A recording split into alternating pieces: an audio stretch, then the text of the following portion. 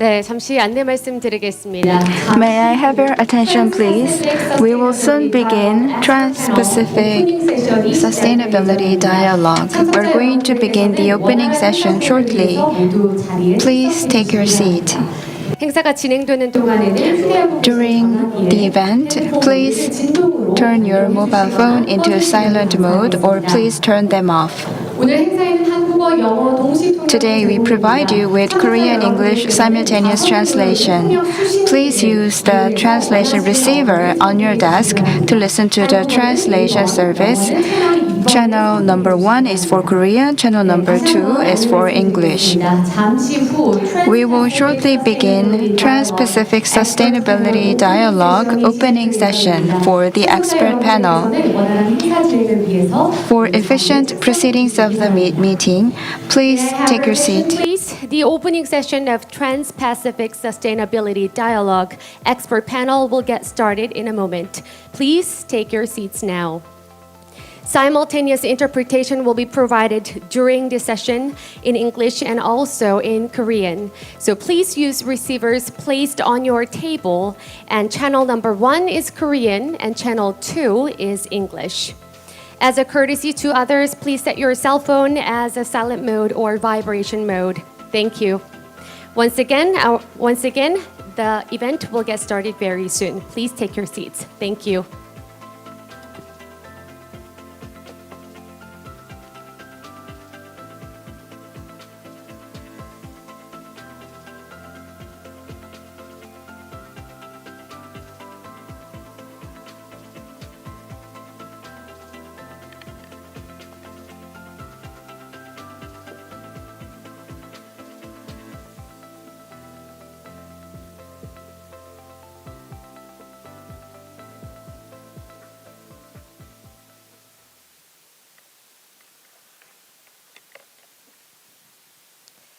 네, 안녕하십니까? 먼저 바쁘신 와중에 Good morning, ladies and gentlemen. Thank you very much for your presence in the Trans-Pacific Sustainability Dialogue's expert panel. I would also like to thank all the viewers who are watching this event online. I am the MC of today's event. My name is Jung Min-hyang. Nice to meet you all.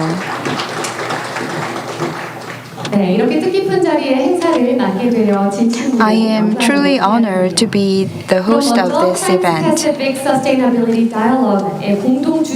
First of all, as the co-organizing organization of this dialogue, I would like to invite President of Ewha Women's University, Eun-mi Kim. Please welcome her with a big round of applause.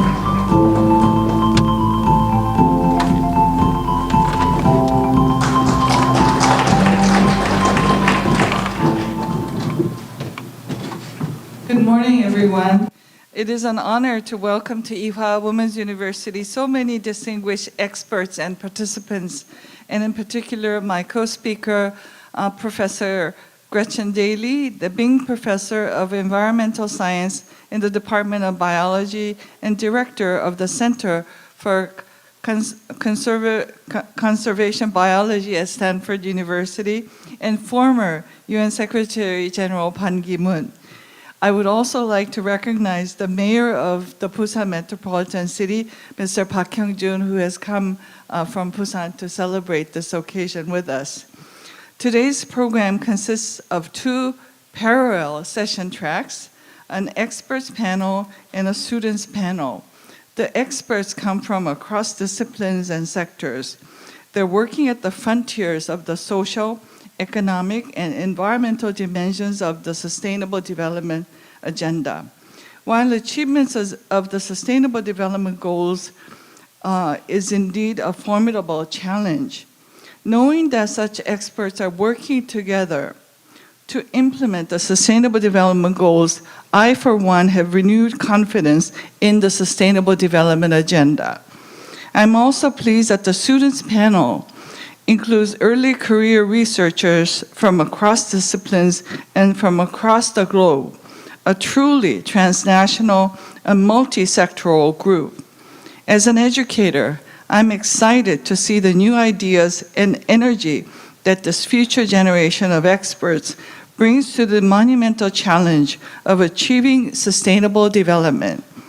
As the president of Ewha Women's University, I'm committed to enhancing diversity and inclusiveness in academia, particularly knowledge sharing with the Global South.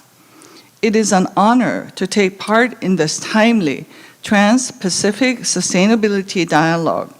I welcome you all to the experts panel with a message of both urgency and hope.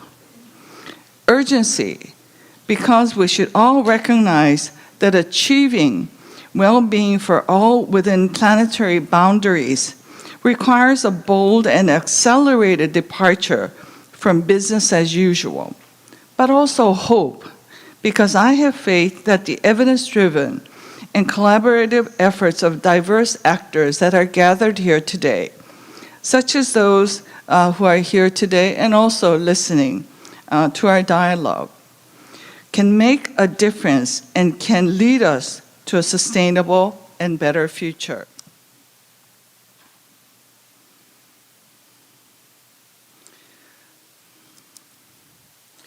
So I would like to conclude by saying,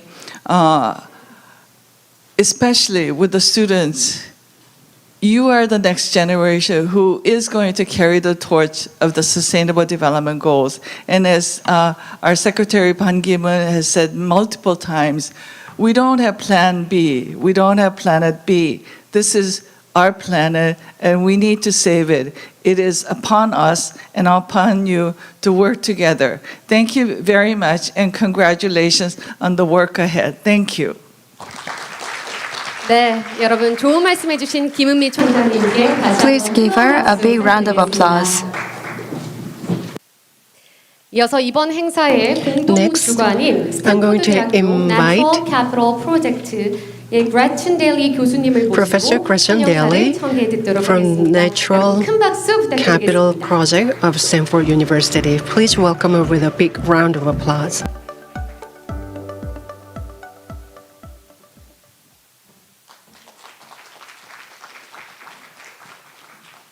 First off, with a very heartfelt thank you to President Eun-mi Kim for the really warm and wonderful invitation and welcome here to this beautiful Ewha University campus. I also want to thank for the inspiration in getting this all started and off the ground, both Secretary General Ban Ki-moon and my friend Gi Wook-shin, who's director of APARC at Stanford.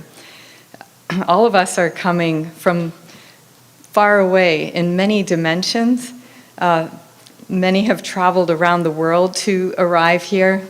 Many others are just traveling across many different sectors of society, many different realms of thinking and making sense of the world and of where we need to head together to open a hopeful, sustainable path for the future. And I feel we're so fortunate to gather here today to bring our energy, bring our creativity, bring our friendship as a foundation for what we all called for yesterday in the developing a shared vision of increasing ambition, greatly increasing as well cooperation, and the trust that's the foundation for all of that. So I'm really happy just to close by saying that today we're going to have a wonderful set of panels that help bring that vision down to earth and help us understand in many different contexts how the vision could become reality in transformation of cities to more livable and sustainable and just places to live, for human security in the face of climate change and the disasters that are opening up that we heard a lot about yesterday in Pakistan and many other places, in finance, kind of at one level, a most crucial arena in which to recognize the values of nature and shift the entire systems underpinning the way finance is conducted today. and finally, at the end of the day, bringing it all together in a vision for sustainable development. So we have a tremendous set of speakers and participants, and I look forward just to jumping in now together here in the room and online in helping to move forward toward a better future together. Thank you.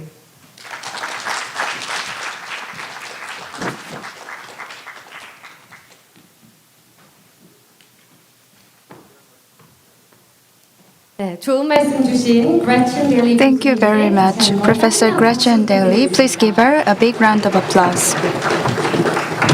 네, 그럼 이것으로 오프닝 세션. With this, we will close the opening session and we will move on to the first expert panel.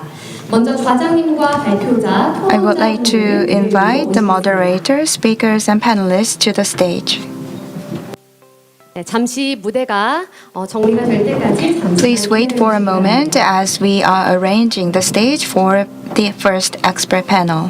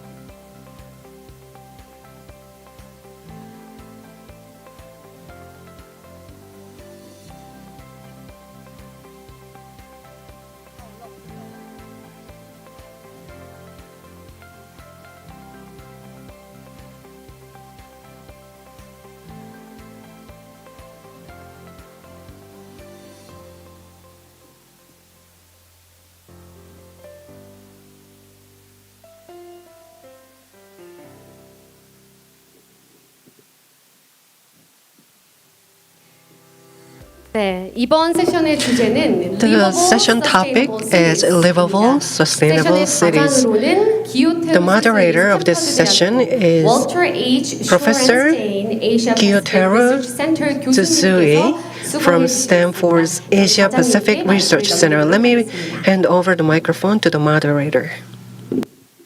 Hi, good morning, everyone, and welcome to the first expert panel session on livable cities. My name is Gyotaro Tsutsui, and I'm the Deputy Director of Stanford's Shorenstein Asia Pacific Research Center, where I also direct the Japan program, and I'm also the Professor of Sociology.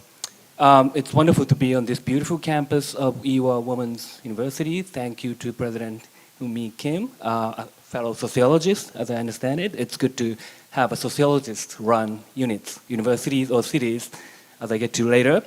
And we're talking about, we had a wonderful full day of very meaningful,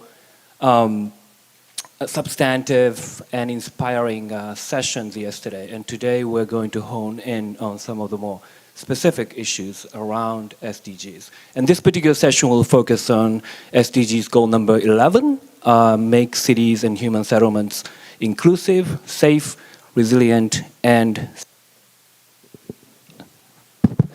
one thing I learned from is that when you have 4 or 5 speakers and 60 to 70 minutes, we always short on time. So I'm going to try to be brief in my introduction. You can read all the bios of wonderful speakers, and I'm going to try to integrate questions from the audience. So I will promise to get to that toward the end. We have 2 keynote speakers and 2 panelists. I will introduce them very briefly. Our first keynote speaker is Mayor Park Hyun-jun. He's the mayor of the wonderful city of Busan, and he is a sociologist by training. He was also he's had an illustrative career as a journalist. But what's important to me is that he was a professor of sociology. Again, it's good to have sociologists in charge of these things, including APAC, where Gi-wook Shin, another sociologist, is in charge. And our next keynote speaker is Hurelbatal Bulgantur. She is a member of the National Parliament of Mongolia. And she has worked in a number of capacities, most notably as the Vice Minister of Finance. So she has overseen Mongolia's macroeconomic and financial policies, budgets and taxes and so on. And she has a multinational background, having attended high school in Australia, BA from university in China, and then MA from Yale University in the United States. She speaks Chinese, English, and Japanese. So watch out if you're speaking in Japanese. The first panelist is Anne Gary. She is the Chief Strategy Officer and Lead Scientist of Stanford's Natural Capital Project, and Senior Research Associate at the Stanford Institute for the Environment. She has published widely in peer-reviewed journals, more than 60 articles, and she has also been a science advisor. She is a science advisor for the U.S. National Ocean Protection Commission and a strategy group member for the NAS Response and Resilient Recovery Strategic Science Initiative. Our last but not least, our speaker is Perrin Hamill, who is assistant professor at the Asian School of the Environment at Nanyang Technological University, Singapore. She is an alum of the NatCap, the Natural Capital Project at Stanford University. She also has multinational educational background, having lived in Cambodia, but also attended universities in France and from Monash University in Australia. So each speaker has been given 10 minutes for their presentation, and then we will, after all the presentations, we'll move to discussion and Q&A. So we'd like to ask Mayor Park to start the session. Okay.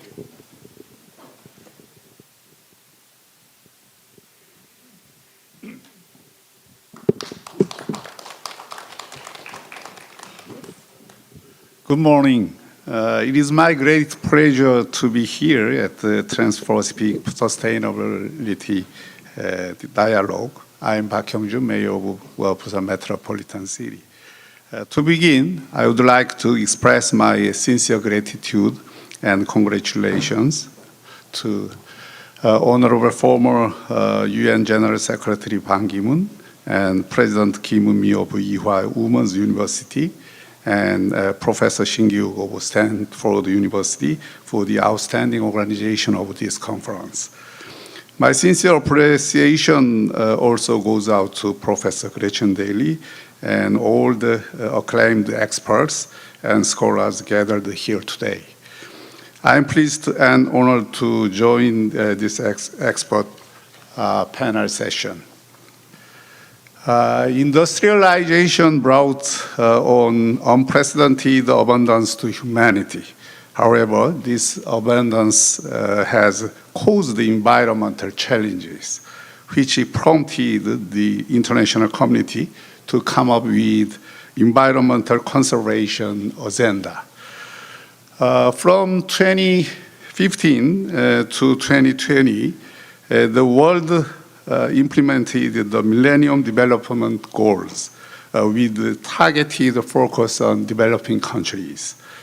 As a result, we achieved a decline in absolute poverty, progress on universal primary education, expansion of drinking water and sanitary facilities, and an increase in natural reserves and maritime protected areas. Furthermore, the country's worldwide endeavors to achieve sustainable development goals from 2015 to 2030 in order to materialize this vision, which is inclusive growth, which leaves no one behind. The Korean government established the Korean Sustainable Development Goals. Yeah.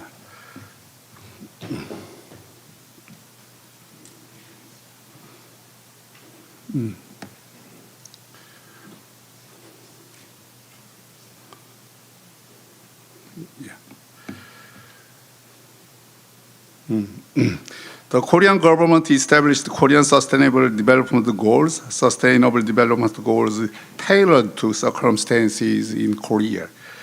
KSDGs started to be implemented from 2018. Among the 17 Sustainable Development Goals, Goal 13 is very important. It is climate action. Climate action holds a special importance. This is because climate action has both indirect and direct relevance to the remaining 16 goals, as it is paramount to achieve the rest of the goals. Today, about 5 billion people, 70% of the 7 billion global population, are living in cities. Responding to climate change is the most compelling issue that cities need to address. Global temperature on average have increased by 1.19 degrees Celsius since 1880, when weather observation started. Today, the world is witnessing the highest records of greenhouse gas emissions, sea level rises, ocean temperatures, and ocean acidity levels. Wildfires, floods, droughts, casualties, and property damages due to extreme weather events are growing worldwide. Projections show that global temperature will continue to rise for the next million years if we fail to develop carbon reduction technologies. WMO Secretary General warned that current climate changes may spiral into climate disasters. UN Secretary Most leading cities worldwide pursue eco-friendly architecture and urban planning and seek to become resilient and inclusive cities in order to properly respond to climate change. Oslo, for example, Oslo, Norway, low emission city, Paris, France, carbon neutrality, Amsterdam, Netherlands, a safe and just space for humanity. Since the 2015 Paris Agreement, about 450 cities from 134 countries have pledged to achieve carbon neutrality by 2050. The EU and the US introduced the Carbon Border Adjustment Mechanism, and carbon-related regulations are being widely implemented worldwide. Besides these steps, businesses are racing to take carbon neutrality actions, including early back campaigns and ESG management. The world has put climate change responses and carbon neutrality policies at the top of its agenda to build a sustainable cities.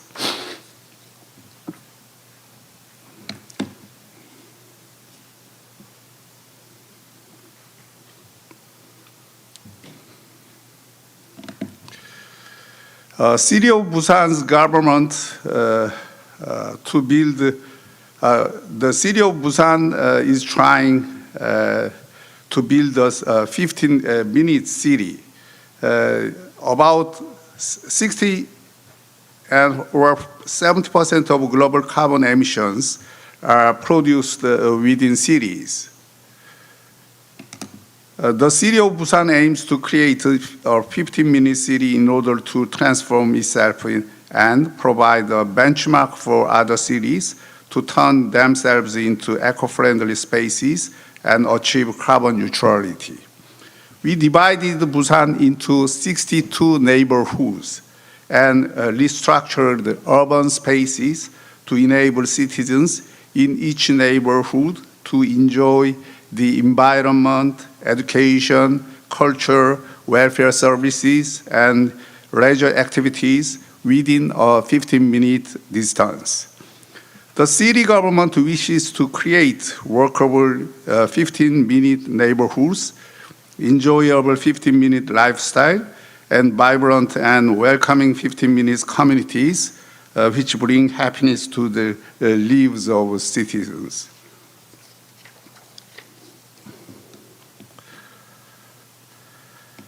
To date, approaches to the maritime industry were simply centered on the logistics and tourism sector. The Busan city has the second busiest transshipment port and seventh container port in the world. So the economy of Busan is basically based on the logistics. We would like to expand our approach to emerging technologies and future spaces for sustainable growth in order to respond to climate change. The maritime city of Busan is innovating eco-friendly marine spaces. The three projects are very important. First is building the world's first floating city to respond to climate changes. We are building the floating city for climate change refugees. And second project is the establishing a zero carbon green hydrogen port based on renewable energy. The third project is developing CCUS technologies to lead the future carbon neutrality market.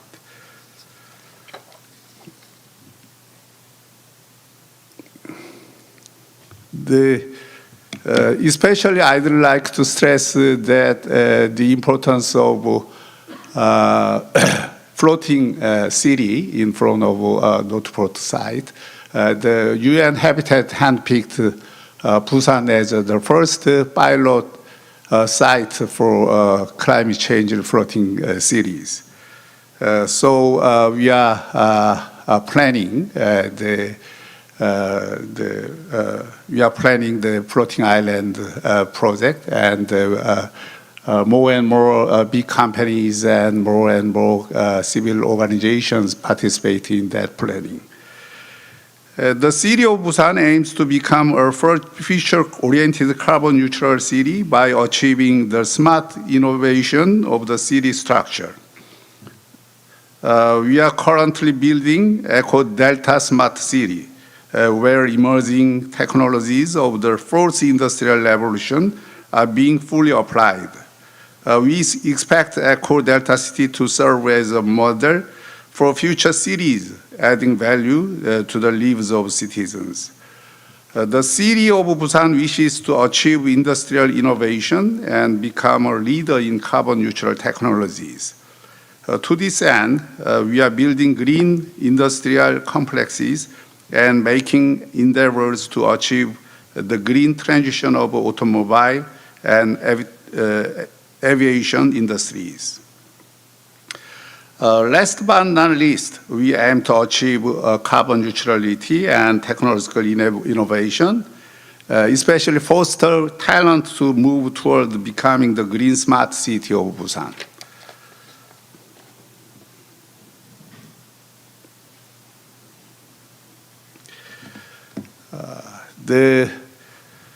2030 is a target year for the UN's SDGs. The year 2030 will serve as a new milestone to address climate change, the gravest challenge that humanity is facing, and to move towards a sustainable future.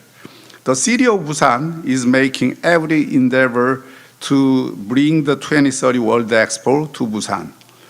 By hosting the Expo, we wish to inspire future generations for the next 100 years and come up with solutions to the common challenges of humanity.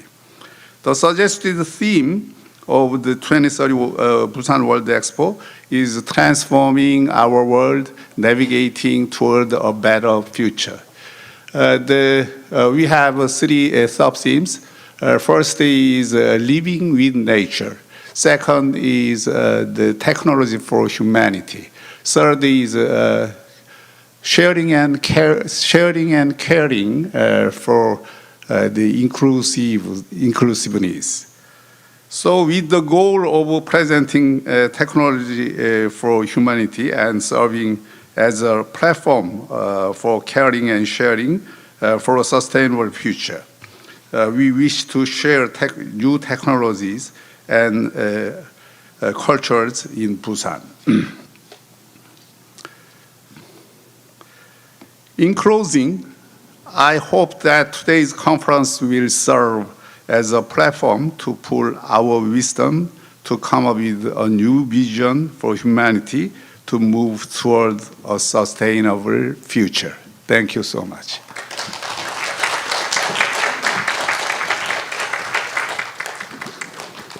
Wonderful. Thank you, Mayor Park. 15-minute city, green smart city, floating city, a lot of attractive ideas for the future of cities have been presented, and I hope that Busan will get the 2030 Expo. Next up, we will have an Honorable Hulabatal Bulgantua from Mongolia to speak.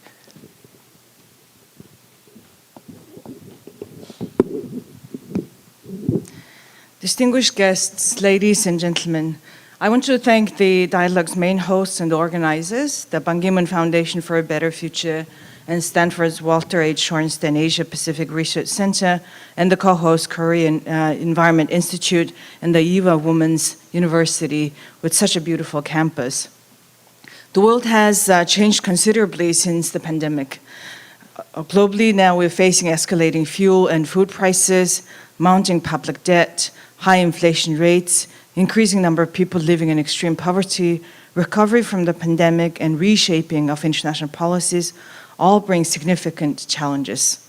Many countries, especially developing countries' efforts to fight climate change have deviated towards fight against socioeconomic impacts of COVID-19 and rising inflation from Russia-Ukraine war. Climate change is not merely one country's issue, it is regional and global issue.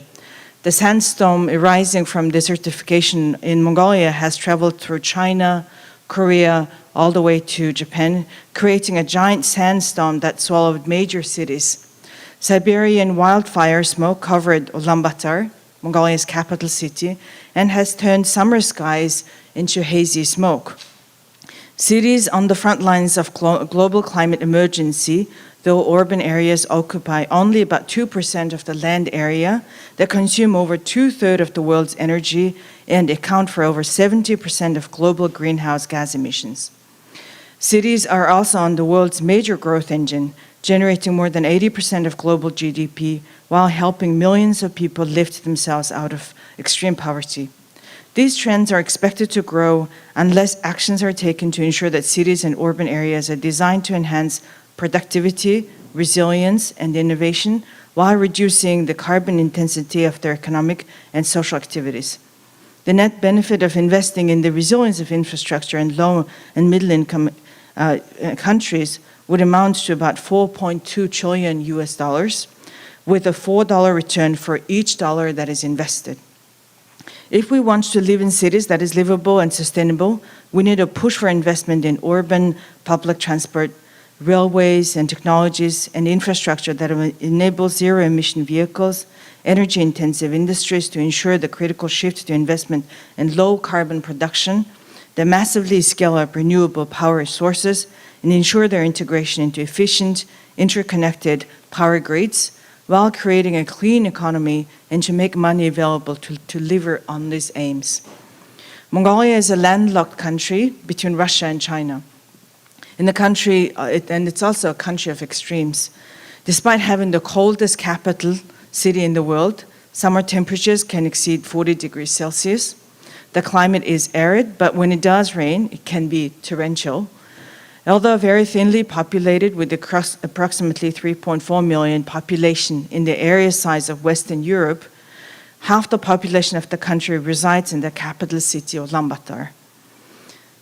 Most of the rapid growth of the city has occurred in the Ger areas of Ulaanbaatar, the Yurta areas. About 60% of the population of the Ulaanbaatar, causing unplanned high-density areas in the city, which are poorly connected to urban infrastructure. The Ger areas of Ulaanbaatar are highly vulnerable to climate change and hotspots of greenhouse emissions and air pollution due to its poor insulation and inefficient heating through coal and biomass-fired stoves.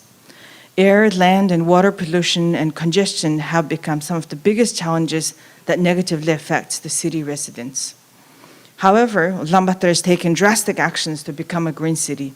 It has approved its national green development policy in 2014 and has taken bold steps to decrease air pollution by banning raw coal consumption within the city and introduce refined coal briquette at a subsidized price close to the price of raw coal and investing in infrastructure.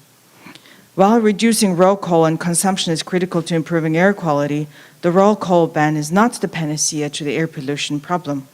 Poverty is the true culprit, so the raw coal ban must be accompanied by social and economic policies that aim to lift people out of poverty.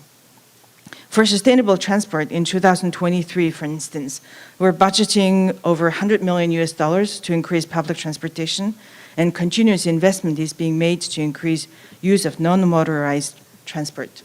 We're having talks with the government of Korea to receive their support on urban planning and also on urban development.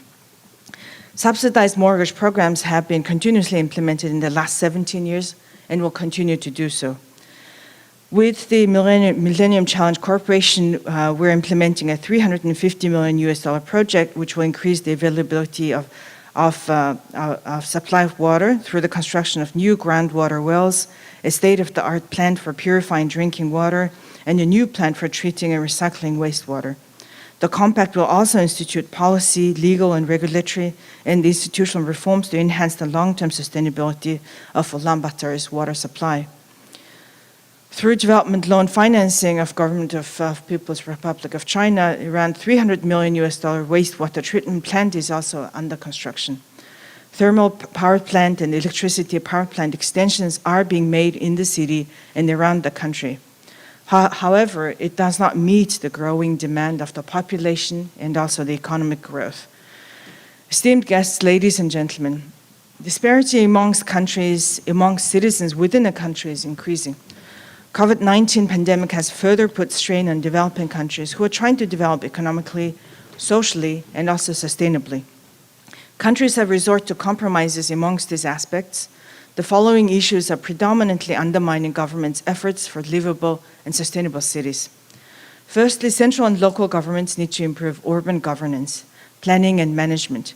A new science based on big data, urban models, and network theory is emerging, providing different and new perspectives for planners and decision makers so that they can deepen the knowledge of current and future cities.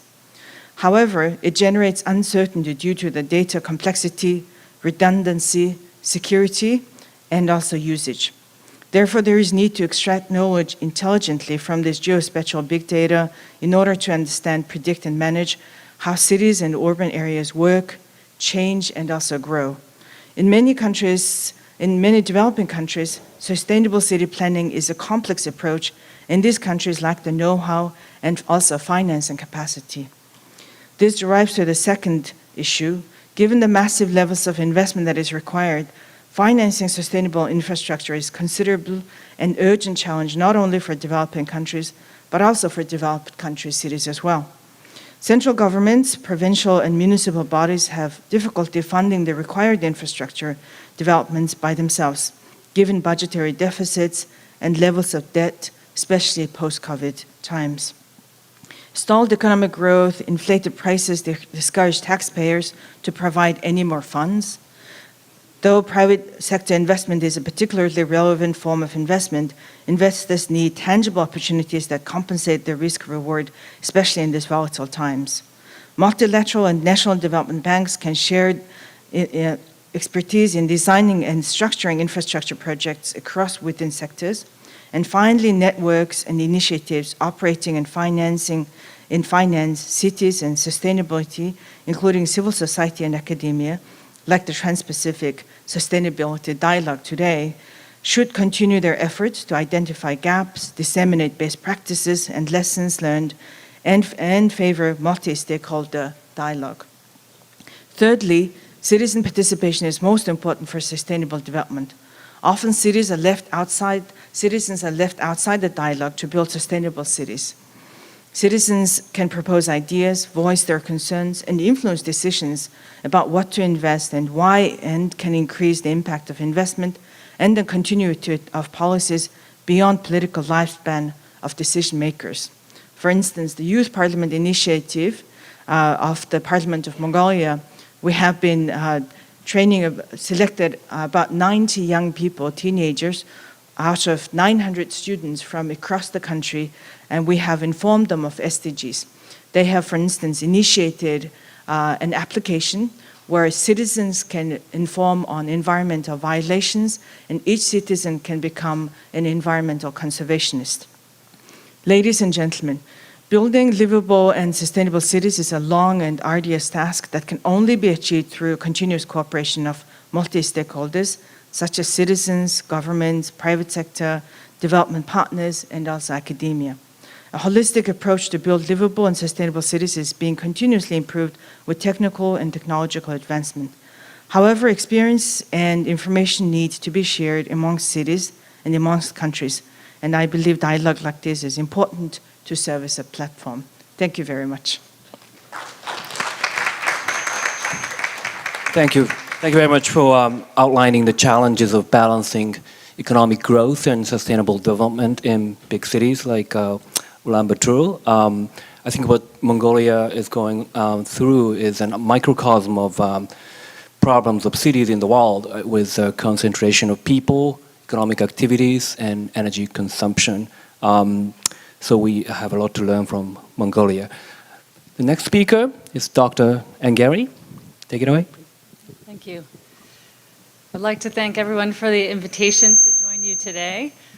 I would like to take this time to tell you a little bit about the Natural Capital Project's work informing the development of sustainable, livable cities. If I could get the slides.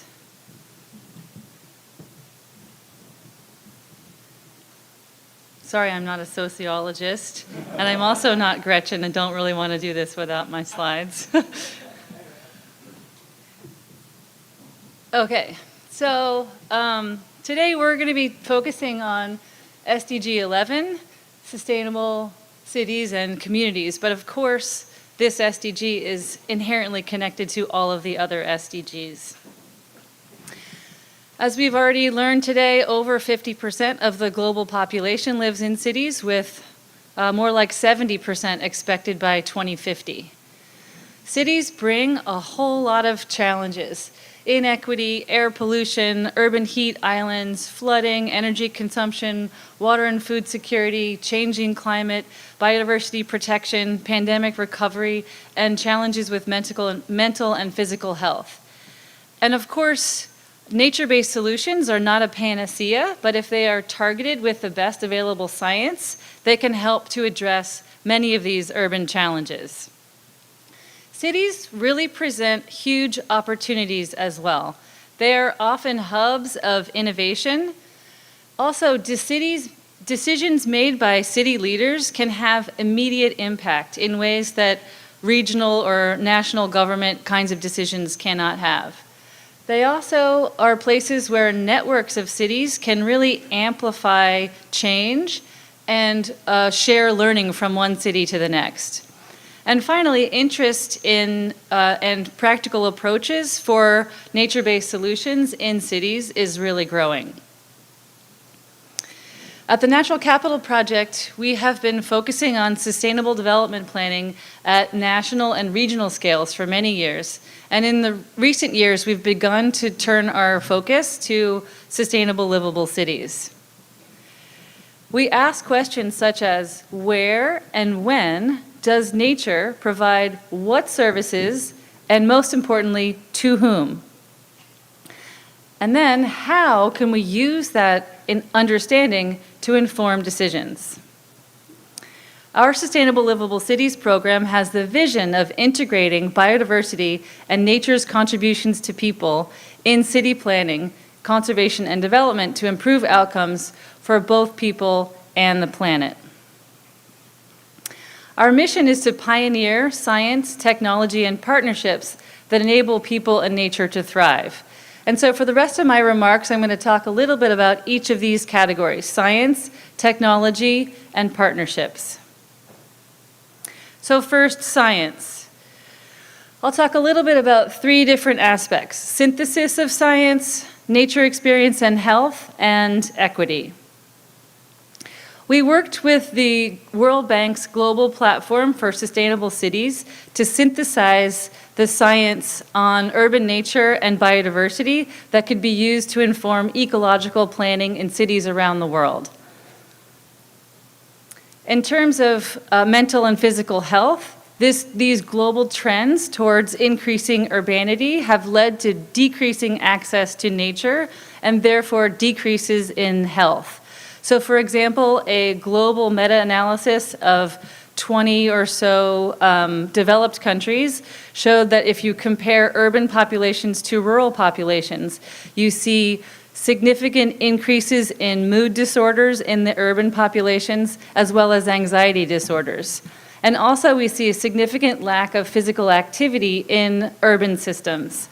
And this leads to upwards of $117 billion annually in medical expenses.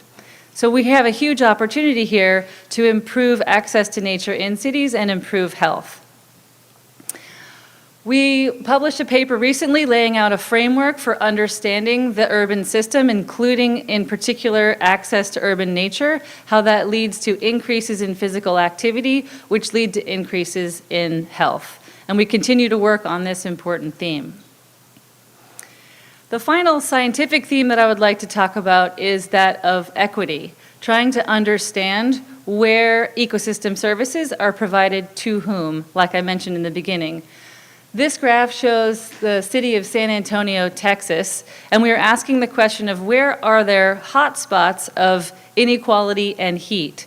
And the areas in dark red here are places where people are most food insecure and where the urban heat island is the most extreme. And so these are the places that help us target where investments in urban nature will have the greatest impact on inequity and also reduce the urban heat island in ways that are most just. My next theme is that of technology. So one of the things that we have worked to do is to understand how nature provides many different benefits to people. And in order to do that, we have created models to understand how nature provides food production, coastal protection, urban cooling, biodiversity support, flood risk mitigation, etc. And what we do is to use scenarios, so to understand how changes in land use and land cover lead to changes in the things that matter to people. So for example, to understand the urban heat island, we can look at lots of different information about the biophysical environment and the socioeconomic environment, put that in a model that understands urban cooling, and get out a map of benefits, which we can measure in terms of heat reduction or in terms of mortality reduction or energy savings or changes in workplace productivity. So we can look at many different kinds of metrics to understand the impact of changes in urban greening, for example. We summarized the INVEST tool that is being used in urban systems in this paper that was led by Perrine here, and described case studies in Shenzhen, China, Minneapolis, Minnesota in the United States of America, and in Paris, France. One of the things that we have done is to create these open source tools that can be used by anyone. And this figure shows using the urban cooling model in 775 European cities, where you can see the difference in the heat mitigation index, with the cooler colors being places where the urban heat island is most mitigated by urban nature. And I use this in this technology section to show that we've created these tools that can be used by anyone, anywhere, to do these kinds of analyses. But the modeling behind INVEST is not for the faint of heart. It takes some knowledge about modeling in computers, about maps, GIS, et cetera. And so one of the things that we're working on is making a tool that can be used in a web interface, where we can anyone can work on the web to pick a parcel in any city and change that parcel from, say, a parking lot to a park, and then look at how multiple different benefits flow to different people from that change in land use, land cover. And so that's a project that we're working on, starting in the US, but hoping to make it a globally available tool before too long. And then finally, I want to talk a little bit about partnership, that third piece of our mission. In cities, people are often asking lots of different questions about greening the city. So at a global scale, people are looking for guidance on urban growth and biodiversity protection. At a national scale, people are wondering about national policy on green space within cities. We've done a lot of work exploring climate adaptation planning in large metropolitan areas. Also, understanding green infrastructure that is useful for planning for multiple different benefits within a city, thinking about flood protection and access to recreation and climate change mitigation through carbon storage and sequestration, et cetera. And then also, at a very small scale, decision-making for individual green spaces within a city. And I'm going to give you a quick example of that last smallest scale. This map shows some of the places in white where we have been working in partnership to inform sustainable, livable cities. And I'm going to focus here on Guangzhou and that star. So this case study is work that we did with the World Bank in Guangzhou, where urban planners were interested in articulating the benefits provided by the Haizu wetland, which is an 11 square kilometer wetland, which is the largest wetland in any of China's megacities. And it's only 3 kilometers from the CBD. Here we explored different scenarios. So we examined the scenario of today, which is the wetland, which is the green area in the center. And then we compared that to a residential scenario where we replace the wetland with residential development.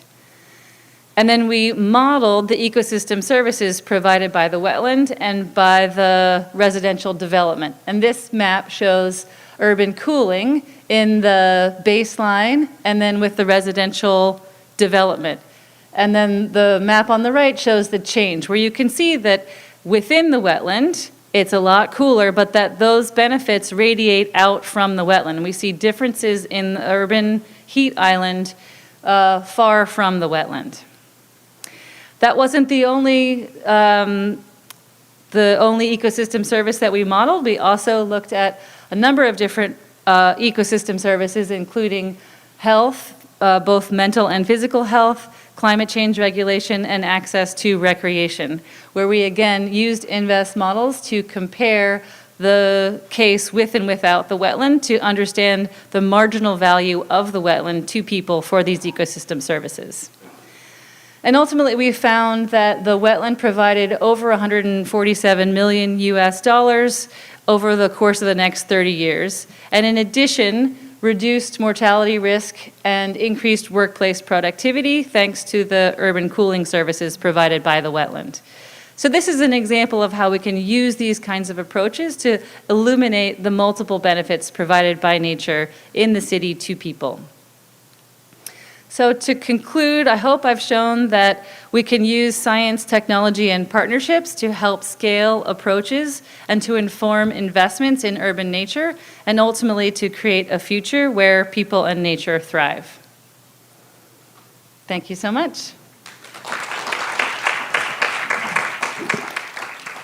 Thank you, Dr. Gett, sharing your insights from this really inspiring project that offers concrete solutions for a lot of the problems that cities face, protection of natural environment, economic inequality, public health issues, and other challenges of the cities. So next, to further amplify the importance of these projects, is Dr. Perrine Hamel.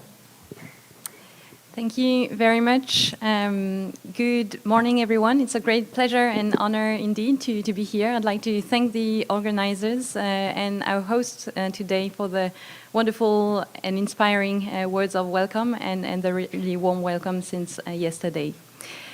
If I can get my slides up, I'll get started in a minute. I am lucky that I'm the fourth speaker of this session, so I will not spend too much time explaining why cities matter for sustainability. I will simply borrow the former Secretary General Ban Ki-moon's words in saying that the battle for sustainability will be won or lost in cities, and I think we all truly believe this today. So what I'd like to do in my remarks is essentially look at sustainability from the angle of nature and nature-based solutions, as we call it in so-called expert circles. I'm starting with this campaign, 1 Million Tree Movement campaign in Singapore. I am a professor at a university in Singapore, and this campaign is very much not unlike a campaign in New York City, in other places where people want to plant a lot of trees in cities. I have these two questions that I ask my students in class. Is this enough? And where should we plant them? Are these good questions for this campaign? Well, I think so, because I posed these questions. But they're also good questions for the purpose they want to achieve. I want to get my students to think about the value of trees and what are the approaches one can develop or take to decide where to plant them in cities. So following on this thread of asking good questions, I'd like to pose three questions today to organize and structure my remarks. The first one is where to plant trees. I think this is a type of question that many cities would have. When I say trees, obviously it can be green infrastructure or nature-based solutions more broadly.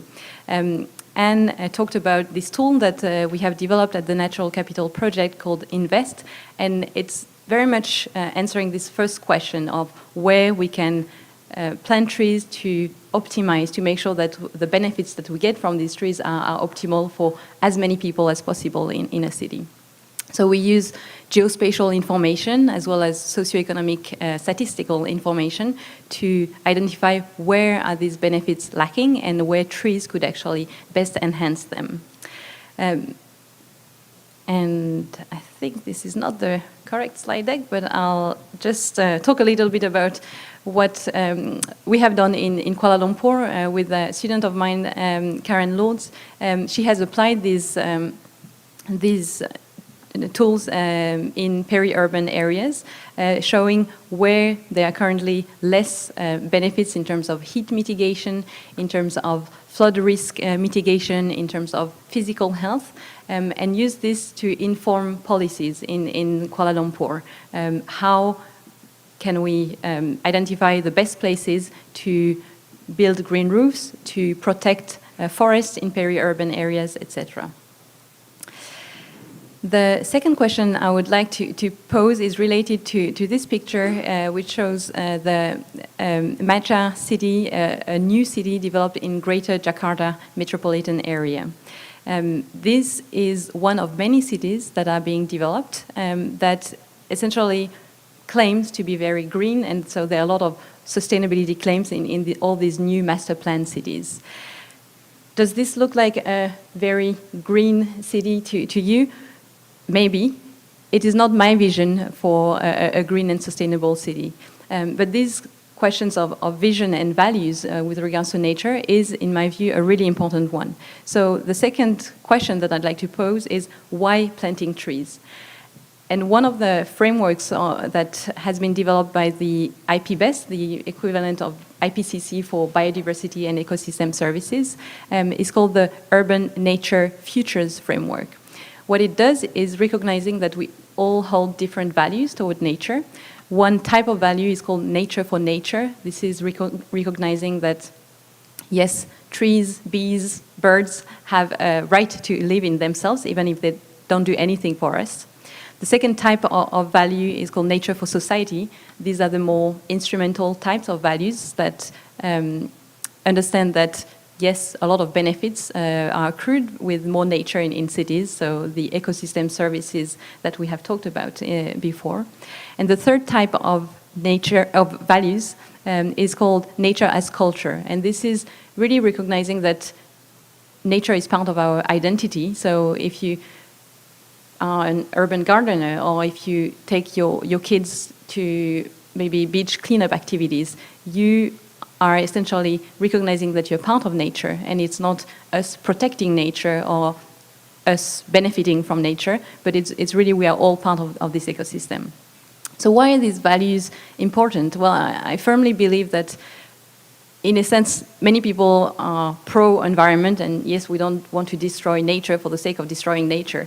But when it comes to making decisions about urban planning, about how many trees to plant and where to plant them, these type of values may actually get in the way of us really coming to the optimal decision. So understanding that we come from different places, that we hold different values, is a very good first step to preempt these conflicts or essentially resolve these tensions.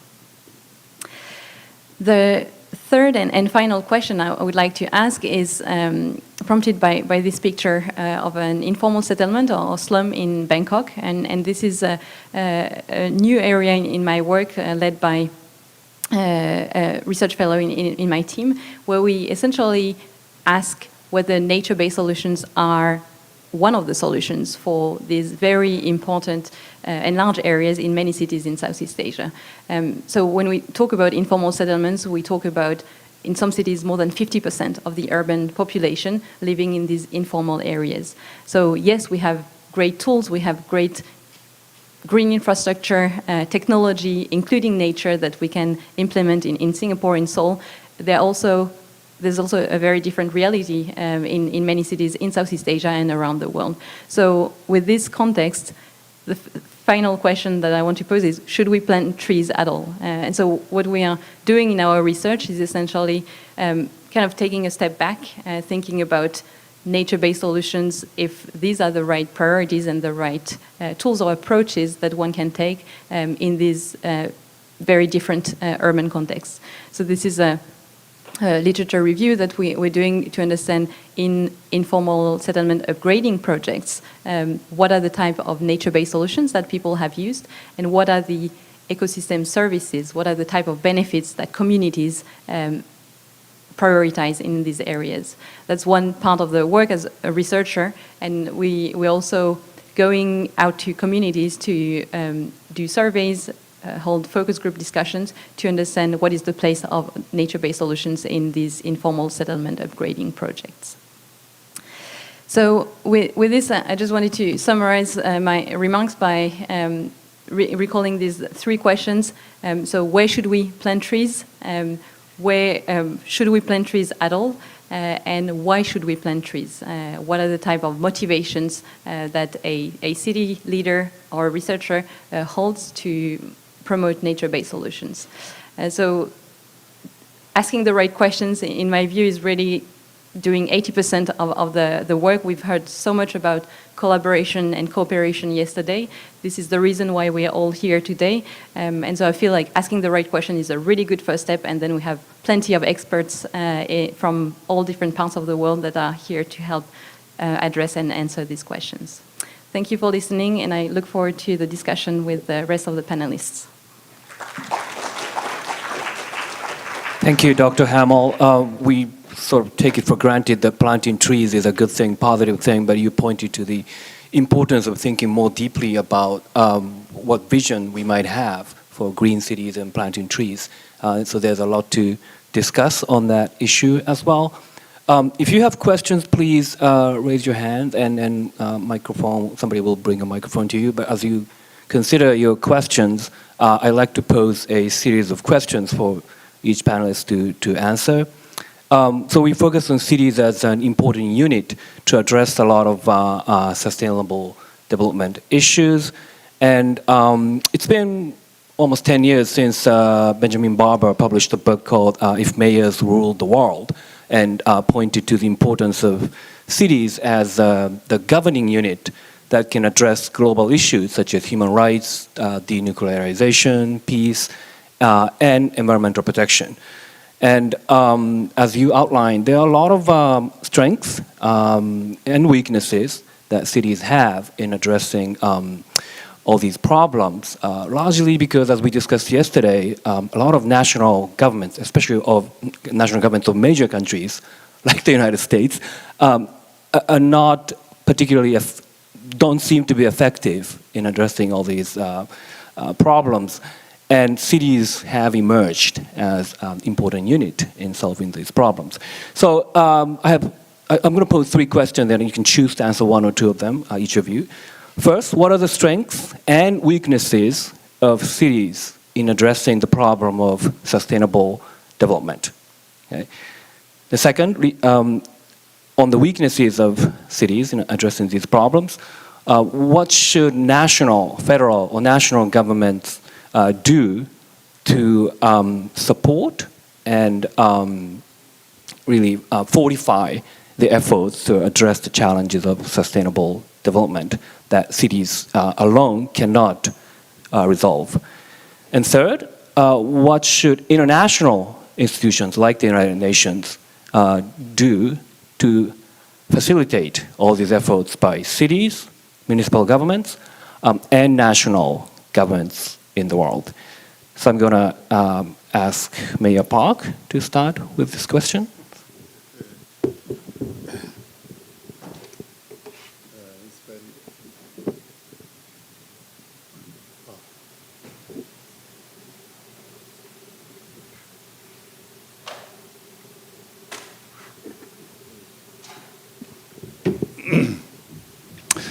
It's very important and difficult questions.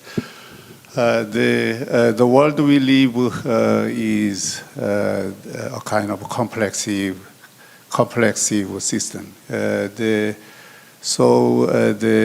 have the diverse aspect of a complex system. In the management of metropolitan city, I need to consider the diverse factors to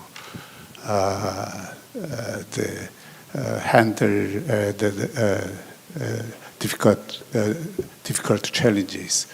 Especially, I think that the Korea, each city has the different natural condition and social condition. In the case of Busan, our city vision is a green smart city, but we have the huge experience for rapid industrialization. We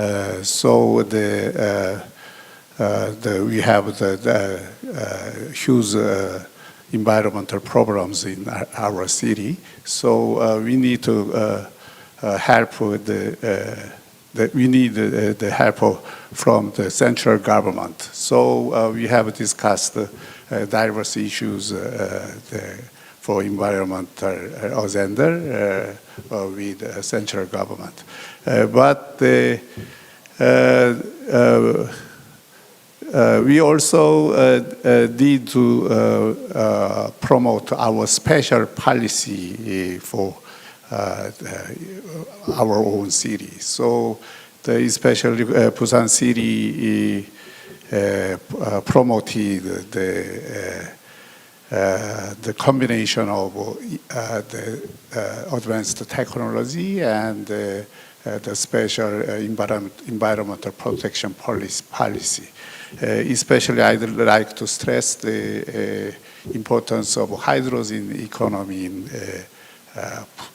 Busan. So we are developing the hydrogen economy in the port area and other areas. So we are diving into the expansion of green hydrogen in diverse areas of our city. And I think that we need to harmonize the urban planning with the advanced cutting-edge technology. So the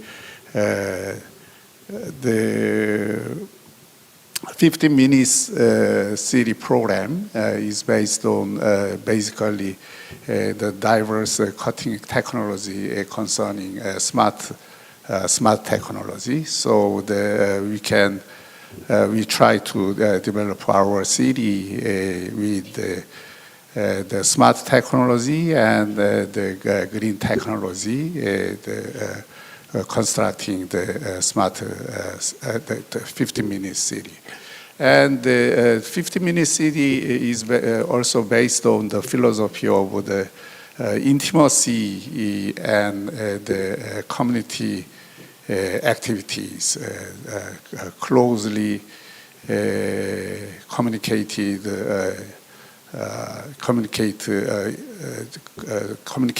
the people each other. So we can facilitate the diverse facilities for health and education and child caring and sports and so we are developing diverse civil organization in 15 minutes city. So it's a very ambitious project for our city. So the sustainable development goals are very comprehensive concept. So we can maintain sustainable goal in the area of environment and social network. So I think that SDS goal is more bigger than the concept of the responding to climate change. So our Green Smart vision is basically focused on the sustainable development goal. Thank you so much.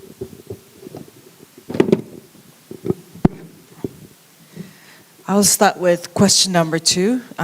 What should national government do? Here is my understanding. Mongolia, we were a nomadic country by nature. So city, the whole notion of a city is pretty new to us. So we have only started to have cities probably in the last 100 years or so, not even 100 years. So probably, but up until 1990, we were under the Soviet bloc. It was planned by the state. Everything was centrally planned and organized. Since the 1990s, what has happened is along came democracy. But at the same time, they said you have to decentralize all policies. The city, they have to make their own decision on how they want to develop. But on the other hand, now this is what I want to say sometimes to the international organizations. No, you should have said urban planning for a while should be left, especially to the government, when the laws and the regulations and the standards are not in place. When you don't have these things in place and you leave it to the local authorities to do whatever they please, what has ended up happening is now, especially in the capital city of Ulaanbaatar, even though it's a small city of 1.67 million people, it has congestion, it has air pollution, it has soil pollution and poor planning and everything. So usually turns out that the central governments, they have better planning, they have better execution, they have better monitoring than usually local governments, and also better continuity of policies and better politics, if possible, altogether. So what I would like to say is, especially, should we leave urban planning, especially of big cities, should we leave it to the local governments, or should it be the work of the central government? Secondly, as I have highlighted, even though, now even developed countries have difficulties making their cities into sustainable cities. You can imagine the difficulties that as developing countries face. As I have said in my speech, for instance, Mongolia, we have a very hazardous problem of geological and also geophysical and also economical. In that case, especially in international institutions, we're not directly asking for money. What we are trying to say is, how do we plan and how do we develop our cities sustainably? What is the best know-how? For instance, this natural capital project, INVEST, seems to be something that we can totally utilize in Mongolia, given that we're a small country. It's very easy to pilot things out in a country like Mongolia. We can share information and experiences. We can also learn from structuring of the finances. In the end, it falls down to finances. We can also learn from each other on planning and also using the latest technology. So the international institutes like UN or dialogues like this are very, very important. And as I have said, the weaknesses and the strength, I think now we're learning from our past mistakes, but we would rather not. So the central government and also the international community and the whole region, we also have to step in to help each other's problems.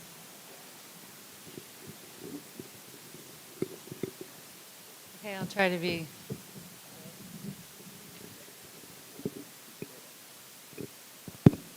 Thank you. Sharing of knowledge is very helpful. So in terms of strengths and weaknesses in cities, cities are really where the rubber meets the road. And so it's really a strength because cities are where decisions have direct impact on the communities and ultimately scale up to have impact on the world. And so I think cities, a strength is really providing implementation and also connection to people through communities and through a sense of place that you don't have at other scales.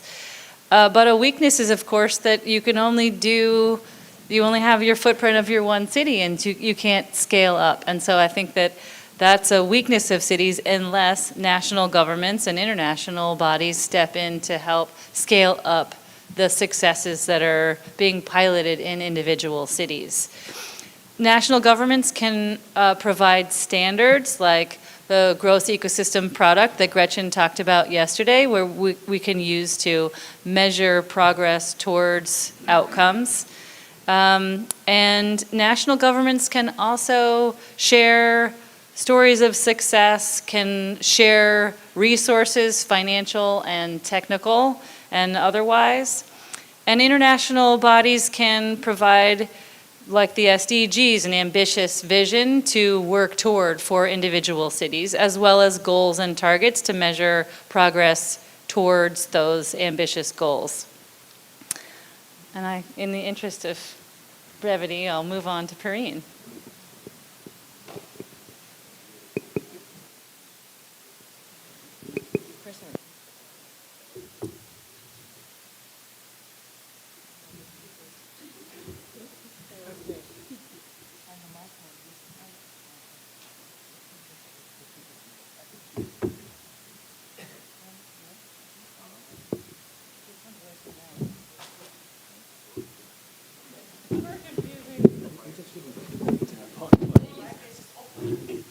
Is it?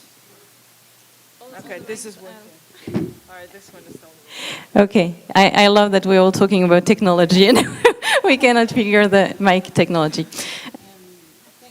So I think I'll reiterate 2 points that I tried to make during my remarks to answer these questions about strengths and weaknesses of cities. So Again, taking a Southeast Asia perspective, there are a lot of new cities, and I think this is not unlike what Mrs. Bulgantuya shared about Ulaanbaatar, that rapid development in these new cities, new master plan cities led by the private sector, offers a lot of opportunity because we are essentially starting from scratch, starting from a blank slate in these new cities. So you can do whatever you want, whatever you think is the best vision for people and nature in these new cities. So this is, of course, a huge opportunity. It also comes on the flip side with a potential weakness that when this development is led by the private sector, by private developers, they are imposing of them have some mandates by local government. In Jakarta, for example, they need to include some low-income housing in some of their developments, but still it's a lot of responsibilities and a lot of power delegated to the private sector. So something to be fully aware of, whether it's for local national government to kind of reclaim some of this power and help develop cities in a way that is actually best for people. So that's on the new city, new private-led city development. And I also wanted to come back to the points I made about informal settlements. We've talked about other sustainable development goals yesterday. We've talked about the billion of people not having access to safe drinking water, for example. This is a reality that we cannot ignore as experts working on urban development in Southeast Asia and in my case. So weaknesses in that regard are kind of obvious. I just mentioned the huge challenges faced by communities living in informal settlements. They are, on the flip side, there are opportunities as well.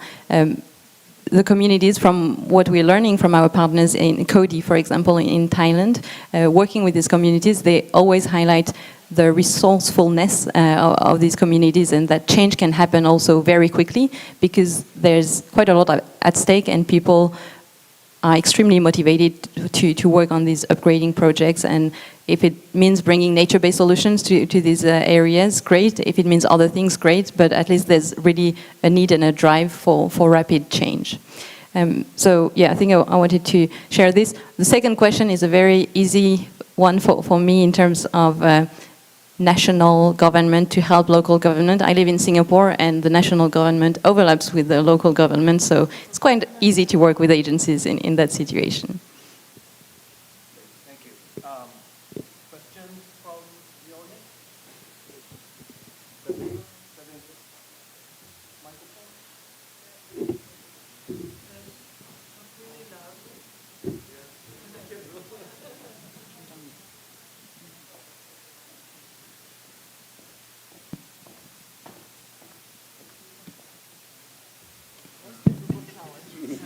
Thank you very much. This was a really wonderful panel. And when we were working on SDGs, there are 17 goals and so many issues. So they're so complex, we don't see how we can come alive. But seeing it through the lens of cities and peri-urban areas, I can see how it can really come into reality.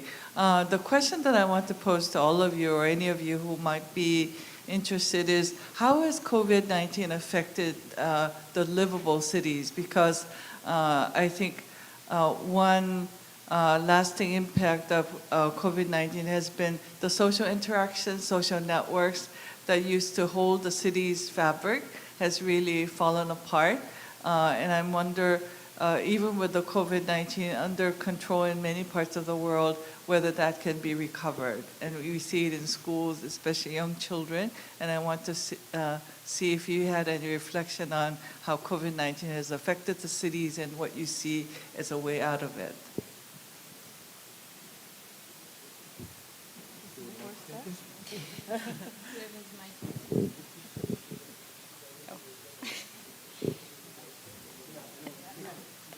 Oh, okay, thank you.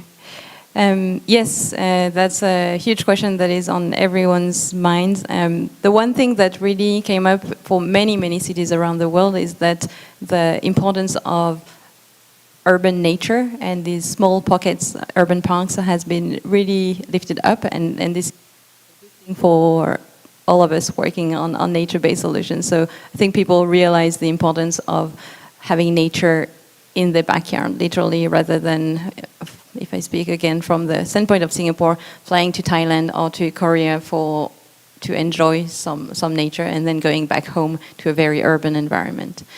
So this is definitely a good thing, and we were talking about it with Gretchen this morning. This health lens for nature-based solutions has been really put up in the international agenda, and I think we're still scratching the surface in terms of understanding of how nature-based solutions in cities can really help improve our mental and physical health. So I guess this is the half-full glass answer, where there were positive sides of this huge crisis that the world faced, and these are some of them that we see in Singapore as a researcher and working with practitioners, that this agenda is being really pushed forward.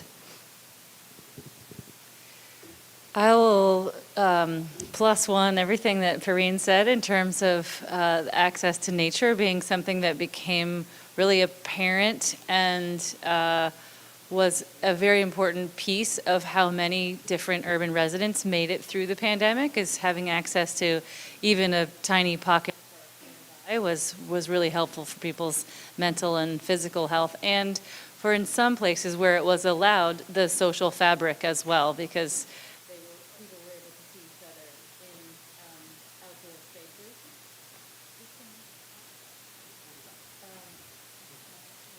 One thing that I want to add is that I think that wealthy countries, this is something we talked about at dinner the other night, for wealthy countries, I think the pandemic was a wake-up call to vulnerability, I think, and to our dependence on functioning healthy ecosystems and on functioning societies and infrastructure.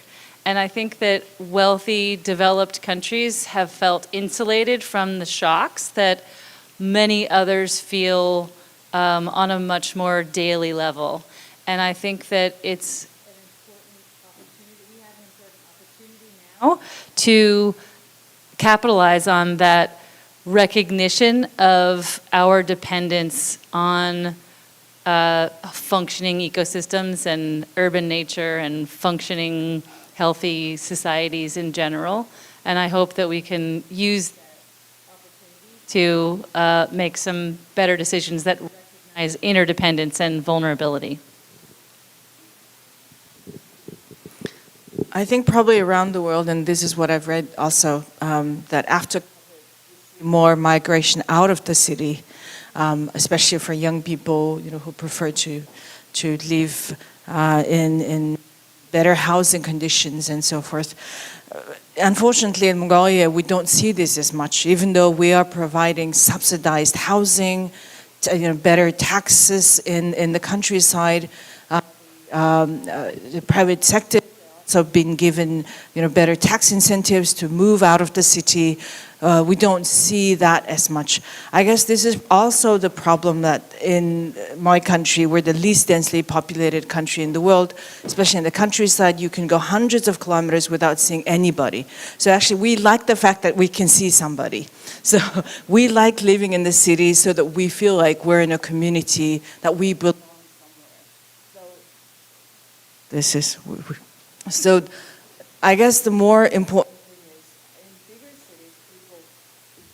All right, I think this is my time to... Okay. I think in bigger cities, people feel like it's too big, that they are in a big ocean. But at the same time, how do we keep cities, like, live in a big city, yet feel like you're in a small community?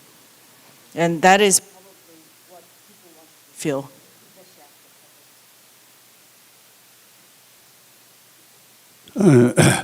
As a sociologist, I'm concerned about the crisis of social relationship. The strong quarantine policy brought the crisis of social relationship because the group activities has been prohibited during 1 year or 2 years. It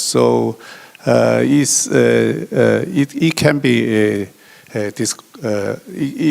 be deconstruct the given social relationship. Especially, I think that it has a negative effect for children. On the other hand, the pandemic brought the new technology and new way of life. For instance, the technology of metaverse and technology for online communication. Yeah, so and the game industry is booming under the quarantine policy. So we need to utilize the new technology. But we need to promote and recover the social relationship after pandemic. Is the main objective for our city social policy. Thank you. Wonderful. Cities are very attractive, like you see in the great city of Seoul here. And more people are migrating to cities, and already more than half the global population live in cities. Something like 3/4 of energy consumption and carbon emission take place in cities. So there's a lot on cities and mayors to address, and I think we heard some great insights on how to address those challenges on this panel today. So please join me in thanking our wonderful panelists and keynote speakers today.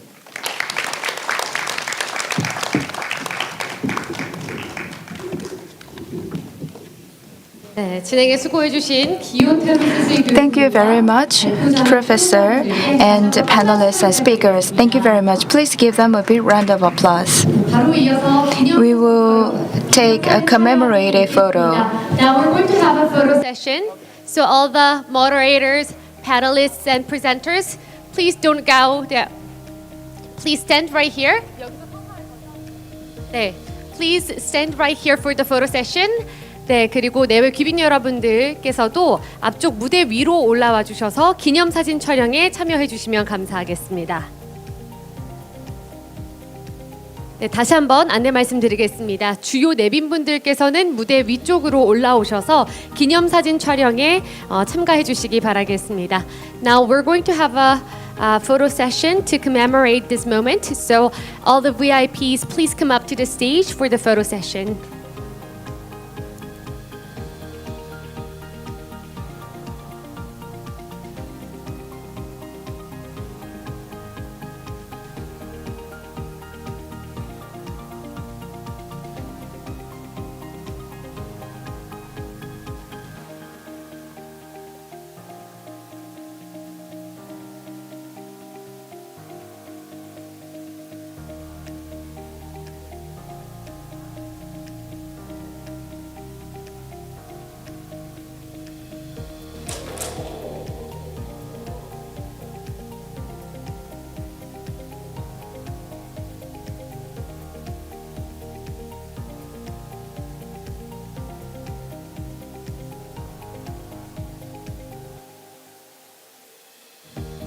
네, 앞쪽에는 카메라를 봐주시기 바랍니다. Please look at the camera.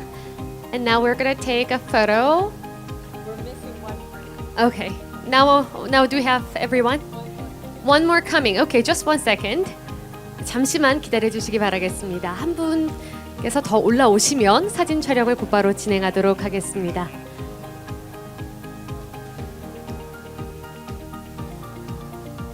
Now do we have everyone here?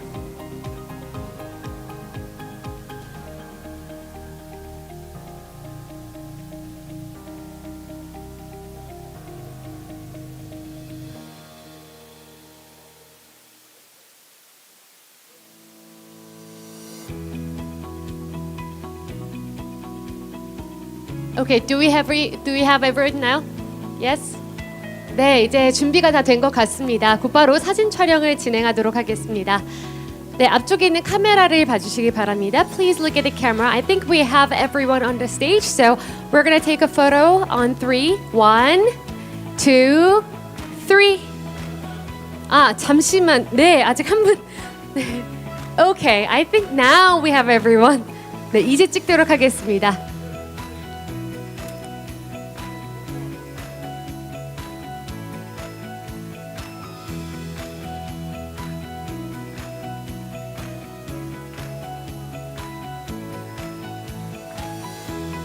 네, 지금 2명의 귀빈분들께서 더 올라오고 계셔서 네.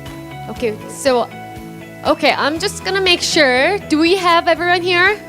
더 올라오실 귀빈분들이 계시다면 지금 빨리 올라와 주시면 감사하겠습니다. One more?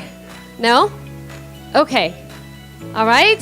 This is the last one, I promise. 1, 2, 3. 여러분 큰 박수 부탁드리겠습니다. Thank you very much. 네, 고맙습니다.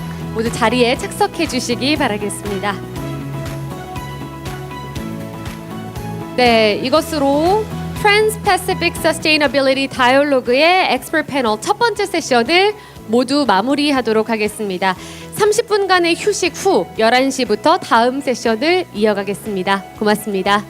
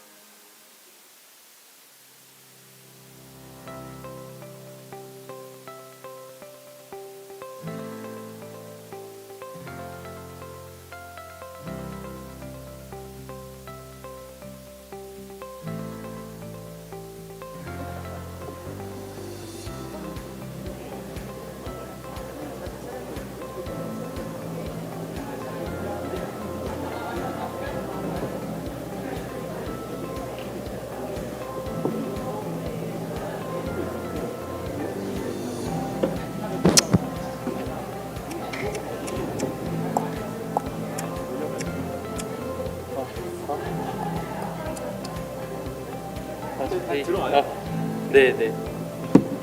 아까 제가 뭐 섰다 갔다 하면서 뭐 망가졌다 그러진 않죠? 마이크 키고 끝나고. 뭘 설정을 다 만져 놓으셨더라고요. 아 그래요? 네, 유튜버라면서. 아 미친놈.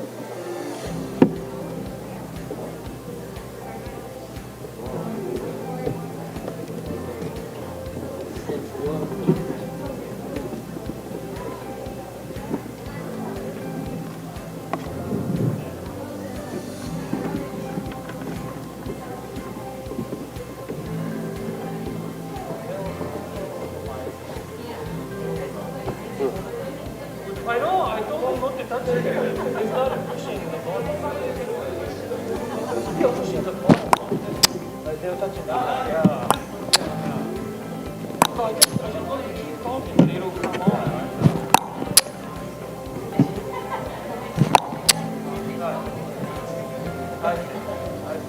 Yeah, maybe before the session. Yeah.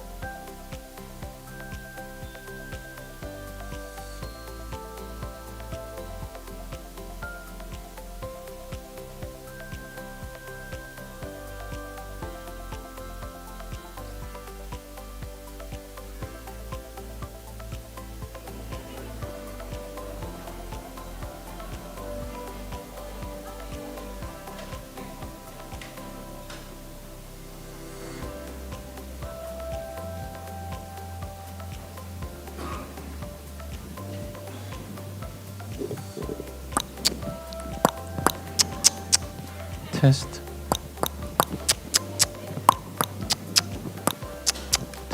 테스트.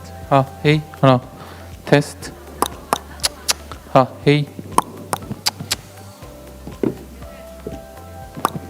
아, 테스트.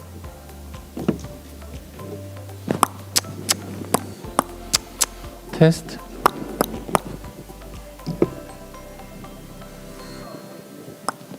아, 테스트. 테스트.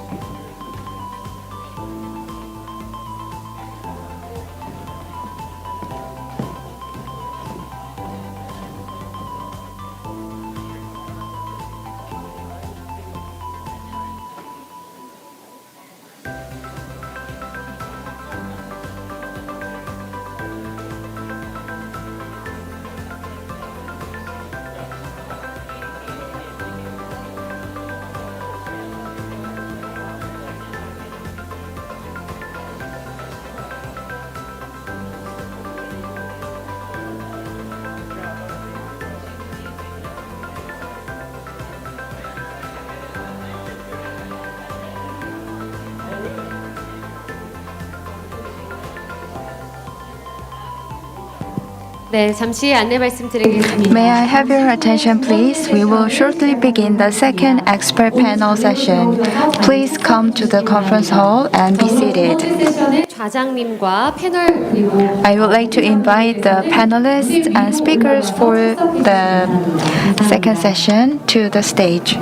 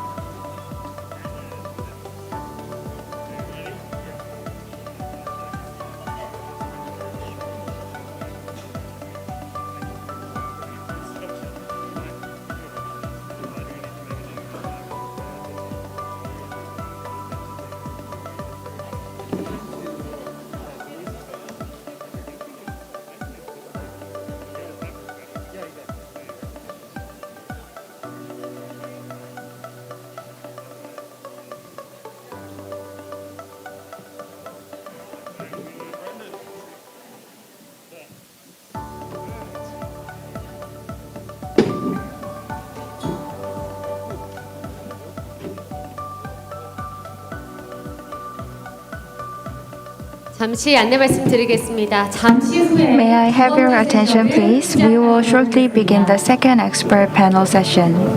모두 자리에 착석해 주시면 Please take your seat.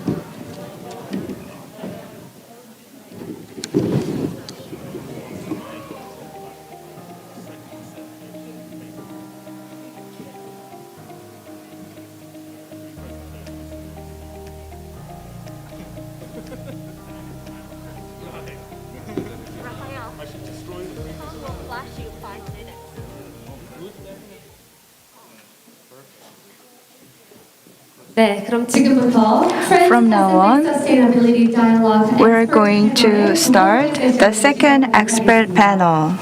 이번 세션의 주제는 Climate Theme of the session is Climate Change, Asia입니다. Disaster Risks and Human Security in Asia. 대학교 국제대학원 교수님께서 Professor Jung Jae-hyun from Ewha Women's University will serve as the moderator. Okay, welcome to the second expert panel of today on climate change, disaster risks, and the human security in Asia. Okay, so before moving on to our session, I first would like to express my gratitude to our distinguished guests and our organizers to have invited these all renowned scholars and policymakers in our beautiful campus.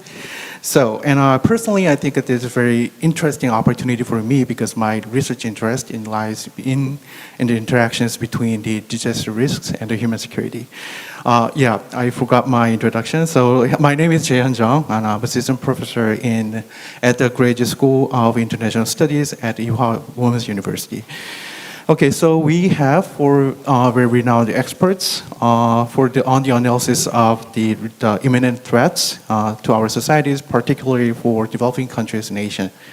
So I really try to, let me introduce the panelists of the session in order of the presentation, and I really try to summarize their main achievements in 5 minutes, but I realized that just introducing their main achievements would take about 15 minutes, so I just make a very short, brief introduction, primarily for the main capacity. Okay, let's just start with Juan Pulhin. I think he is joining online. Yeah. So he's a professor and a scientist and a former dean of the College of the Forestry and Natural Resources, University of the Philippines, Los Banos. So, so do you hear us, Professor Pluhin? Yes, loud and clear. Good morning, everyone. Good morning. Okay, so let's meet you in a minute. So let's move on to Professor Rajib Shah, and he's a professor in the Graduate School of Media and Governance at Keio University in Japan. And Brandon Howe, he is a professor and the Dean of Graduate School of International Studies at Ewha Women's University. And lastly, Rafael Schmidt is a lead scientist at the Natural Capital Projects of the Stanford University. So let's continue with our panel discussion about climate change and disaster risks and its impacts on the human security in Asia. So let's start. After panelists give their remarks, we'll continue with our comprehensive discussion. Let's just start with Professor Pluhin. Okay. Thank you very much and good morning to everyone. I hope you can see my screen now. So let me start by saying that since the PIP assessment report of the IPCC, which has significant contribution on the link of climate change and human security, despite that, there has been quite limited undertakings yet that really explore the complexity of the link between climate change, disaster risk, and human security. And Asia provides a very interesting case to really unpack these complex linkages between these three core concepts. So as a background there, Asia has experienced the most number of disasters in the world.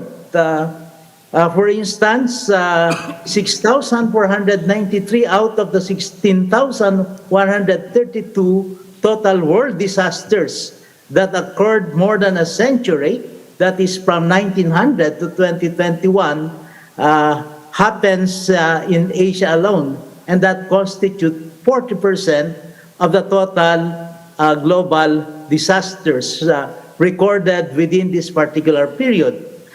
It can also be observed that an abrupt increase in the annual occurrences in Asia was observed towards the end of the century, with all the hazards increasing significantly. And again, the records show, if we look at the disaster occurrence in Asia, 5,799 occurrences in the last 50 years. That's from 1979 to 2021, as against barely 694 occurrences from 1900 to 1979. That is over the period of 80 years. In the long-term climate risk index that is annually provided by the Global Climate Risk Index that is being produced, 6 out of the top 10 countries are actually affected, that are mostly affected between the period of 2000 to 2019 are Asian countries. Topping this on rank second is Myanmar, and we are all familiar with Cyclone Nargis and in 2008 and other types of cyclones. Philippines ranked fourth. Haiyan has occurred in 2013 that accordingly recorded the strongest typhoon or cyclones that have ever occurred in the whole world. Bangladesh also is on the 7th, 8 Pakistan, 9 Thailand, and 10 Nepal. So again, 6 out of 10 countries are really affected or rank at the top list of the climate risk index. There is also a need to look into the socioeconomic conditions through human security indicators to determine its contribution to Asia's vulnerability as a region. So we can look at economic security in terms of poverty, food security, the health security, environmental security, personal security, and community security. And based on the UN Global SDG database on the World Development Indicators, some of the Asia socioeconomic indicators actually lag behind when compared to the world statistics. So, for instance, if we talk about food security, there are more in terms of percentage of population in Asia which experience the prevalence of undernourishment compared to the total world contribution in terms of percentage. Similarly, for environmental security, many population are exposed to levels exceeding the WHO guideline value in terms of PM 2.5 for air pollution compared to that of the global percentage. Same holds true for personal security. Internally displaced persons or new displacements associated with disasters is also higher in Asia compared to the global percentage, as well as community security in terms of internal displaced persons by conflict and violence. So essentially, 4 out of essentially 6 indicators, Asia recorded higher percentage compared to that of the global percentage. So the contribution of the frequency of natural occurrences and relatively poor socioeconomic condition in various human security aspects makes Asia more vulnerable to climate change and disaster risks. And of course, we know that climate change can enhance or enhances the frequency, intensity, spatial extent, duration, and even timing of weather and climate extremes that can further result in unprecedented extremes. So based on the recent IPCC 6th assessment report on the Asia chapter, where both Professor Rajiv Shah and myself work, it is clear here that there is really a direct attribution in terms of adverse impact ranging from heat wave to coastal urban flooding, biodiversity and habitat loss, dust storms, sea level rise, urban heat island effect, permafrost thawing, wildfires, extreme rainfall events, and urban drought, or even primary production in oceans and flood-induced damages, including especially on agriculture and food systems that has been directly attributed to the changing climate. And the future is, as already articulated by many of the speakers since yesterday, the future is quite bleak if nothing collectively at the global level is really done. So as expected, in terms of temperature change, heat extremes, precipitation, sea level rise, and tropical cyclones all have negative impacts in general to various sectors of Asia, ranging from agriculture, health, economy, water, and ecosystems.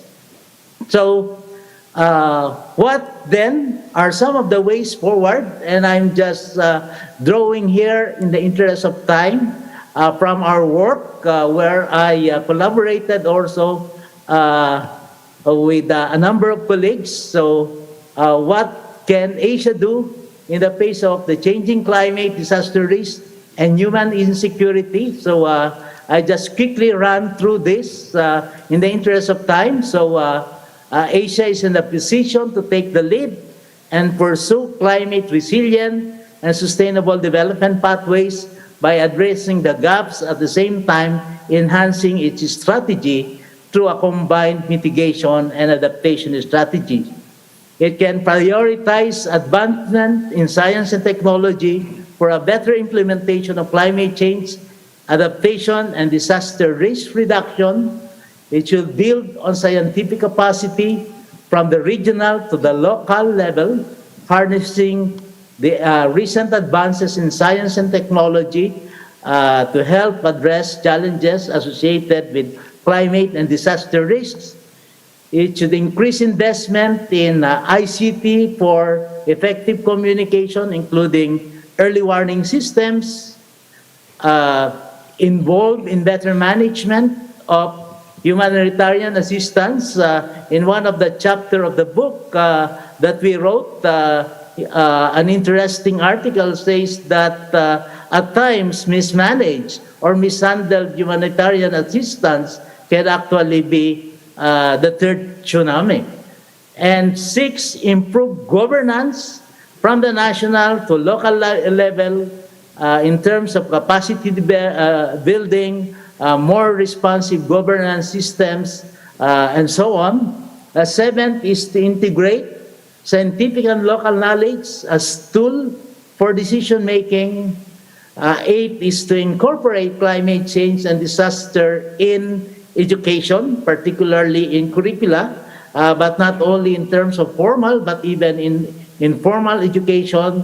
And lastly, to scale up innovative and best practices. And we had quite a number of these innovative practices ranging from the government. And again, yesterday's speech talked about the South Korean innovative experience in terms of adoption of the green growth concept as a national vision and so on.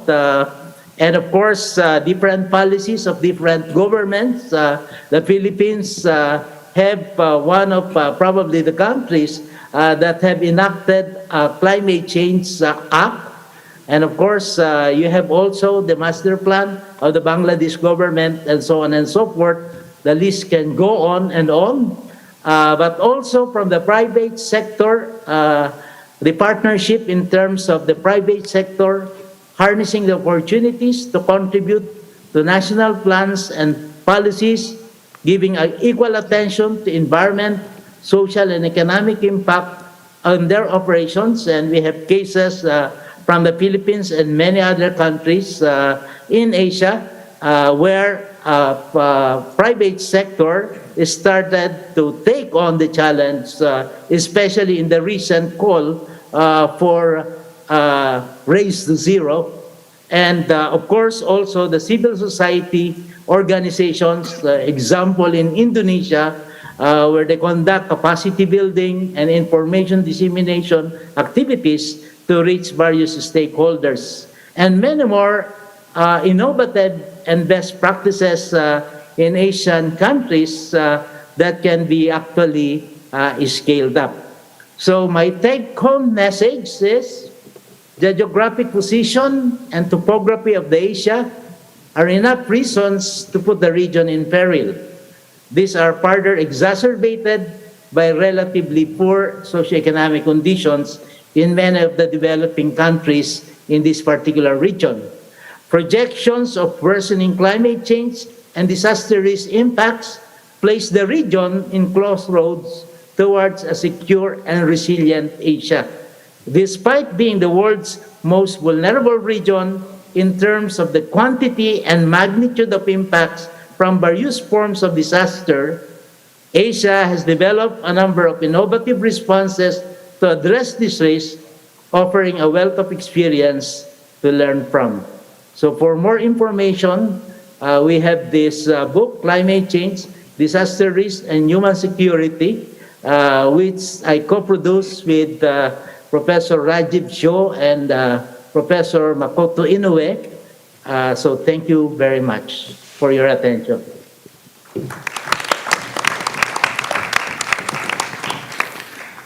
Thank you, Professor Puhin, for explaining why the Asian countries are particularly vulnerable to the climate risks and socioeconomic aspects, why also they are vulnerable to those risks. And also, thank you for sharing your thoughts on the potential solutions why Asian countries can cope with those risks. So we can move on to the next speaker, Professor Rajiv Shah. Okay, so you have about 15 minutes.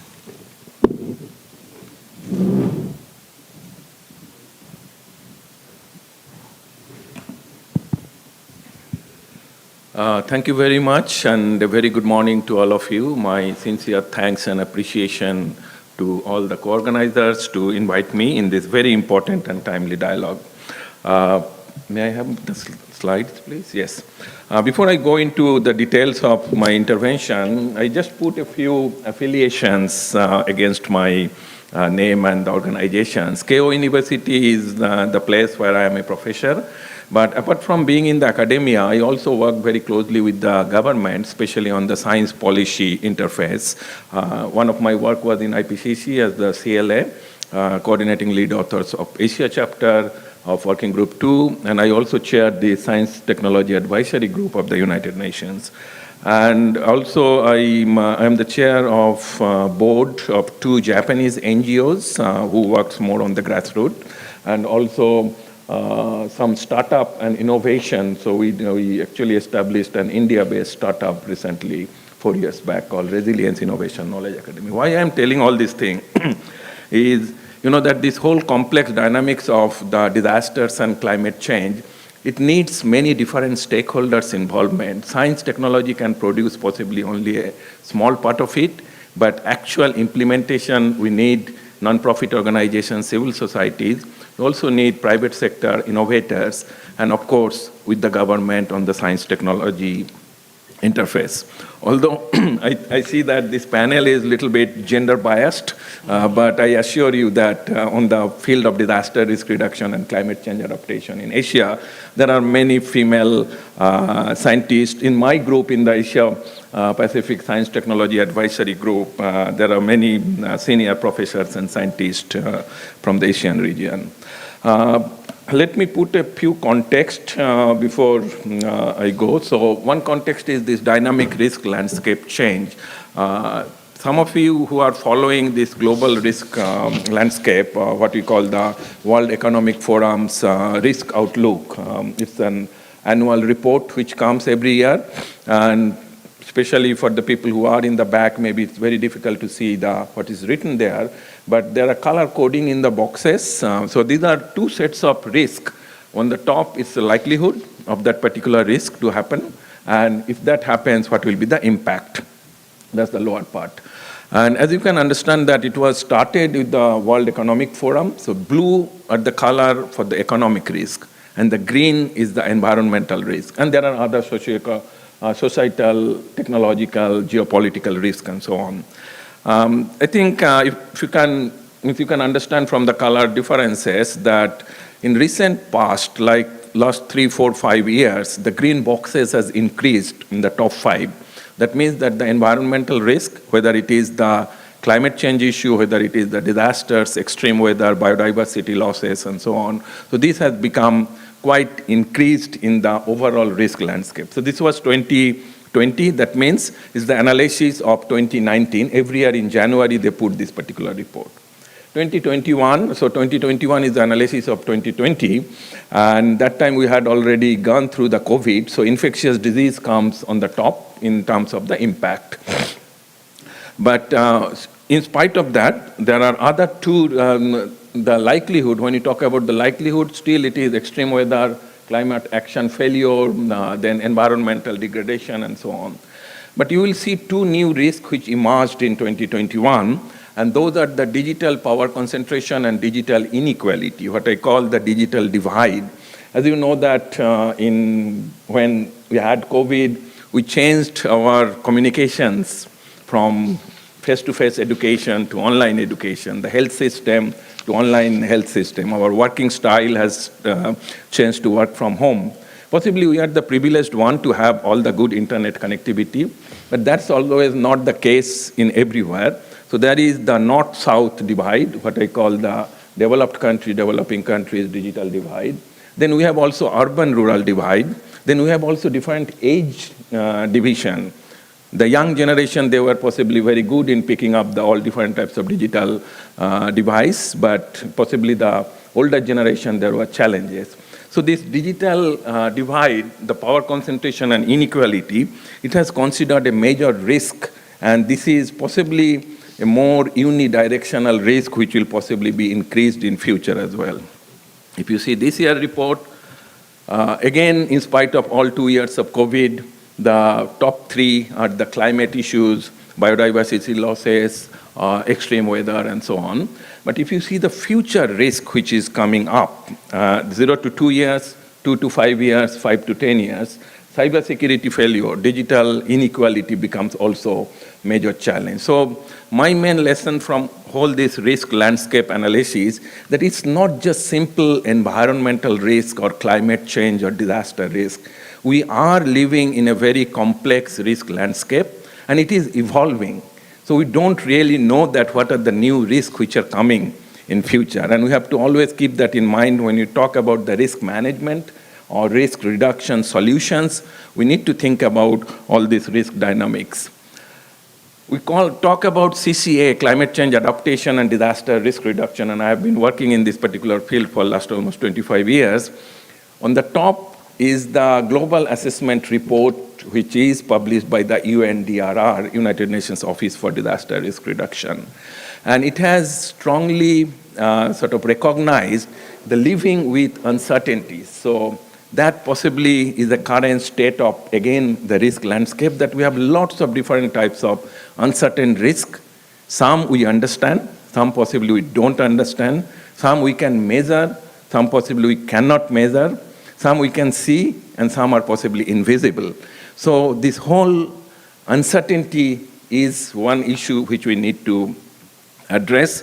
And the lower one, what you are seeing here, this is our IPCC report of this year, Working Group 2, where the previous IPCC report on the left-hand side, what you are saying, where we were talking more on different types of risk and different types of exposures, ecosystems, security issue. But this particular report, we have very strongly focused on what you see here in the middle is the climate resilient development pathways. So it's not only just an sustainable development pathway, but also it has to be climate resilience. And for the climate resilience, as some of you must be knowing, that there are different types of climate pathways, whether it is 1.5 degree, 2 degree, 2.5 degree, 4 degrees, and so on. So for each of those pathways, there are different climate resilient development pathways which are available. John has very nicely pointed out about different challenges, issues in his previous presentation. I would like to just give you a couple of IPCC, what we call the upper level statement. What is like, especially in Asia, the floods, regional drought, and fire. These 3 are one of the major challenging issues which will actually be attributed to the human-induced climate change. And this is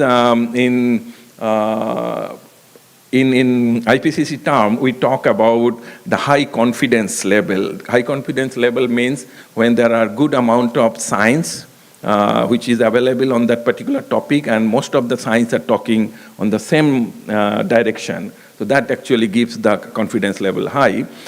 So increased human mortalities and heat-related warm weather and different types of other issues which are coming out in this IPCC. I would like to just highlight a couple of points about the Asia chapter's characteristics. John talks about the detection and attribution. Here in this particular Asia chapter, which is very distinct than the previous IPCC report, which was published in 2014, is this number 2, which is the multiple hazard occurrences. Earlier, we used to talk about flooding, heat wave, or typhoon separately. But what is now happening is that the different types of climatic hazards are occurring in conjunction with the other climatic hazards or non-climatic hazards. So that interplay we need to also understand. Say, for example, we have seen in last couple of years that we had a prolonged what we call the biological hazards, COVID-19. Within that, there are different types of climatic hazards are happening. So the management approach, the response mechanism needs to be quite different than a very simple, just only climatic hazards type of thing. And that has been a major focus of this particular report. Again, John has already pointed out about this one, so I will not go into details of this, but let me highlight a few key important things. We talked about cities in the previous session, and I think the cities and the critical infrastructure in the cities are at risk, and it is possibly being increasingly risk in different Asian contexts, and possibly not just only Asia. I think it's a global phenomena. And some of you might be knowing that the IPCC is coming out the next report, which is on the cities. Like it has already published 3 thematic reports, 1.5 degree ocean and land. So the next thematic reports will be coming on cities. And some of your work in the previous session, I think will be very, very valid for the sustainable cities and so on. So cities is one part. Then this issue, maladaptation and short-term adaptation. You know that when we talk about adaptation for natural reason, our target is to prevent people's lives or livelihoods in a very short-term way. Say, for example, I give you an example. I work very closely in some colleagues in Bangladesh on the agricultural adaptation, and they have lots of deep irrigation system, which actually provide, it's a little bit dry area, so deep irrigation, which is considered as an adaptation mechanism in the dry area. But when you have actually lots of water pumping out, the overall groundwater level becomes very, very low. And we have been seeing that the serious depletion of the groundwater in this whole region. So while it's important to serve the irrigation system, and that will give the farmers certain level of livelihood, but also in the longer term, we need to have a larger catchment area where we actually, again, recharge the groundwater. So that type of the short-term adaptation and a little bit medium to longer-term regional adaptation is very important. We often do the sea dike in the coastal area to protect the vulnerable community, which is good, yes, their houses will be protected, but that is actually impacting the ecosystem in the coastal area, especially the near-shore ecosystem. And that is, again, a longer-term impact we need to think about. So this type of maladaptation and short-term adaptations are very important. Then we also need to identify limits to adaptation. Some species like the coral reef in certain pockets in Asia, so they are possibly, it's just impossible to have an adaptation for the coral reef maintenance. So we need some sort of alternative mitigation option. Similarly, the small household in the coastal area, vulnerable household, or the small landholder farmer, like the farmers who have very small land, I think these are some of the limits to adaptations which we are thinking about. Now, I will finish my talk by giving you 2 specific areas of emphasis where we want to see a little bit of more research and practice.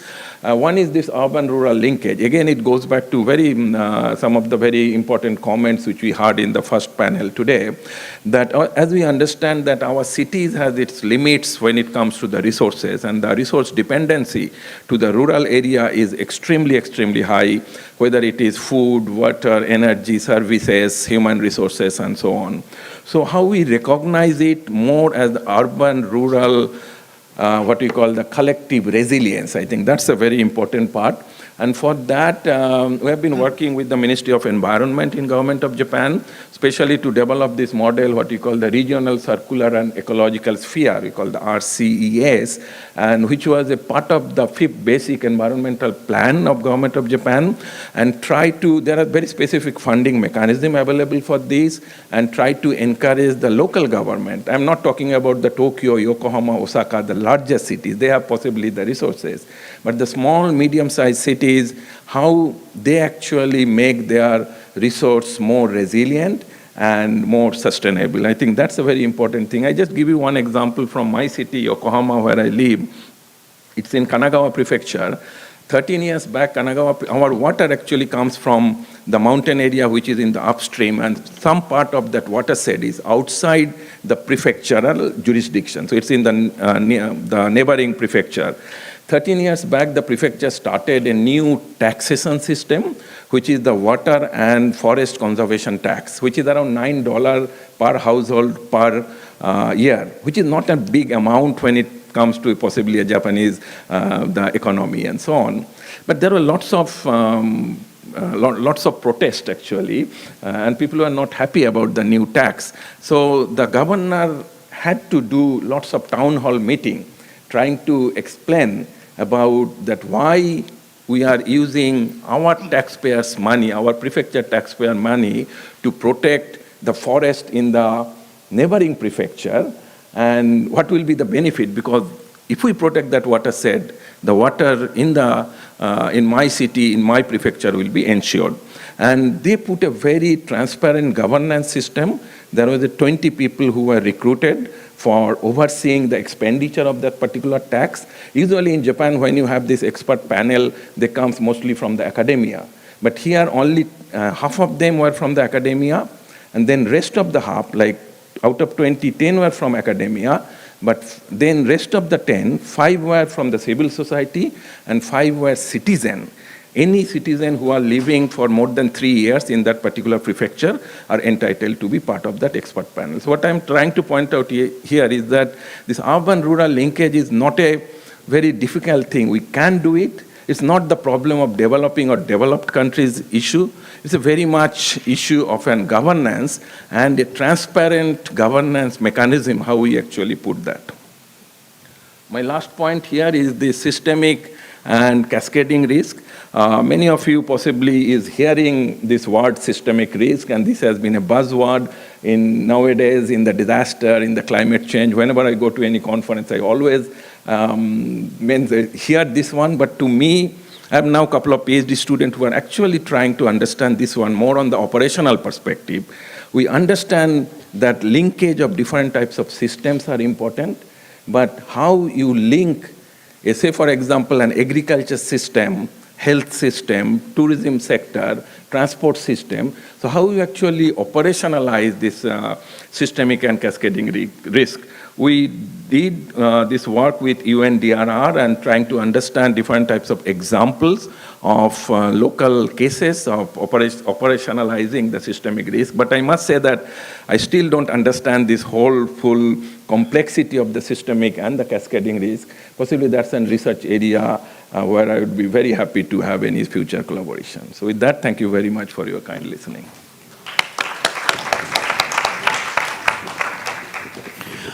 Thank you, Professor Shaw. Thank you for sharing your insights on the risk landscape to highlight the importance of our understanding for the risk, the disease risks. And I particularly liked your example in the Japan prefecture, because as I'm an economist and I really did not think of the solutions, but I think you provide a good example of the solutions to the problem that we face. So let's move on to our next speaker, Professor Brandon Howe. And you have about 50 minutes. Thank you. Thank you very much. Thank you for joining us today. And first of all, I'd like to apologize that when my PowerPoint comes up, you'll see it's nowhere near as impressive or professional as my predecessors in this panel, but hopefully it will help summarize a few of the key points. Do we have? There we go. Good. So my background is actually peace building, security, and governance, both global governance and national governance. And so that's the take that I approach climate change and disaster risk from, looking at the spillover between these different areas of human insecurity and risk. So East Asia, which is my area of research, and when I say East Asia, I mean both the sub-region of Northeast Asia and the sub-region of Southeast Asia, So this broader region has been viewed as ranking amongst the most conflictual regions on the planet. International governance initiatives have therefore focused on non-intervention and on providing order rather than justice, while domestic governance has emphasized national interest and strength in terms of security and economic growth. And in many ways, this regional security regime was seen to be extremely successful. Throughout East Asia, a premium is placed on economic development, with rapid success in this field, combined with high levels of industrialization, urbanization, and modernization across the board. But major challenges to human security endure in the region, some of which have even been exacerbated by the supposed successful development policies focusing on these elements of industrialization. Amongst the most serious challenges are environmental degradation, natural disasters, but due to human agency, perhaps we should term them nature-induced disasters. And each of these individually threaten the lives and well-being of the most vulnerable. Additionally, however, through interaction, they can serve as insecurity multipliers. Insecurity and underdevelopment can stimulate unsustainable development practices that not only lead to environmental degradation, but can also increase disaster vulnerability, as well as lead to interstate resource conflicts, all of which threaten the human security of the most vulnerable. The relocation of often already vulnerable and marginalized local populations to make way for development mega projects, such as hydroelectric dams, can further undermine human insecurity. Infrastructure development can increase vulnerability to traffic accidents, to human trafficking, and the degradation of the local environment in terms of drinkable water and breathable air. So I'm going to start with North Korea. I'm going to try and fit in several case studies. I don't know if I have time to go through all of them, but I'll try. Successive administrations in Pyongyang have used the supposed hostile international operating environment within which the DPRK finds itself to foster a belief in the need for or justification of policies that further undermine human security among the most vulnerable of their citizens. But this is also the source of a lot of the governance failure in North Korea. So among these policies are Juche, self-reliance, Songun, military first, as well as the successor policy under Kim Jong-un of Byungjin, parallel development of the economy and nuclear weapons. So these misguided attempts at self-sufficiency, independence, and national strength building have led to shortages, underdevelopment, and more human insecurity. They've also, however, contributed to environmental degradation through either directly or indirectly through the misappropriation of resources. Since 2019, bad weather, poor harvests, and the impact of the COVID-19 pandemic, as well as government countermeasures, have exacerbated food insecurity in the DPRK. The country is highly vulnerable to natural disasters, especially floods and droughts. Meanwhile, spending on the military has diverted funds essential for the protection and promotion of human security in North Korea. And this indeed has also been the experience of the citizens of Myanmar, my next case study. There we go. So the national security focus and military dominance in Myanmar have distorted budgetary allocations, leaving little room for human-centered development or resilience building. Myanmar is also, as was previously pointed out, highly vulnerable to natural hazards and ranks certainly in the top 10, maybe in the top 2. On average, there are 10 natural or nature-induced disasters per year, impacting on average 125,000 people. Natural disasters lead to human and economic losses with the potential to have a long-term impact on the national economy, in turn leading to a new generation of vulnerable extreme poor. The extreme poor need resources to survive and often resort to short-term desperate and unsustainable measures, degrading the natural environment. This degraded environment in turn increases vulnerability to natural disasters in Myanmar. And we certainly saw this with Cyclone Nargis, again, something that's already been referenced, the most powerful cyclone to have struck Myanmar and that devastated parts of the country in May 2008. It affected more than 50 towns, left more than 140,000 people dead, and 2.4 million people made more vulnerable by loss of property and livelihoods. Underlying governance failures and long-term trends leading up to Nargis had left the country and its citizens even more vulnerable to the devastating impact of the storm than might have been otherwise the case. The pre-disaster struggle for survival amongst the most vulnerable communities had further resulted in overexploitations of the environment and unsustainable natural resource management. Investigators blamed the magnitude of the disaster squarely on human impact on the environment, in particular the deforestation of mangroves, which would have previously provided a natural barrier to the storm surge. But also, if we look at the path of the cyclone, it was an unexpected path. It's a path that normally cyclones do not take when impacting Myanmar. The intensity and unusual direction was believed to be caused by global climate change. So you've got the local unsustainability causing increased impact, but also global climate change causing a more devastating impact because of the path the cyclone took. So Myanmar has been ranked as one of the 3 countries most affected by climate risk, but deforestation has certainly contributed to the severity of natural disasters or nature-induced disasters, including the 2015 floods and landslides. But it can also contribute to drought, which is the natural hazard seen by some as ultimately an even greater threat to Myanmar's resilience. In Lao PDR, the government has focused almost to the point of obsession on transitioning from being landlocked to becoming land-linked, or a crossroads for trade.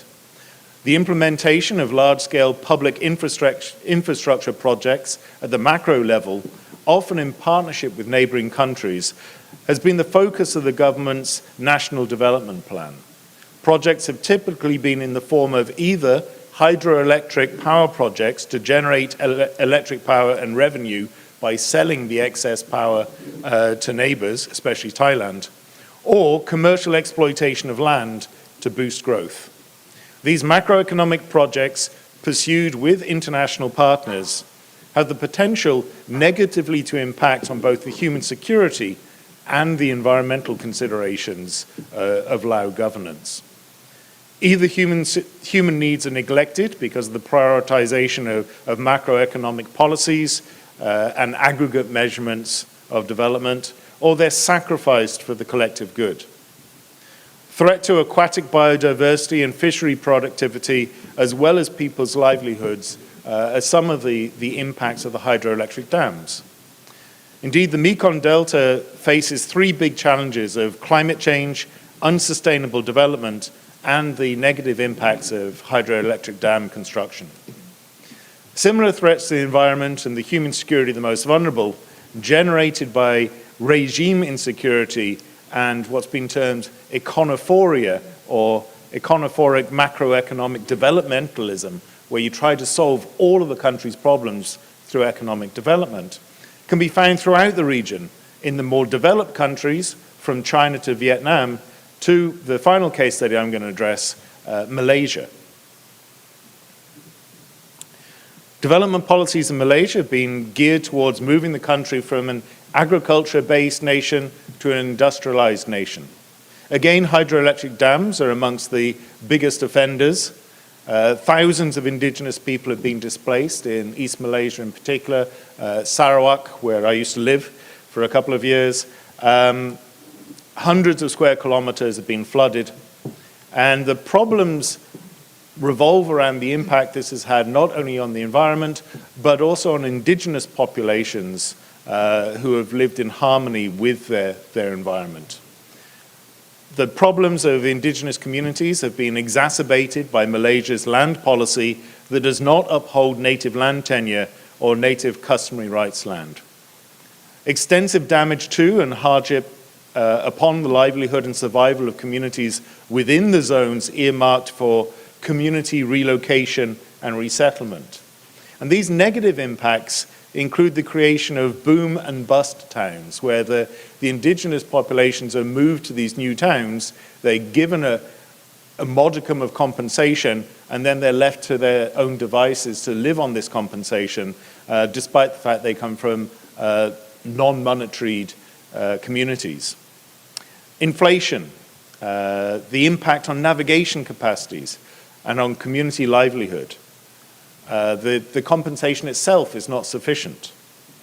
The irreversible destruction of tens of thousands of hectares of forest ecosystem, but also greenhouse gas emission, especially carbon dioxide and methane, arising from microbial decomposition of submerged forest, vegetation, wildlife, and soil.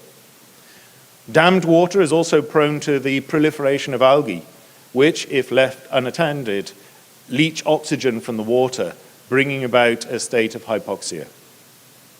So, I think I've just about got time for a conclusion. As a result of their conflictual heritage, many Asian states have focused on state-centric security and development models.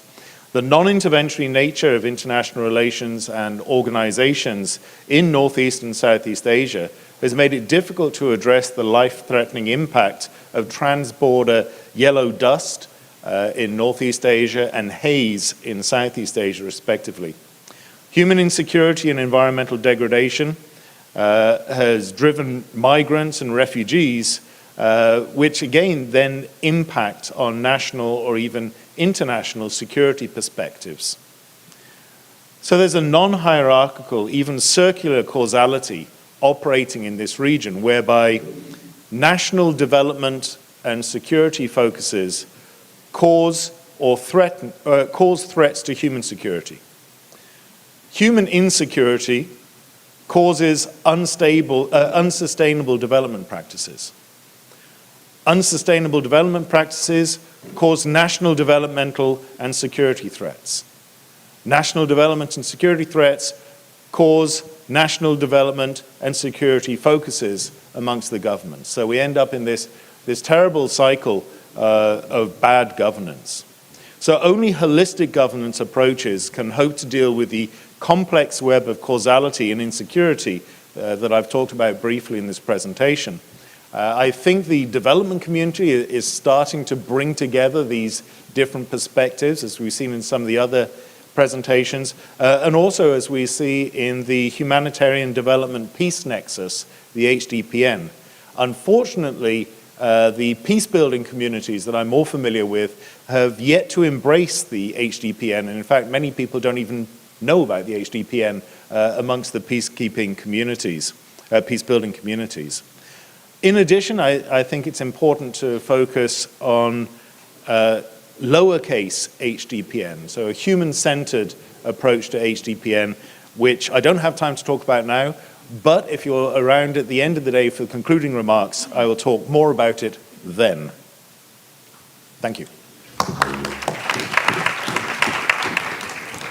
Thank you, Professor Hao. Thank you for sharing your insights on the interplay between the development policies and disaster risks and governance. And it never occurred to me that the importance of the impact on bad governance on the humanitarian security. But I think you present a kind of new research area for the academia in the future. Okay, so let's move on to our last speaker, Dr. Rafael Schmidt. So thank you. Yeah, thank you.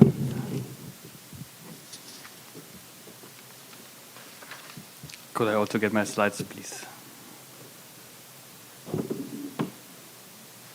Well, while we are waiting, I'd also like to express my gratitude to the organizers of this fantastic dialogue so far, and of course also to our host organization here, the Eva Women's University.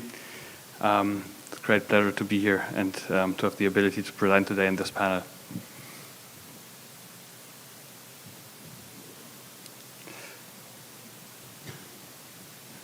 Well, while we are waiting,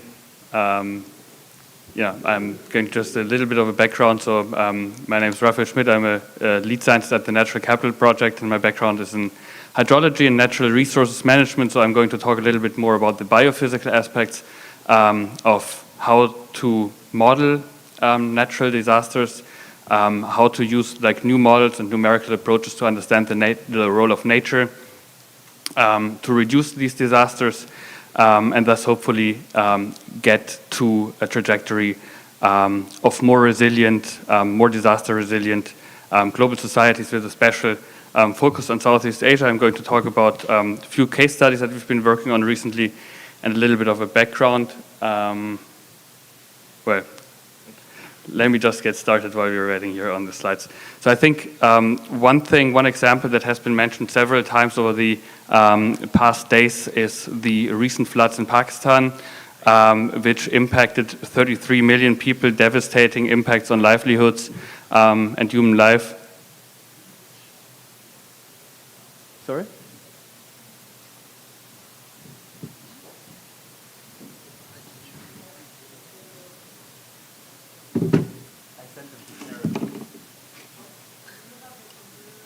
Yeah. I can send it.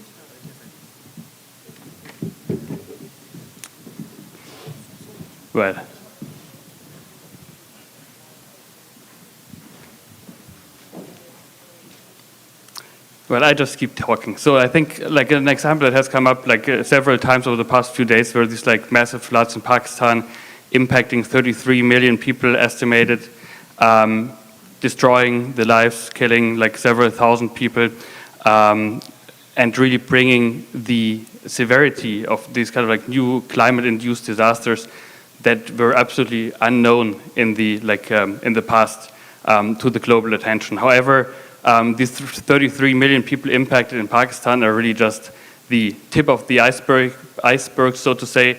A recent report by the World Bank estimates that 1.5 billion people live in areas that are potentially vulnerable to floods. And again, those are just people vulnerable to floods. We also have to think about like other natural hazards, such as landslides, typhoons, rising sea levels, and also droughts. All these vulnerabilities are going to be increased in the future, not only because the global climate is changing, but also because populations are growing. We have migratory movements that change where people are living and how people are living, for example, moving from rural areas to cities. All of that creates new challenges for reducing and mitigating natural disasters. When it comes to mitigating natural disasters, first to the motivation for that and then to the approaches, I would like to highlight that there are really like 3 points, in my opinion, or 3 key challenges. Firstly, the impact that climate change has on human development, on sustainable development goals, and also on international security are often catalyzed by natural disasters. Again, thinking about the impacts of a flood, flood waters might recede after a few weeks. However, floods might destroy infrastructure, destroy schools, destroy hospitals, and have therefore long-lasting, lingering effects that are far extending the temporal extent in which we are actually facing the natural disasters. And therefore, they really impede human development in many and very complex ways. Secondly, I think obviously climate mitigation is important. Rising global temperatures are behind many natural disasters. Again, as mentioned, the sequence of droughts and floods that we've seen in Pakistan this year is, I think, unprecedented in the historic record, and I think it needs to be in the interest, thank you, of the global community to mitigate this risk as quickly as possible. However, we have also heard a lot in the last few days about the need for adaptation, and I think natural disasters are an area where we cannot really, particularly an area where we cannot wait for mitigation strategies to really take effect, but we need to think about rapid and also novel adaptation strategies. And when I say novel adaptation strategies, I think we need to plan much more with nature than we did in the past. In the past, grey infrastructure, large reservoirs, dikes and levees were often the measure of choice to reduce natural disasters. But those infrastructures are not only extremely expensive, they are also very little adaptive, and they often create very unforeseeable and complex interactions. For example, the development of levees and the diking over floodplains leads to incentives to develop those floodplains for socioeconomic uses, which, as you see in many developed parts of the world, actually greatly increases the risk that these activities are facing. When we are thinking about how to approach those challenges differently, I think we need to more and more consider how can we leverage natural capital, and this is a little bit like how I structured like the rest of my talk, following some questions that we are at the natural capital often facing, and that I'm personally often facing in the projects that I'm leading on natural hazards and disasters.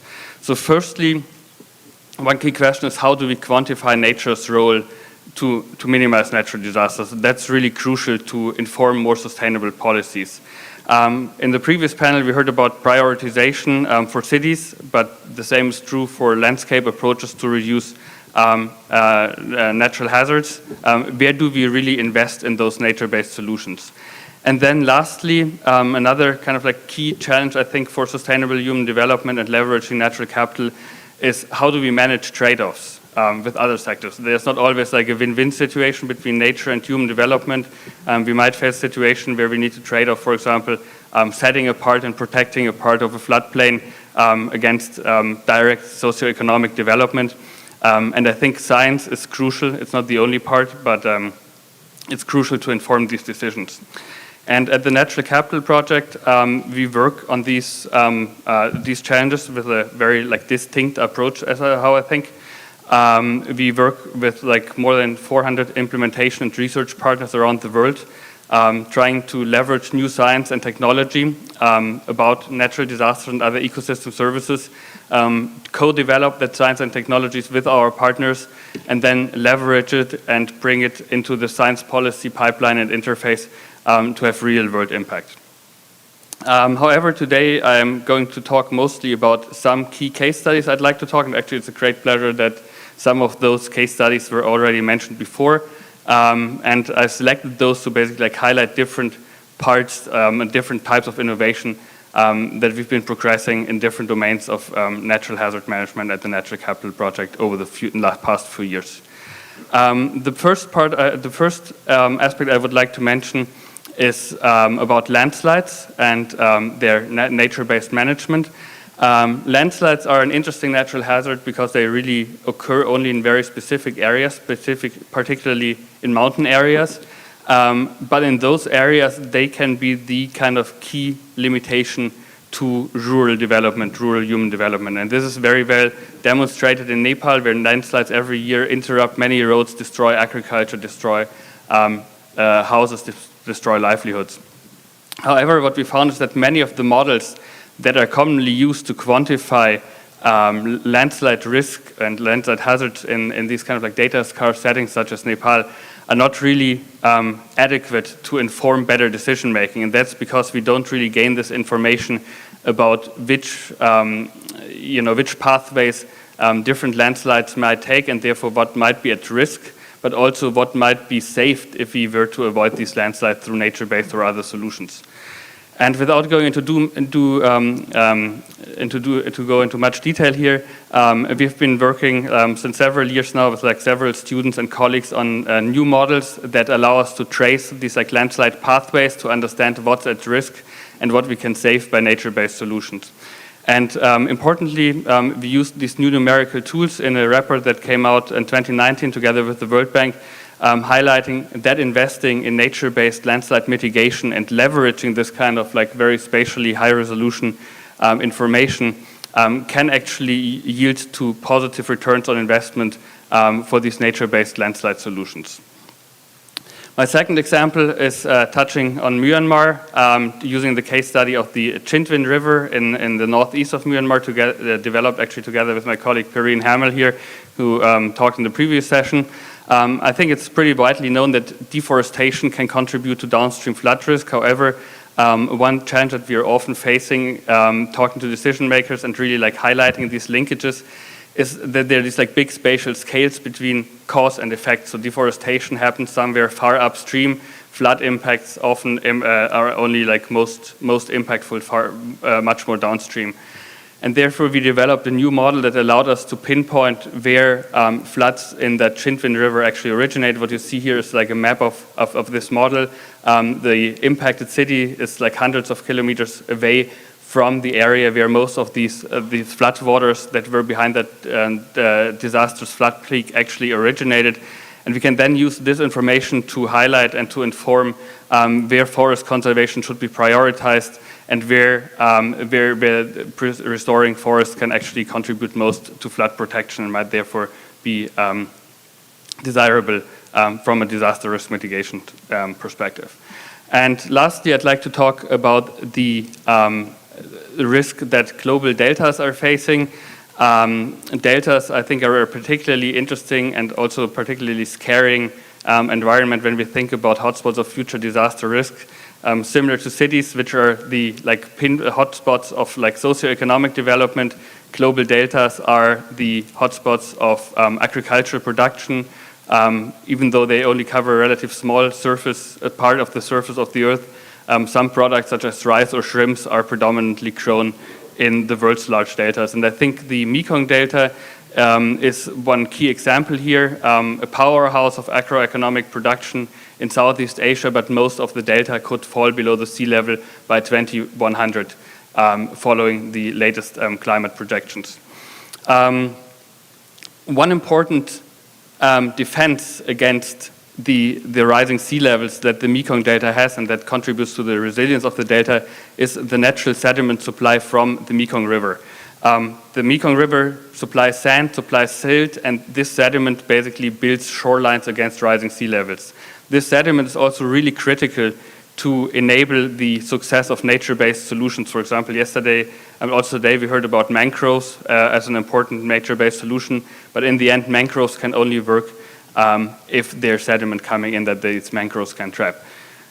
Here we have a very important development conflict. As Howard pointed out, the countries of the Mekong Basin are racing to develop hydropower, which on the one hand seems to be positive because it's a relatively low carbon source of electricity, important contribution to climate mitigation, important contribution to energy security.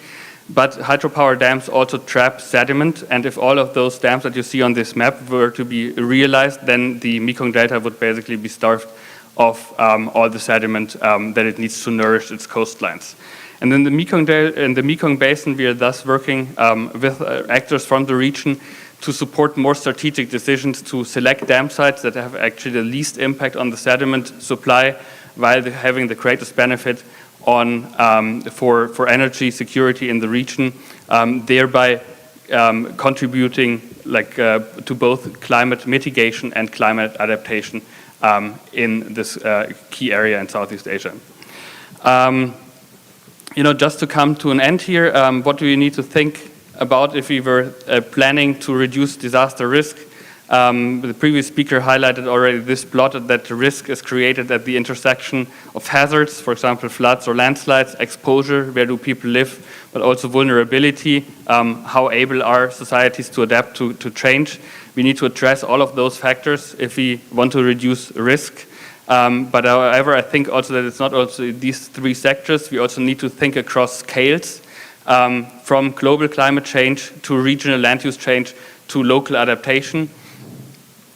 From sectors that are not commonly associated to risks, such as hydropower, to sinking coastlines, we need to think kind of like out of the box and out of the typical silos in terms of like domains, and also in terms of like scientific disciplines if we want to really provide effective solutions.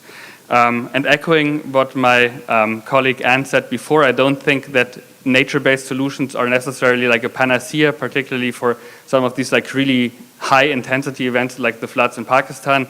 But I think we need to think in much deeper ways of how this hazard, vulnerability, and exposure nexus is actually linked and synergetic with the maintenance of ecosystems and the preserving of natural capital. And with that, thank you very much for having me. Thanks to the organizers. Thank you, Dr. Schmidt, thank you for sharing, introducing to your research frontiers that shed light on the importance of the natural capital for addressing the disaster risks.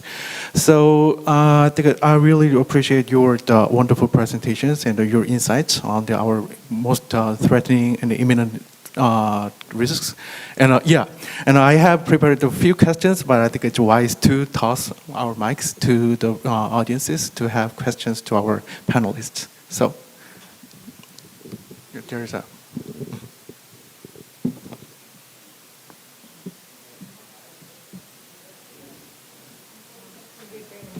Okay.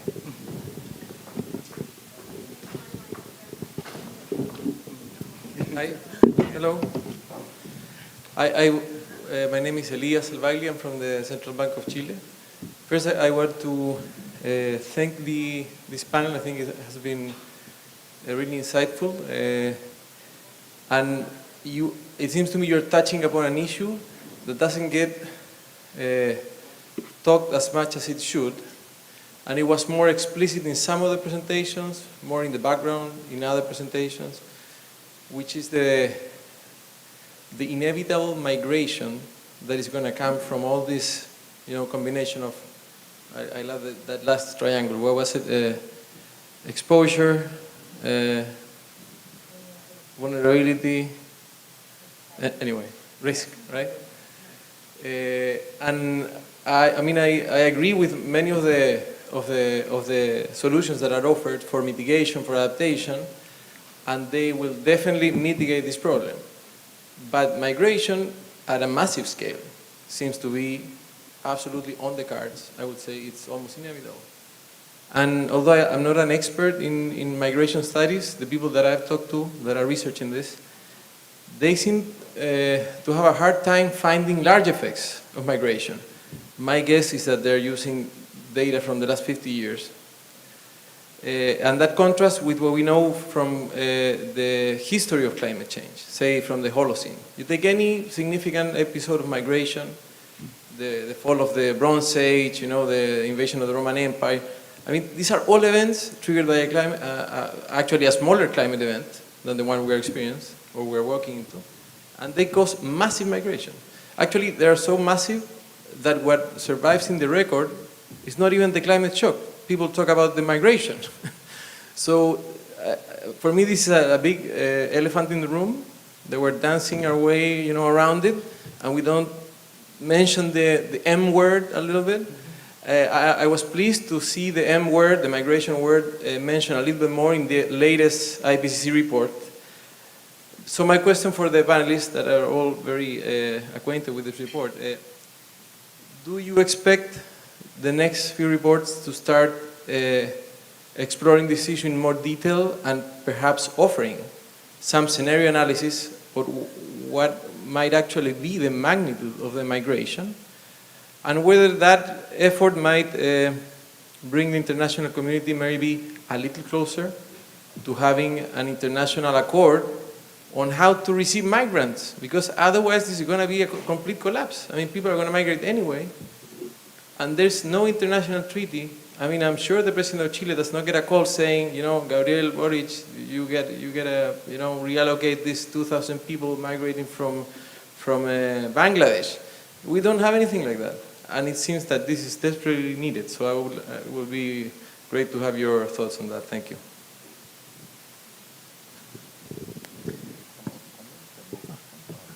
I think if you have more questions, then we can receive it and ask the panelists to answer them at once. Okay. I see some familiar faces, our classes, so our students, do you have any questions to our panelists? Okay, then we are not having that much time, so let's move on to the answers. So.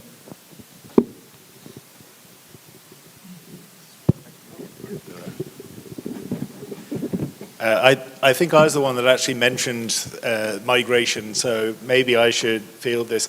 I couldn't agree more. And I think part of the problem is that a very narrow view of national self-interest from the recipient countries. But we could actually leverage that. If you look at the comments of Mick Keelty, the former Federal Police Commissioner of Australia, his comments were somewhat racist, but he addressed the major security threat faced by Australia was actually climate change, and not climate change because of the big hole in the ozone layer above Australia or anything like that, or the fires, the droughts, the floods that Australia is experiencing, but rather the climate change in the Asia Pacific would create a new wave of migrants fleeing environmental devastation in their home countries, or maybe the island nations will disappear beneath waves completely, and that they would come to Australia and undermine Australia's security. As I said, somewhat racist, somewhat paranoid, but we can use that and emphasize to short-sighted politicians that it's actually going to be in their national self-interest to pursue policies that mitigate against climate change, that mitigate against environmental devastation and natural disasters or nature-induced disasters, if they don't want to be facing waves of climate refugees and climate migrants. So we don't have to rely on the normative goodwill of great powers, that actually we can rely on their self-interest to pursue this. So again, it's something of a threat, but also an opportunity in order to deal with this threat. If I may add some point, in IPCC we distinguish between two words. One is the migration, another one is the displacement.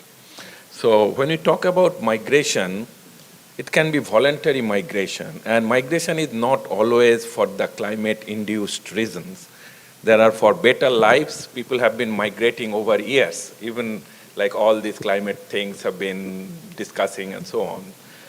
But the displacement is something where it's more a non-voluntary or a forced migration, and if the stresses or the reasons or the causes are the climate change, then we put that into the climate-induced displacement. So that's the distinction on the definition. And then there are many different categories actually of that. There are seasonal migration, like many times if it's a drought-prone area, water scarcity, many farmers, they actually migrate to the nearby towns and for the sake of the jobs and so on.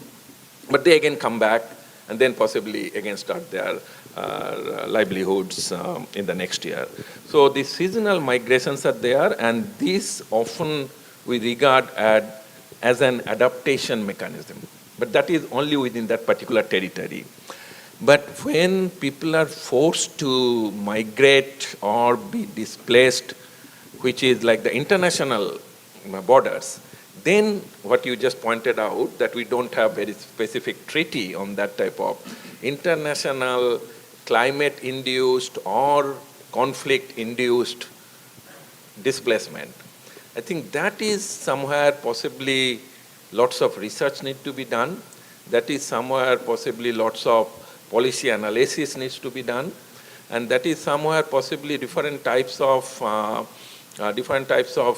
aid mechanism, like how you provide different types of assistance. I know, like you were mentioning about this Australian example. So I worked with some of the NGOs in Australia. They were providing the job opportunity, the matchmaking job opportunity for the Syrian refugees who actually came to Australia before the COVID starting. So we call them refugee, but in their country, they were like the normal people, like who had their houses, who had their normal life and all these things. But due to conflict, which started in Syria, which has again a root to the climate-induced, if you see the history of the Syrian refugee, that it was the very strong drought, consecutive years of drought, which actually started all this rural to urban area, and then started all this conflict, and then it becomes like an international migration. So I think it's very much important to have some sort of assistance measure on that. And there, your point is extremely, extremely important. And I think there needs to be lots of new research and new policy dialogue for that type of international displacement or international migration. Thank you. Thanks, Elias, for this question. So, I'm probably leaning myself a little bit far out of the window here, not being a sociologist. But you might have heard, I'm from Europe, I'm from Germany, a country that actually received like many refugees over the past years from Syria, from other countries. And particularly the refugees that are coming from Africa are often kind of framed in the media as basically like economic migrants, right? Trying to get away from like economic hardship. And I think what's missing in this dialogue or in this debate in Germany, but everywhere basically, that those people, yes, they might come for economic reasons, but many of those economic reasons are actually because of their livelihoods and the natural resource that they relied on having been eroded by overuse, by unsustainable overuse, and also by climate change, right? So like many of the migration patterns, as my co-panelists said, are actually like driven by climate change, even though it's often not really like evident in the like public debate. Secondly, talking about like migration, I think in many ways it might actually be a very important adaptation strategy, but it should be done in a strategic and like forward-looking way, right? Like many people are living now in floodplain areas, for example, where probably they should not have been living in the first place, and now it becomes more and more obvious. And we need to offer those people obviously like some like way to like safety, basically moving to places where they actually can like sustain their life and livelihoods even in the face of increasing natural disasters. And like thirdly, talking about these like assessments, I think it's kind of like a new frontier to include more of those processes that are actually behind migration and these kind of like global assessment models that are behind the IPCC, right? So for example, the IPCC report on the ocean and cryosphere acknowledges that like 1 billion people are going to live close to like the rising sea levels by 2100. But there's not really like any dynamic feedback, for example, of like land subsidence in those models that are used for these like global assessments, and the same is true for like other like geomorphic hazards. So I don't feel that these particular type of hazards are very well represented in the models that are used to shape global policies, and I think that's definitely like a research frontier that needs to be addressed. Yeah, because we have the time limits and we need to go for the next session, so let's conclude it here. So thank you very much for your interesting question, and thank you very much for our panelists. So thank you.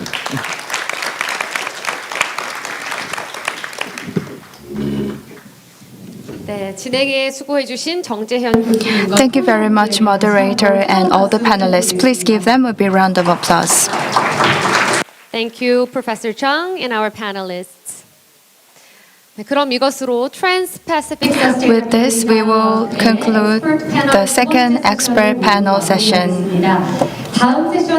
Next session will begin after lunch. From 1:30, we will start the next session.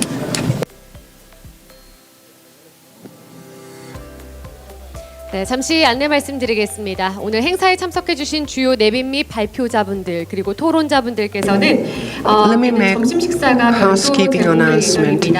For speakers and panelists of this event, we are going to serve lunch for you, and please move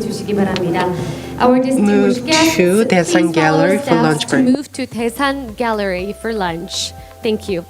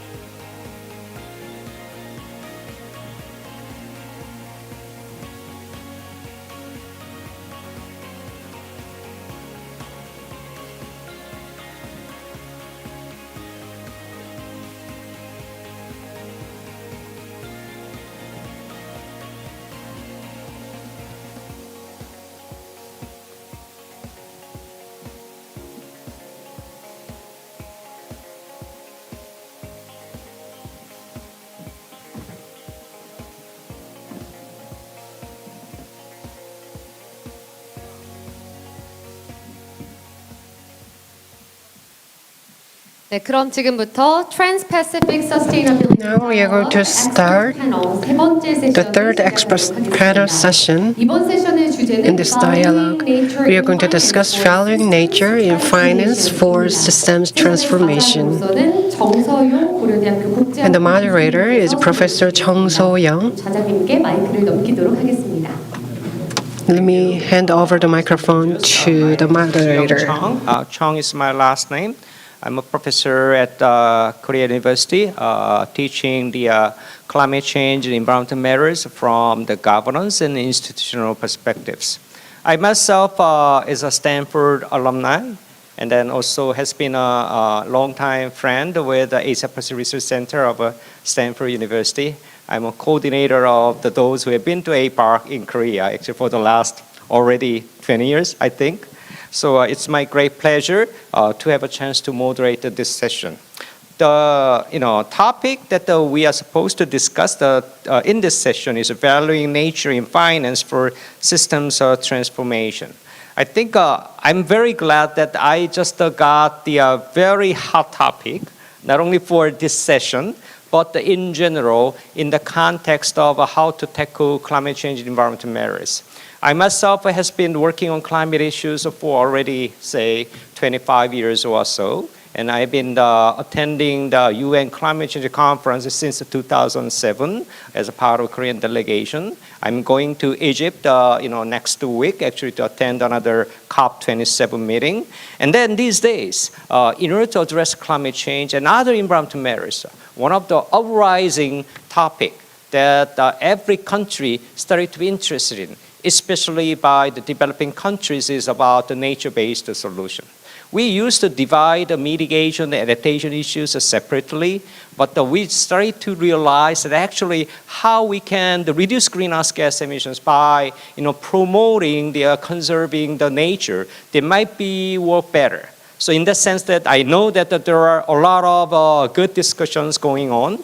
And then here, one of the questions is how we can value the nature. And that there could be several ways to do so, maybe from the macroeconomics point of view. Also, another hot area in this context is using the carbon market under the Article 6 of the Paris Agreement, and then using all these new concepts. And then international society is looking at the possibility of how we can actually get all the countries orchestrated enough actually to address, as I said, not only adaptation, also mitigation as well. And we also know that in this broader context, that there is another important regime coming up, that's the biodiversity, convention regime. And then the climate change issues or environmental issues not, separately dealt with. We also have to integrate the biodiversity, related issues. And in that regard, the topic that, as I said, the valuing nature in finance for systems of transformation is one of the very, very important possible, not possibly, for sure, important topic that we must explore. So in the sense that we have three distinguished panelists today, and then the keynote speech will be done by Dr. Elias Al-Bagli. Right? He's the director of the Monetary Policy Division of the Central Bank of Chile. And then we have two distinguished panelists. The first one is Ching-Fong Chang, Chief of Rural Development and Food Security Thematic Group and the chief of the Environment Thematic Group of the Sustainable Development and Climate Change Department, Asian Development Bank. He has a long title, which means that he must be a very, very important and influential person. And then last speaker will be Dr. Tong Wu, a social science research scholar at Stanford Center on China's Economy and Institutions of the Stanford University. So as the first speaker, I'd like to give the floor to Dr. Elias Albagali for your keynote speech. Floor is yours.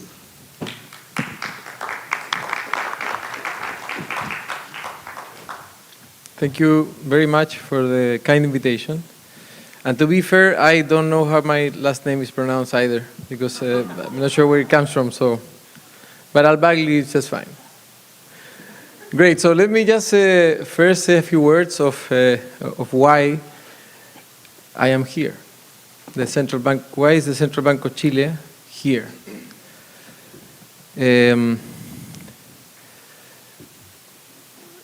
Because the next 20 years, I think, are going to become quite ugly.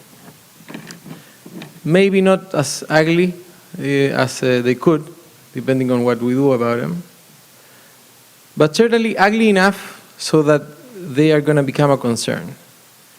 A concern for macroeconomic stability and a concern for financial stability. And what do you know? That's just the mandate of the Central Bank of Chile. The preservation of macroeconomic stability, price stability, but it's basically macroeconomic stability, and financial stability. So I'm not going to talk about this discussion of whether central banks should be concerned or not with climate. I think to be honest, I think it's a ridiculous conversation. Of course, the answer is yes. I mean, these are systemic problems, and it's our job to be aware of systemic problems. The board of the Central Bank is very aware of that. The staff of the Central Bank of Chile is very aware of that. That's why we are, as we speak actually, going through our the design of our next 5-year planning cycle that starts in January next year. And for the first time, this planning cycle will have a large component of incorporating environmental considerations throughout everything that we do at the bank. And I'm just going to flash three areas. The first one, the one that relates to me more directly, is scenario analysis, modeling, figuring out what the impact of these trends are on the macroeconomy. The second area is financial stability. What does this imply for the stability of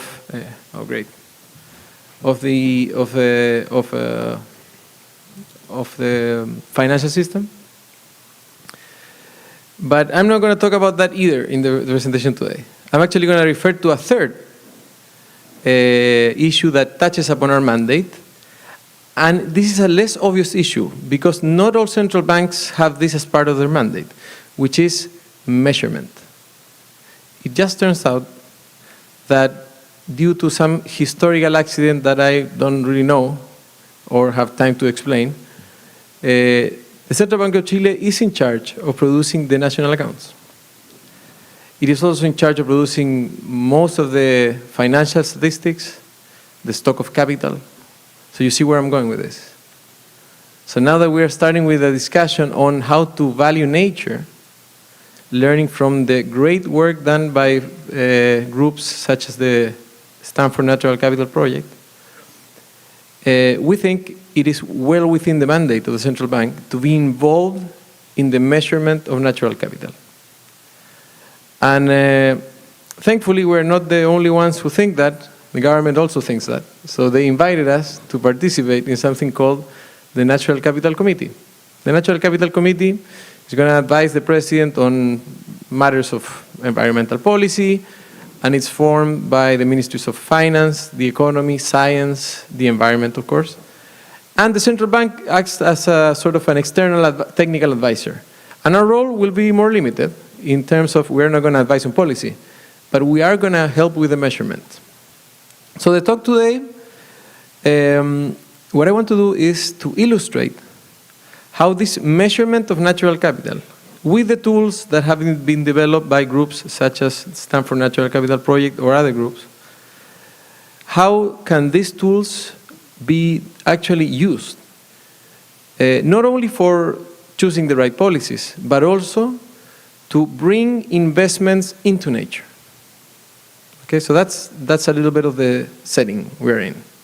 I'm going to illustrate how measuring natural capital plays a key part in what I think, and I hope, would be a very interesting new type of securities that hopefully will be around quite soon. And these securities, there's a name going around. I borrowed it from the UNEP-FI. They're called nature-backed securities. Okay, so it's basically an asset-backed security. It's a security that is backed by an asset, but that asset is nature in this case.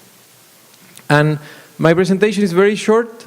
It has like 3 slides, maybe. In the first slide, I want to lay out the conceptual framework of what does this mean.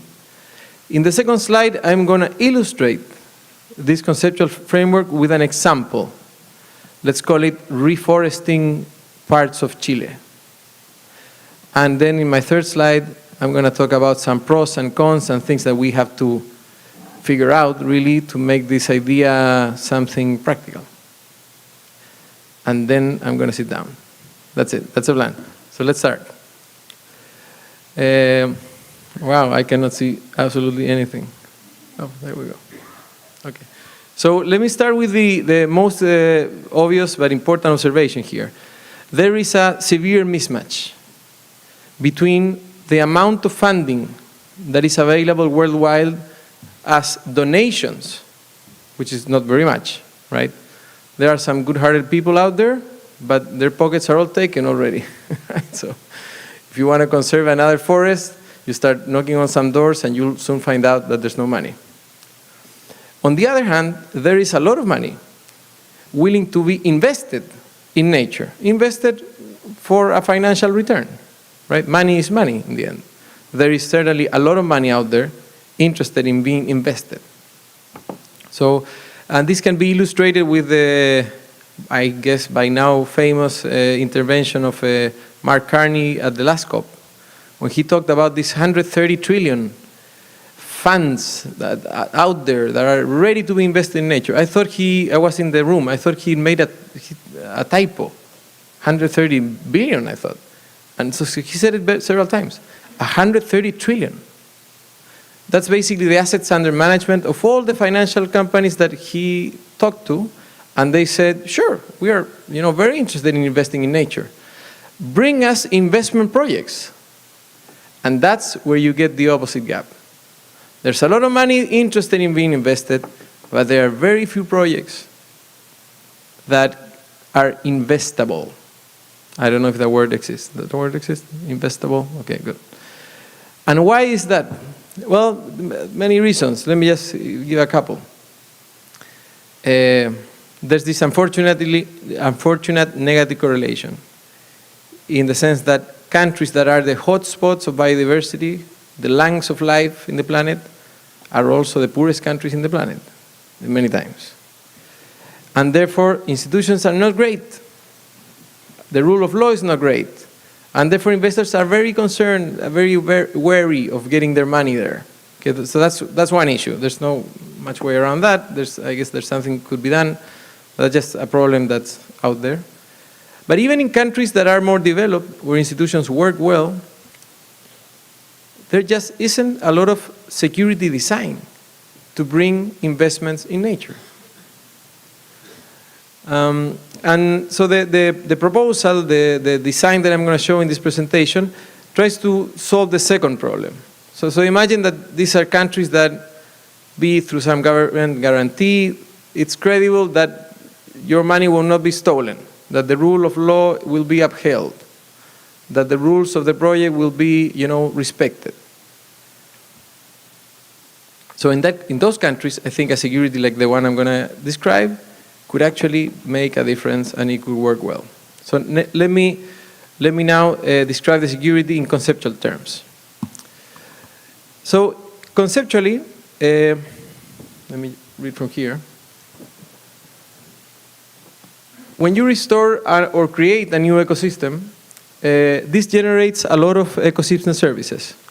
Some of these ecosystem services are very easy to monetize. Well, I should not say very easy, but they are monetizable to some extent. So for example, carbon capture, or if you produce wood, which actually will be the two examples that I'm going to describe in the next slide. Those things are monetizable. I mean, you don't need much more. That's, people who own those assets are going to take care, and they will manage to make that part of the asset profitable. But then, and this is the key point of the presentation, then there's a whole bucket of other ecosystem services. Regulation of soil quality, filtration of air, pollination, erosion prevention, reduced risks of flooding, many of examples that the previous speakers have discussed. Those ecosystem services, almost by definition, lack markets, are not tradable, and therefore they won't give any financial return if you invest in them. Okay, that's the tricky part of this security. So the proposal is basically the following. I'm going to first say it conceptually, and then I'm going to exemplify it in the case of replanting a forest in Chile. Conceptually, the proposal is the following. Invest in creating an ecosystem asset that has some cash flows coming from it that are easily monetizable, but also try to invest or design that ecosystem so that the ecosystem also provides valuable ecosystem services that are not easily monetizable. And for the ones that are not easily monetizable, you have to figure out a way of sticking a cash flow into them. Okay? So that's the idea. It's an ecosystem asset, gives rise to many cash flows. Some are actual cash flows that you can trade on market, and some have to come from other sources. Okay? Now let me exemplify with the case of replanting a forest in Chile. So Chile, like many other countries, has lost about half of its forest cover in the last 500 years, mostly to agriculture. Contrary to popular opinion, the share of this that has been lost to exotic forests is actually, No, we're good. Maybe the share that has been lost to commercial plantations, it's significant, but it's not that large. It's maybe 3 million hectares out of the 20 million hectares that have been lost. Okay, so the actual production of commercial wood in Chile today is 3 million hectares. That means there are 20 million hectares that used to be forest that now are, basically, you grow cows. That's what you do. Right? Cows are, walking around, doing their thing, and degrading the agricultural plot of land in the meantime. Most of these plots of land, not all of them, most of them, for a significant number, are barely profitable as it is. And this is even given the fact that there are no greenhouse gas emission taxes charged on them. There are no environmental degradation taxes taxed on them. Even they receive subsidies. You add all that up, and this business is barely profitable. So for me, that screams that there's a trade to be made, right? So what would that trade look like? Imagine you get the money. I'll explain in a minute how you get the money.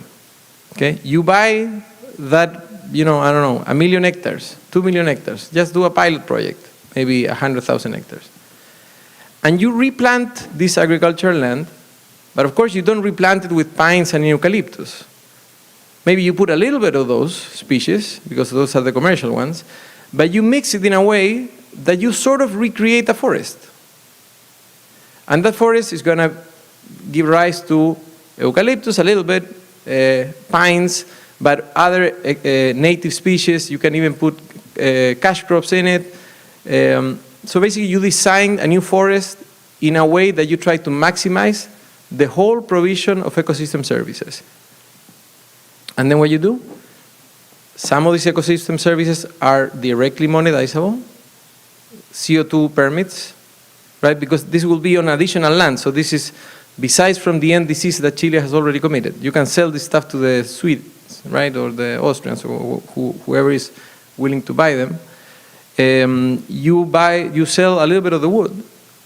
Not as much wood as you would have if this was only a commercial forest, but there'll still be some wood.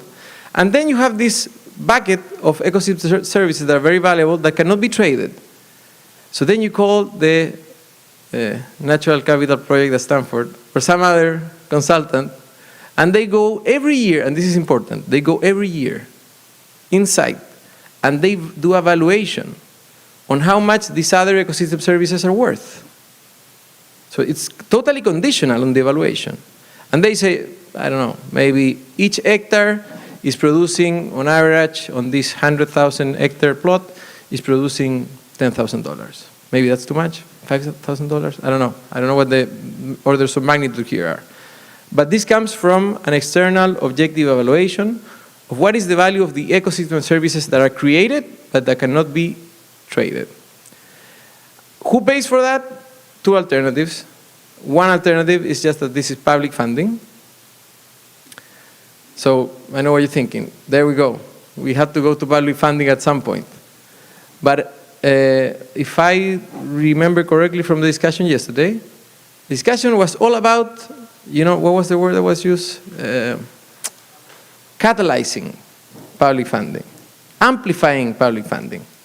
So it is very different to get, $600 million, this stuff happens all the time, and buy a couple of thousand trees, and you plant them, and then you return 3 years later to find that they're all dead. That's not a very smart use of public funding. But if you use the public funding to fund just the portion of ecosystem services that are not tradable, then you just might make a project that otherwise is not profitable, you make it profitable. So that's one way of catalyzing private funding. The flow of ecosystem services that are not monetizable, that's the ones that get financed by the government. It could be a way of canalizing donations. Or if I may, just another slightly crazy idea, another way of doing this is try to replicate what goes on in carbon offset markets, right? So carbon markets, say the European trading scheme, if you emit a ton of CO2, you have to buy it from somewhere. Imagine we had the same with natural capital credits. So this plot of forest will create a value of natural capital. And we can have a consultant each year that tells us how much natural capital is being created. And at the same time, there's a lot of other firms, other activities that destroy natural capital. So those should be, or they could be regulated to buy natural capital credits. So that you create a natural capital trading market. That would be another way of providing funding from this project. I don't think, the details are important, of course, but the crucial part of this is that the portion of the ecosystem services that are non-monetizable, you have to value them and figure out a way of monetizing them. How much money can you get from this project? Well, the project has 3 sources of cash flows: CO2 capture, wood production, and the value of these non-traded ecosystem services that you value with some methodology, and say the government pays for that. You take the present value of that, or more likely the investors take the present value of that, and that's how much money you get when you issue the security. And you take that money and you buy the plot of land, and then you invest in the plot of land so that you maximize the value of natural capital, because you're going to be paid for the natural capital that you create. That's the idea, basically. Let me, in the maybe a minute or so that I have left, am I good? Yeah? Okay. In the minute or so that I have left, let me talk about some trade-offs, potential problems, issues that have to be sort of addressed to bring this a little closer to implementation. First, it's important to, maybe this is already obvious, but sometimes the obvious things have to be said. We have to make sure we say them. There's a key trade-off here. And the key trade-off is this ecosystem asset that we are designing, or hypothetically designing, there's a tension between the generation of monetizable ecosystem services and non-monetizable ecosystem services. If there's no government funding, or this scheme of natural capital credits does not exist, or is very hard to promote, then of course the only way of making this fly is to just have more forests of eucalyptus and pines. But that would sort of defeat the purpose, right? But you see the trade-off. The more you highlight the monetizable ecosystem assets, perhaps it's easier to finance the project, but you are not creating as much natural value, natural capital as you otherwise could. So there's a clear trade-off there. There's a big issue of property rights. So I don't know, you probably don't follow the news in Chile, but every week more or less, in the front pages of the newspaper and everywhere in the news, you see these tracks burned, and you actually see houses burned. People die. Maybe 1 or 2 people every couple of months die in a house that's on fire. People burn this exotic forest for reasons that I don't have time or the knowledge to get into. But the point is, communities, or at least many people in these communities, are not happy with the way exotic plantations are currently run, and that's why they burn them. So this design has to deal with this issue. Otherwise, it's dead from the start. A possible way around this is that who owns the asset? It is not necessary for the investors to own the asset. The communities could own the asset. But of course, they would have to cede the legal rights for, I don't know, the next 20 or 30 years for exploitation, for getting their financial return to the investors who invest in the project. Of course, there's a risk that there's an expropriation there. And this is probably the risk, if we talk about de-risking, that's probably the risk that the government should minimize with some sort of guarantee.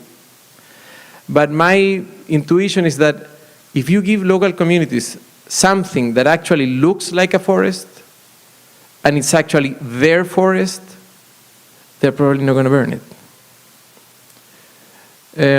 There's also the problem of additionality that goes around in this type of discussion quite a bit.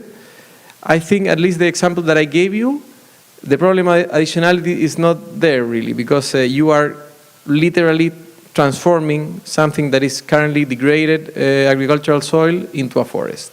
So I think the additionality of the project is quite clear. It might be more tricky if we try to apply this idea in a more sort of continuous basis in projects that are, for example, recovering nature. A forest that already exists and you want to improve it. Then things get a little bit more tricky, but in theory, I think the same arguments hold. And finally, there's the problem of continuity. And I think I already alluded to that in the sense that it is not obvious that if you, or a big problem of these nature-based solutions or investments in nature, one of the big problems is that you invest in that and it's not clear what is the lifeline of the project. Will this project be there? Will this forest be there, 20 years down the road? Under this design, I think this problem is somewhat less severe, precisely because the owners, the investors, get paid according to the value of the ecosystem asset. And that value is assessed year after year according to internationally, hopefully, internationally recognized metrics. That's my presentation. Let me just finish by saying that at the COP27, unfortunately I'm not going to COP27, I would love to go, but I can't. But Chile will have one of these stands. And in the stand we're going to have an event. And in the event we're going to present this. So you have a head start.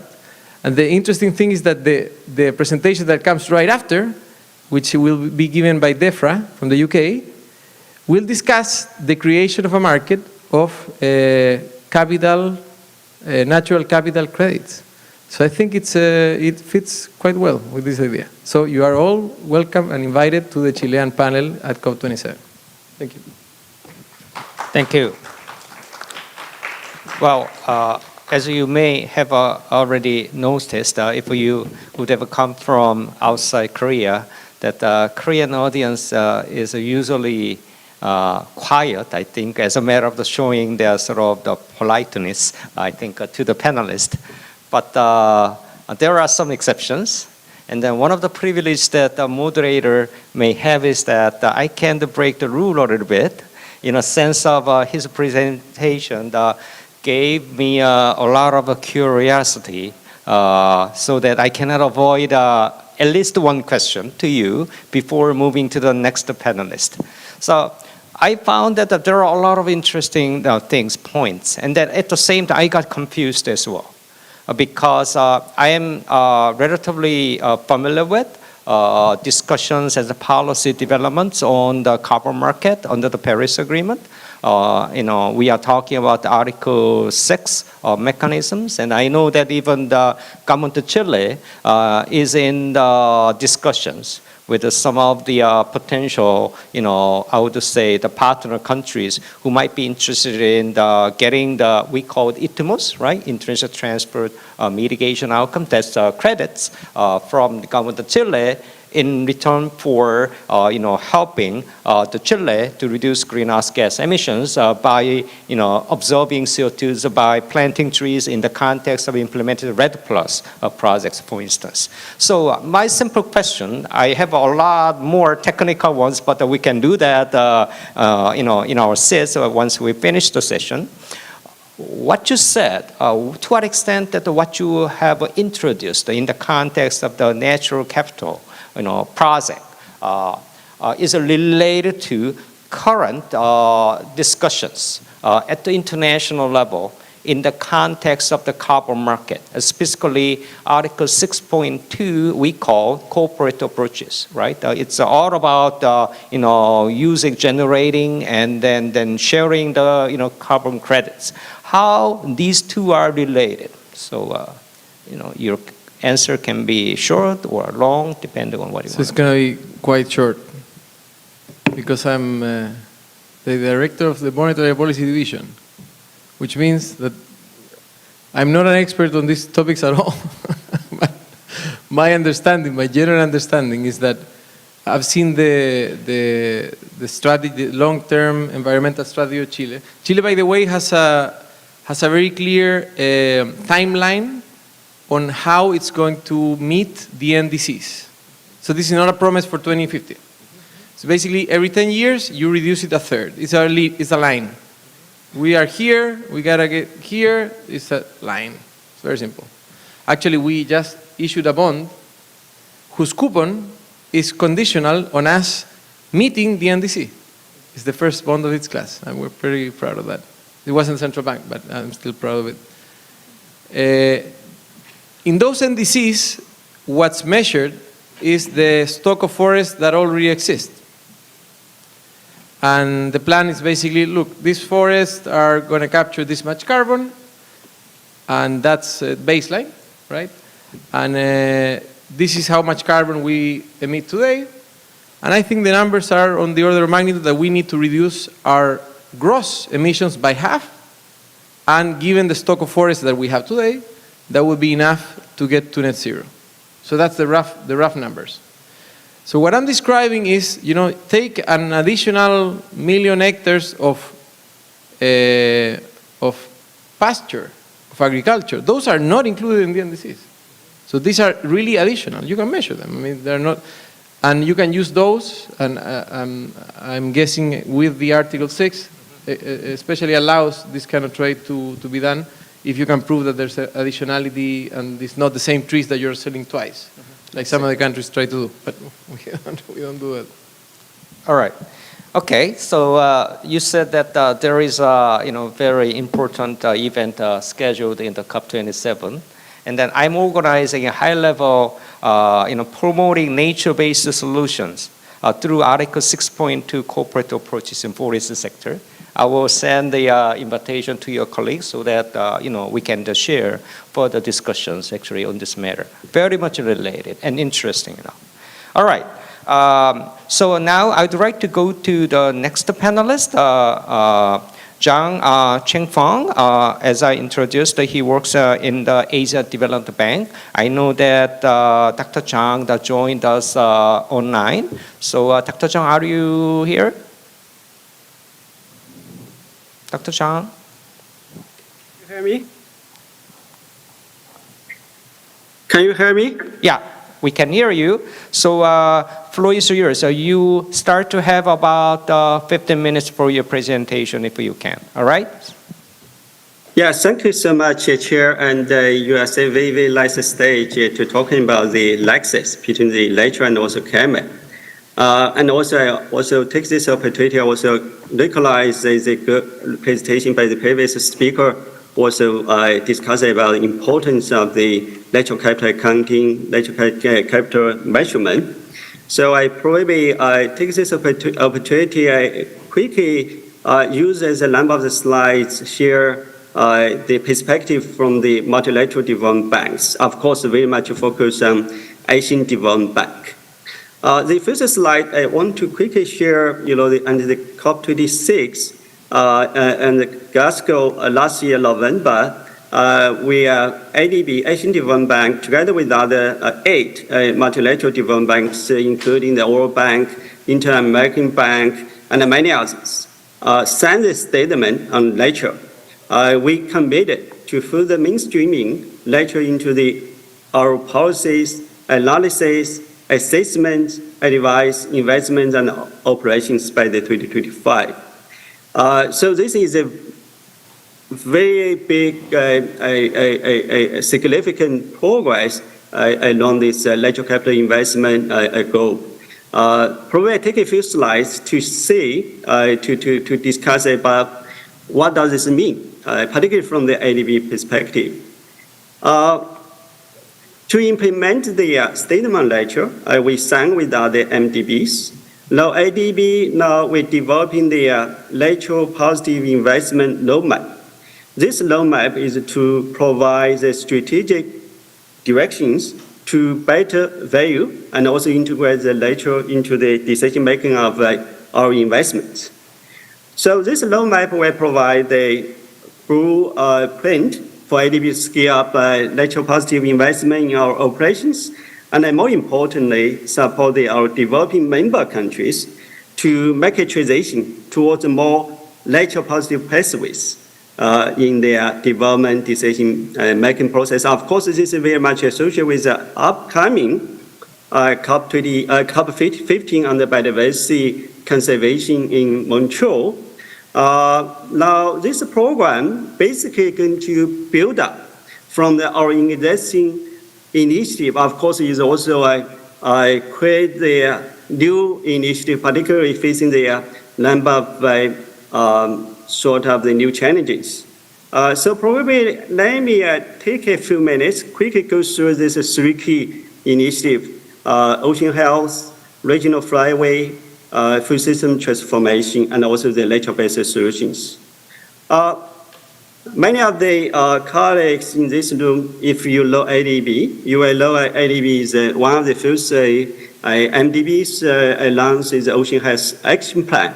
To protect the ocean health, ADB launched its Action Plan for the Health Ocean and the Sustainable Blue Economy in 2019. Right now, we are on the right track to achieve the $5 billion in ocean health investment by the 2024. I want to quickly highlight, some of the promising actions associated with this action plan. One is coastal resilience, coastal ecosystem resilience, and the second is reduce the marine plastic pollutions, and also, of course, is the ocean finance. But along this, associated with the blue economy, building, including the fishery, agricultural, marine renewables, tourism, which is associated with the sustainable livelihood, is also part of our investment. Second initiative, this was announced by in our COP15 Phase 1 in Kunming last year. Together with the other development partners, particularly the BioLife International, ADB committed to raise and mobilize $3 billion next 10 years to help protect the priority wetland clusters along the East Asia, Australia, Asia's flyway. Probably take 1 minute, quickly share with you what they means, the flyway. This flyway start with the Jiangsu Yangtze and the Yangtze River in PRC and it goes through the Southeast Asia countries, including Laos, Cambodia, and many others, and reach out the South Korea, and also the end up with Australia and New Zealand. Right now, 8 countries already signed up for this flyway initiative. We aim to support at least 50 priority sites along the flyway, and then the sustainable financing mechanism were also a very important part of our investment. So right now, third one I want to quickly share is now the world is facing the food crisis.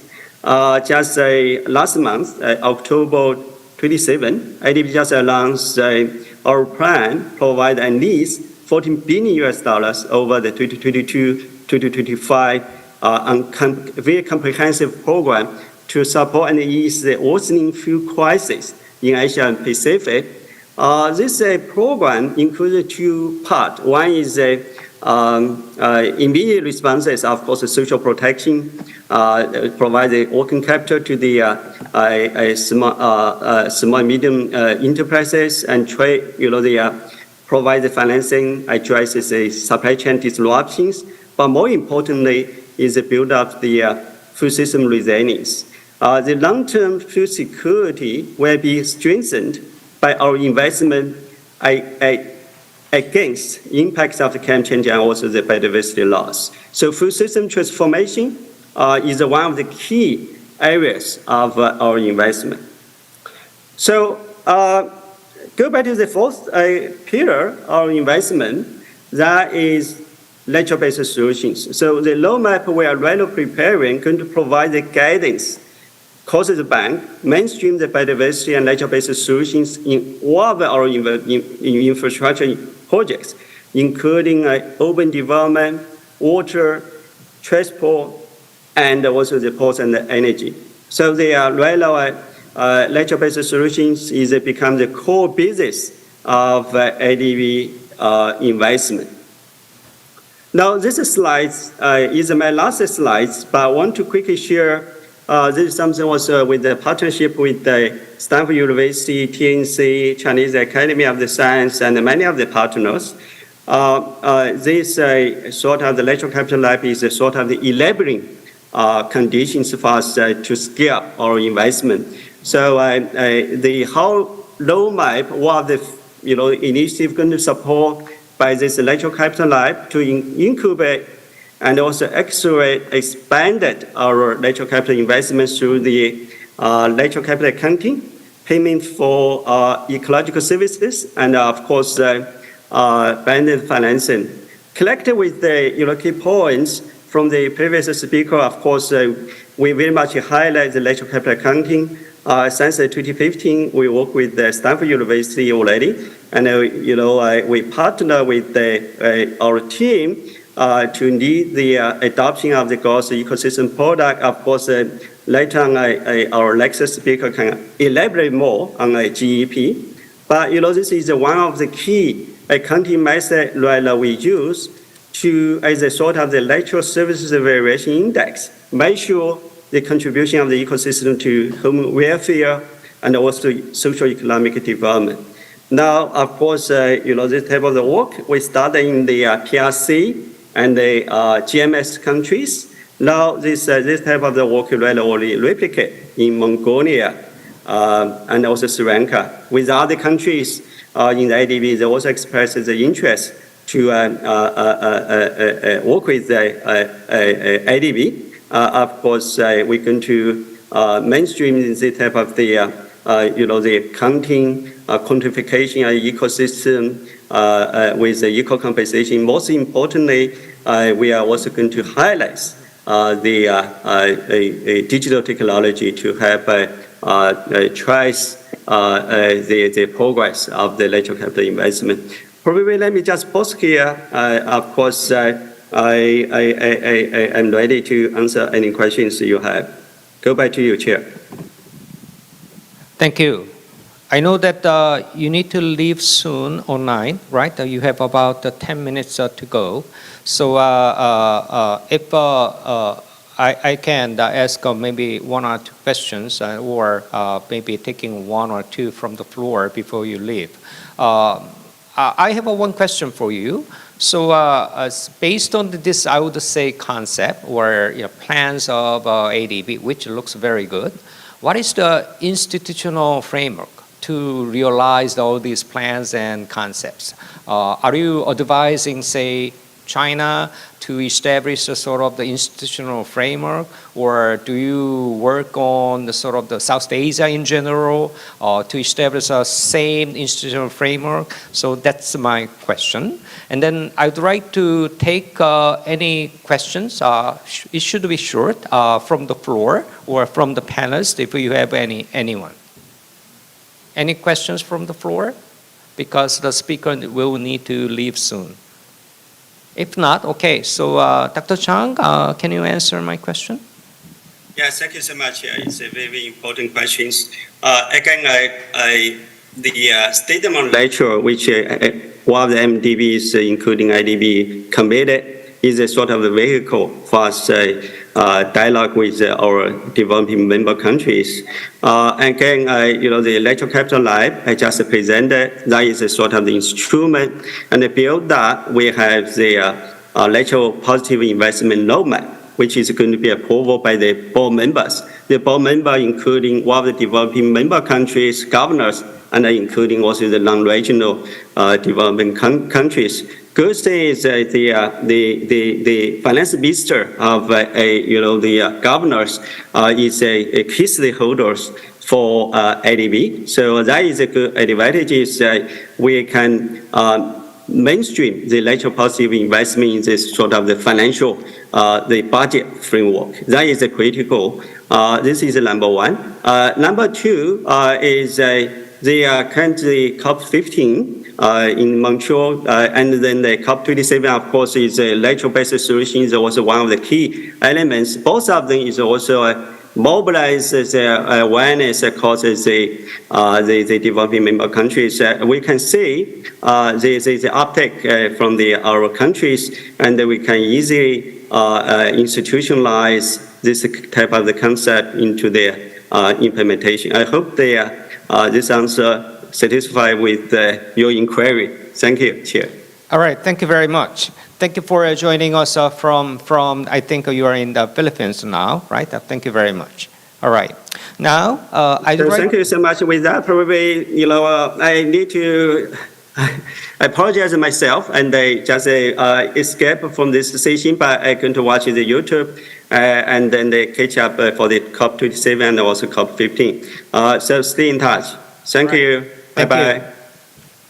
So now I'd like to invite the second panelist, Dr. Tong Wu. He's a social science research scholar at Stanford Center on the China's Economy and Institutions of Stanford University. So floor is yours. Thank you, Professor Chung. Can everyone hear me? Okay, there we go.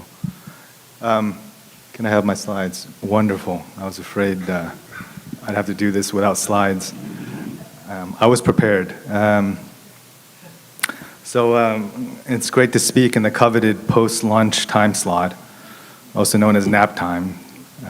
But as far as the viewers on YouTube are concerned, this room is full of people and very alert and excited. So I'll be speaking about gross ecosystem product and how it can be used as a policy instrument, as a vehicle for nature-positive development to mainstream nature into finance and economic decision-making. And it'll build on a lot of topics and information that you've heard in previous talks by Gretchen, by Anne, by Perrine, and Dr. Zhang just mentioned in his talk, of course, ADB support for the development of gross ecosystem product. So first, gross ecosystem product is, in summary, it's the aggregate value of final ecosystem goods and services produced within a given area. That could be a country or a province or a city or a county. And as you can tell by this very nice figure, it has a lot of overlap with gross domestic product. At the same time, it incorporates a lot of things that are conventionally left out of GDP. And many of those ecosystem services are really critical to human well-being, and they need to be incorporated into economic decision-making, and that's really the logic behind GEP.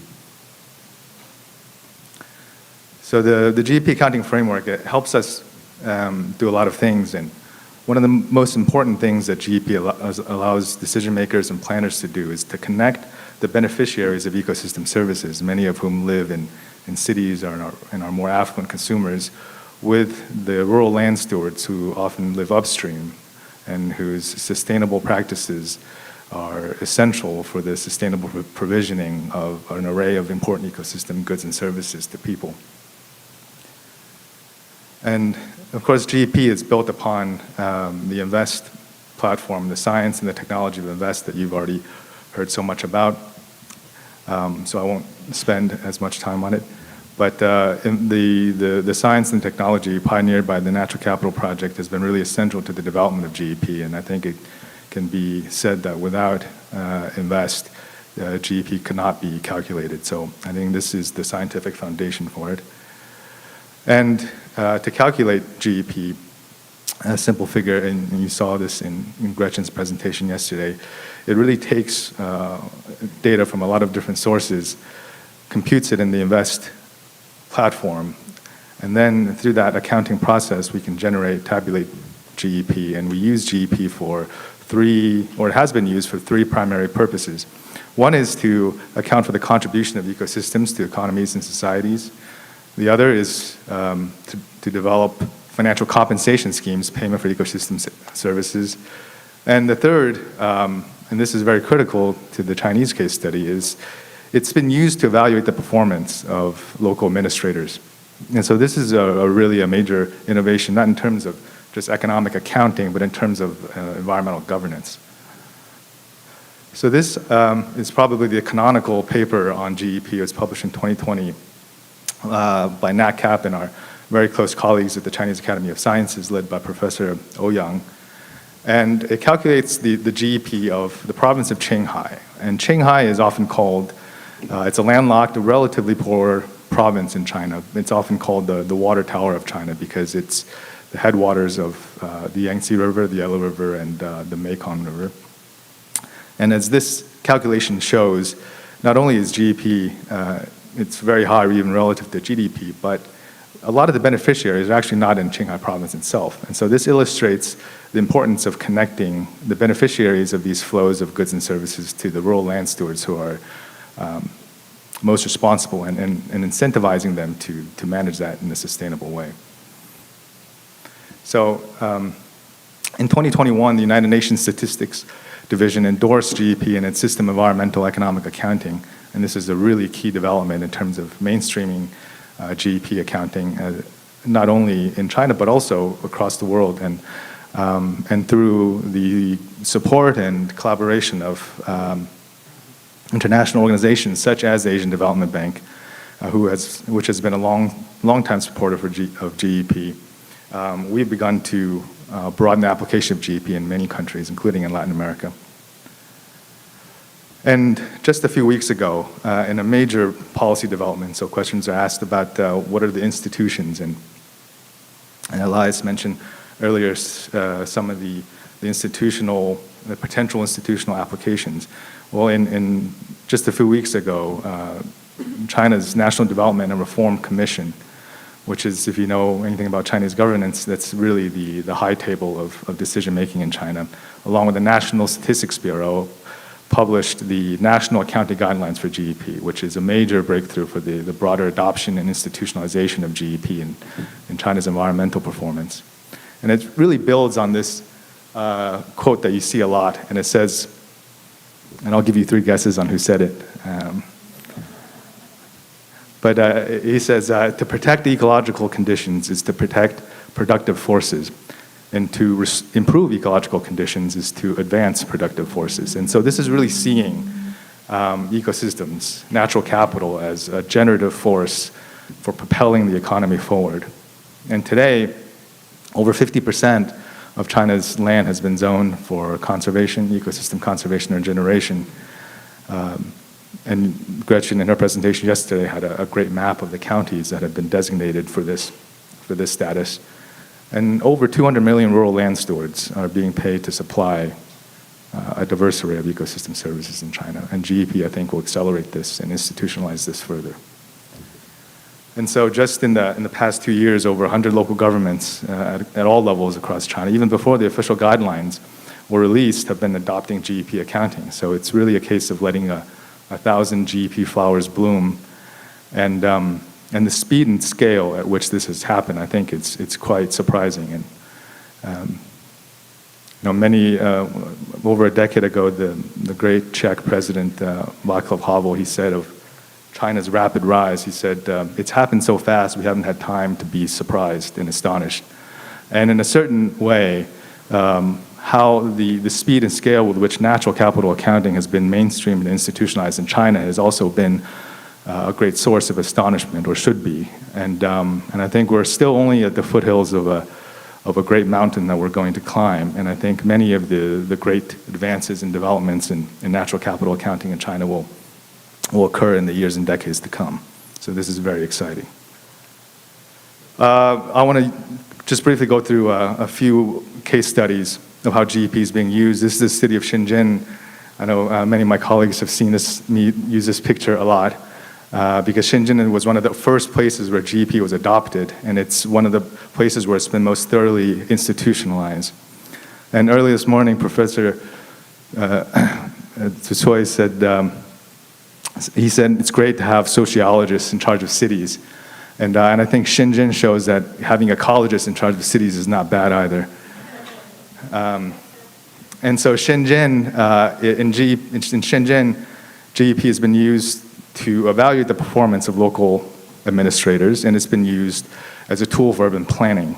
And the rapid development of Shenzhen as a city from a largely rural area just 40 years ago to what is an 18 million person metropolis today, and the demand for developing nature-based solutions to improve the health and the security of the people of Shenzhen. The local policymakers have been using GEP as a vehicle to make that happen. This is the accounting platform for GEP that the Shenzhen government uses.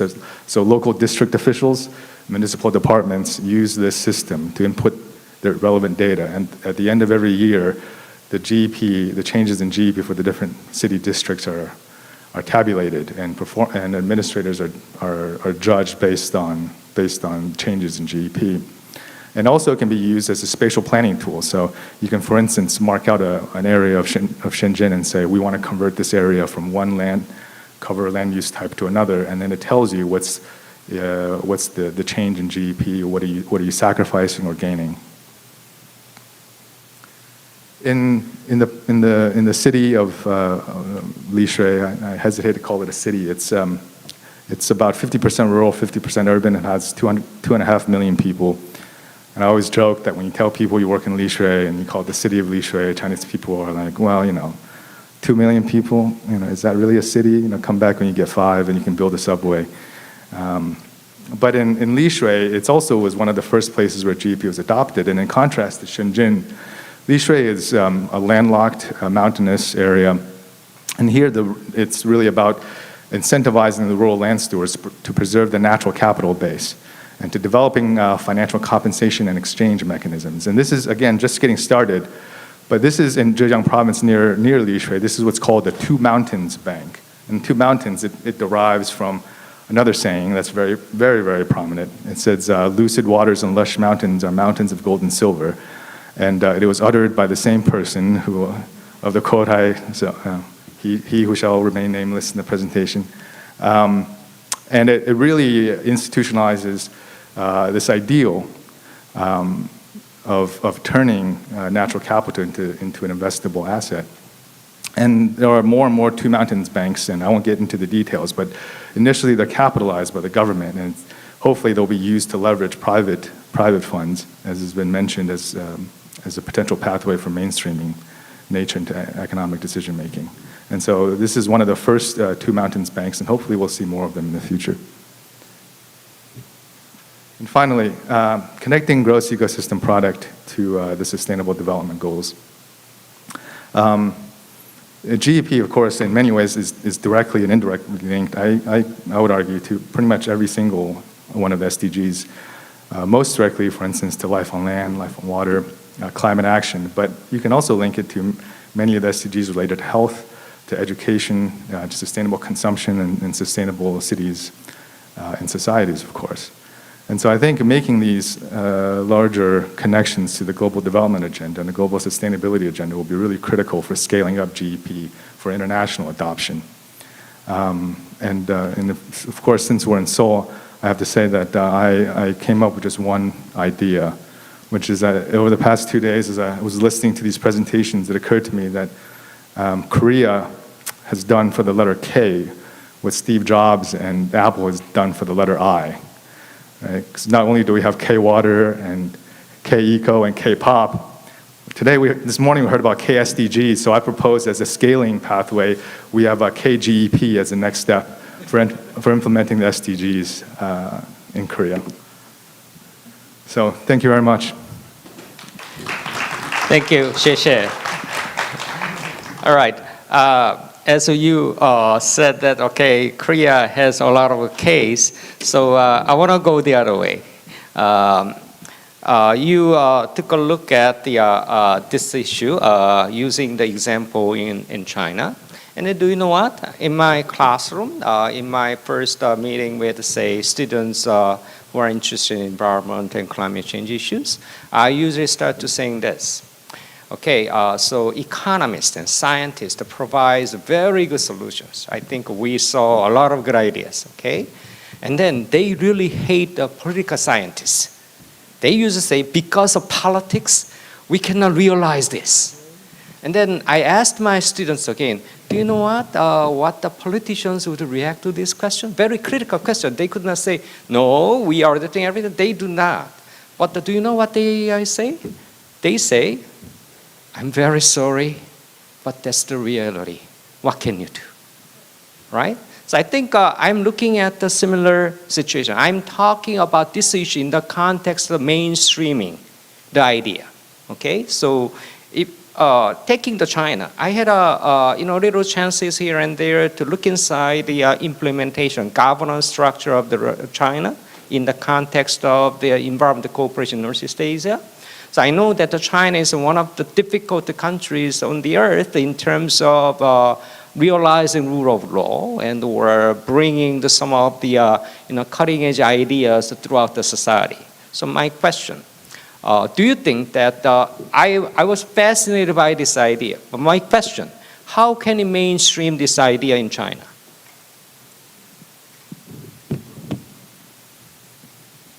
Hello? Well, I would argue that to a very large extent, this idea has already been mainstreamed, and it's been mainstreamed at both local levels and at the central government level. And so when I mentioned the natural capital or the GEP accounting guidelines at the national level, and it being endorsed by the NDRC, essentially, I mean, that's one of the highest seals of approval in China's governance system. So in other words, that China already changed their national accounting system based on this? I think we're at the beginning stages. I think this is a critical first step towards incorporating GEP and related information and statistics into the national accounting system. And so, for instance, in a place like Shenzhen, it already has been. They've been doing GEP accounting since 2014.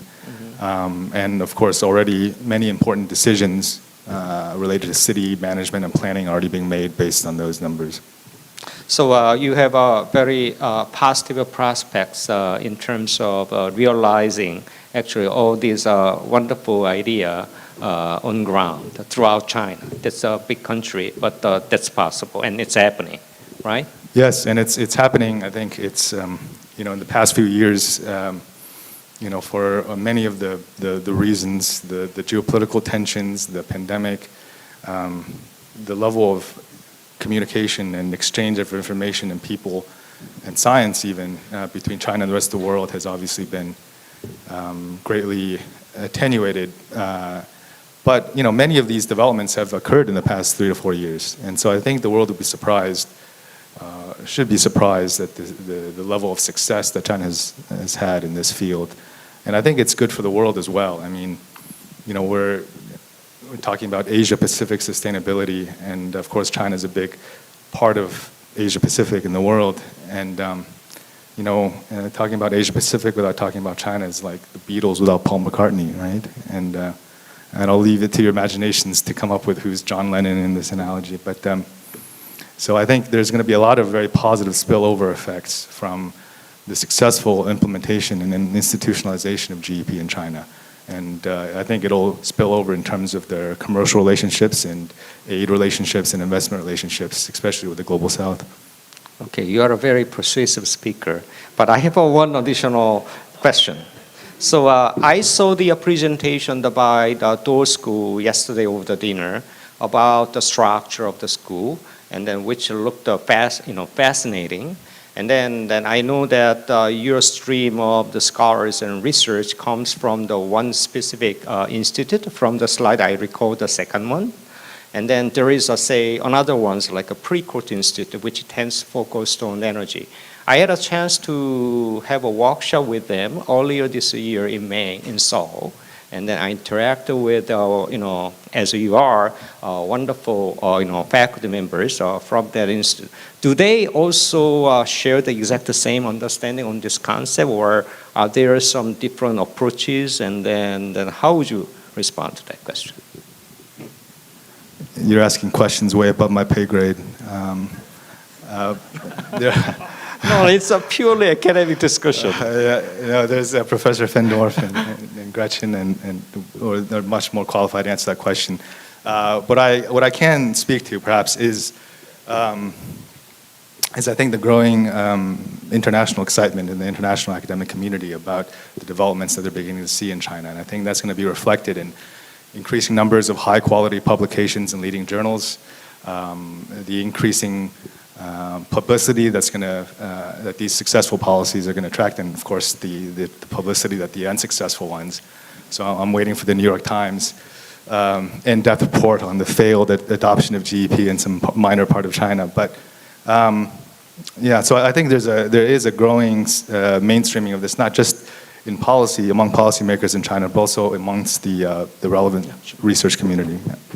All right. I think our doing a very successful job because our keynote speaker would like to add his own comments. I'm going to side with my friend here because I think he's right on the spot. And I'm going to share with you maybe a little bit of the discussions that are occurring at the level of central banks, at the NGFS, the Network for Greening the Financial System. So we had a meeting a couple of weeks ago in Zurich, and we were talking about natural capital and who should we ask about how to measure that. And there were like 30 central banks in the world. So this thing is catching on. And somebody asked me the other day, we'll have this new concept, so where did this come out? And it's not that new. It's, I believe, from 2005, from the Millennium Ecosystem Assessment, I think, sort of that year, or maybe a little earlier. The thing is, it's catching on right now. It's catching on in the last 2 years. It's catching on, I think, exponentially, because it's just proportional to the damage we're doing to nature. So. Right. We are doing a good job. Okay, we got a one from the floor. So please identify yourself before you speak. Yeah, you should. Sid's voice a natural microphone. Yeah, this was a great panel. Thanks. So I'm Sid. I'm a first-year PhD student at Stanford. One question is, with interest rates rising and inflation, the green bond market has taken a big hit this year, and I'd love to kind of get, especially your perspective, Dr. Al-Baghdadi, sorry if I got that wrong, on kind of the relationship between investments in natural capital and inflation and rising interest rates, and the real value of these natural assets has not changed, but maybe the carbon prices don't necessarily reflect that. So I'd love to get your sense on what this means for the future of investment in natural capital, and how can we take these approaches and present them as a potential solution to inflation in certain contexts. So let me answer that in two ways. First, I think it's quite interesting that the symptoms that we're observing from the previous inflation wave that got reinforced by Russia's invasion of Ukraine, what are those symptoms? Higher energy prices, higher food prices, and breakdown of international cooperation. Those are the exact symptoms of the energy and the environmental transition that we have to do in the next 20 years. So this conversation comes up quite often. And they say, are you sure this is not the best time to push this, right? This cart, because of all that's happening. And then I think, wait, when we start the transition, this is what's going to happen. So then we start transition, then we say, oh, but prices are going up, so then let's stop. That's the whole point. Prices have to go up so that we, consume less of the material world, so to speak. So that's one way of answering. This is just inevitable. It's part of the transition. And then regarding your more precise question on the interest rates. So interest rates are, they're going up, better late than never. And they are causing havoc in all asset classes. But the present value of an asset is made up of two things: cash flows and interest rates. And I tell you, the cash flow related to nature is increasing exponentially because nature is declining exponentially. That means that the marginal value of upholding nature is increasing, and I would guess it's increasing at a faster rate that the interest rate is lowering its value. But, it would be nice to have that calculation done rigorously, but that would be my intuition. Okay, so we are getting more successful. We got, I think, because of the time limit, that's going to be the last one. Okay.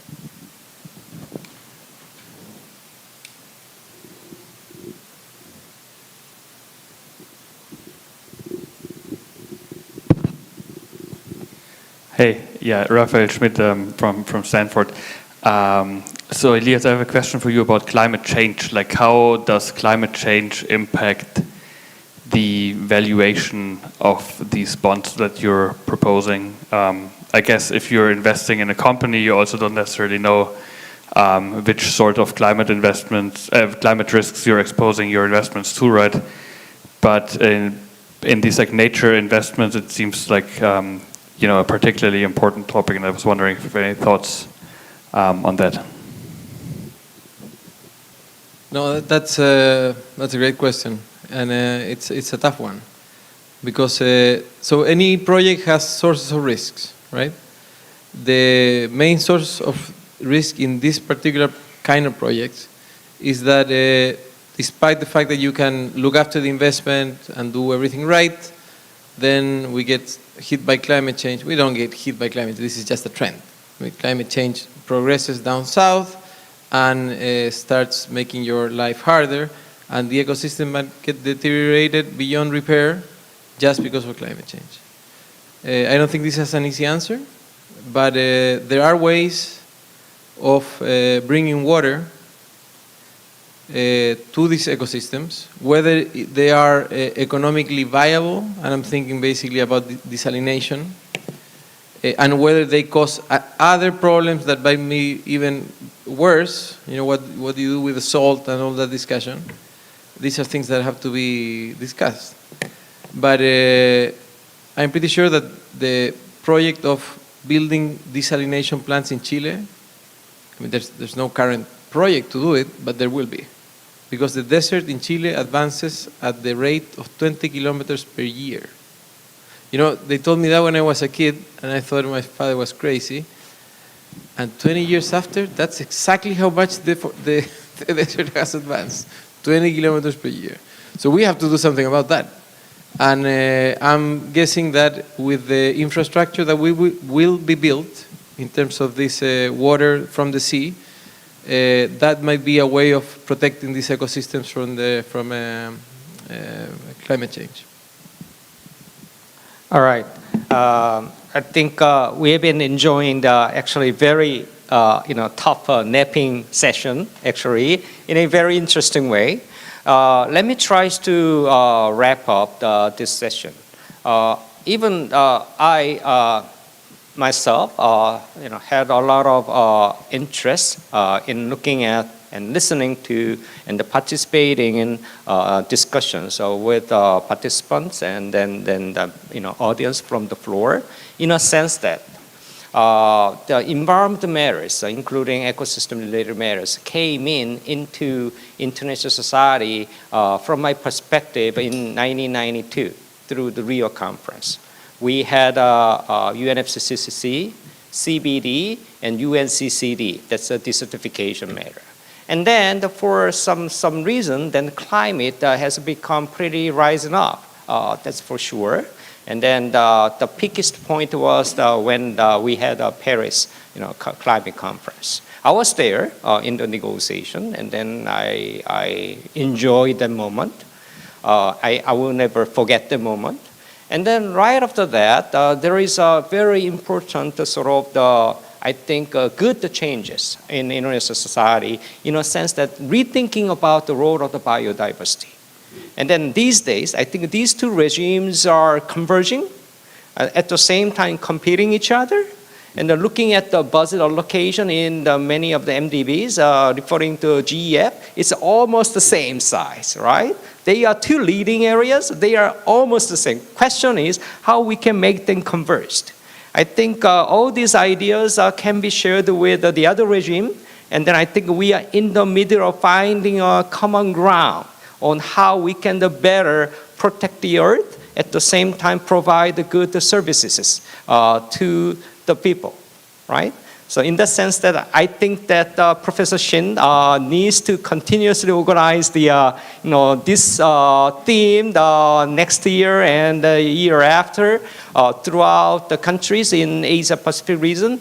I'm sure that all these discussions are fascinated by the scholars from the Stanford and other leading international institutions will provide good insights, especially to politicians of related countries, so that we can make our earth in a better way to live. Okay, so I think having said that, thank you very much for the distinguished speakers and the participants from the floor for this session. Thank you very much.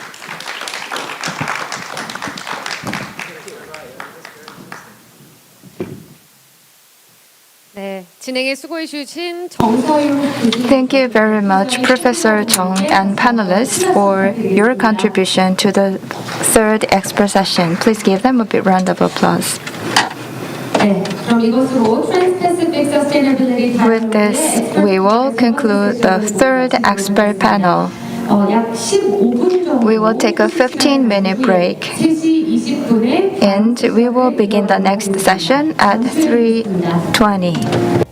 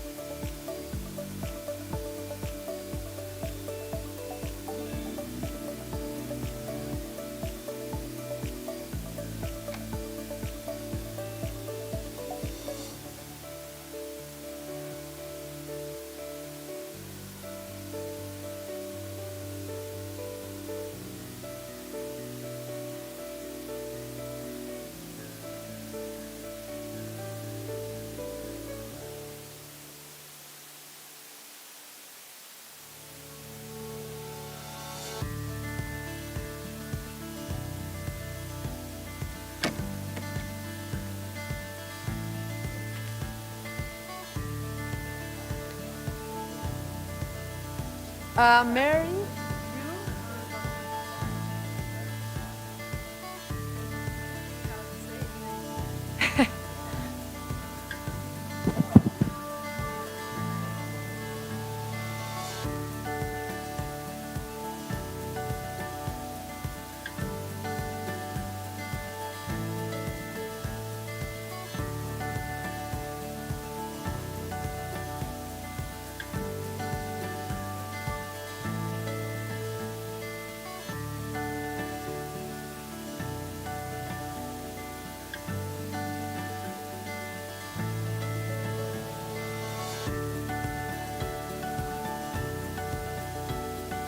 The boat.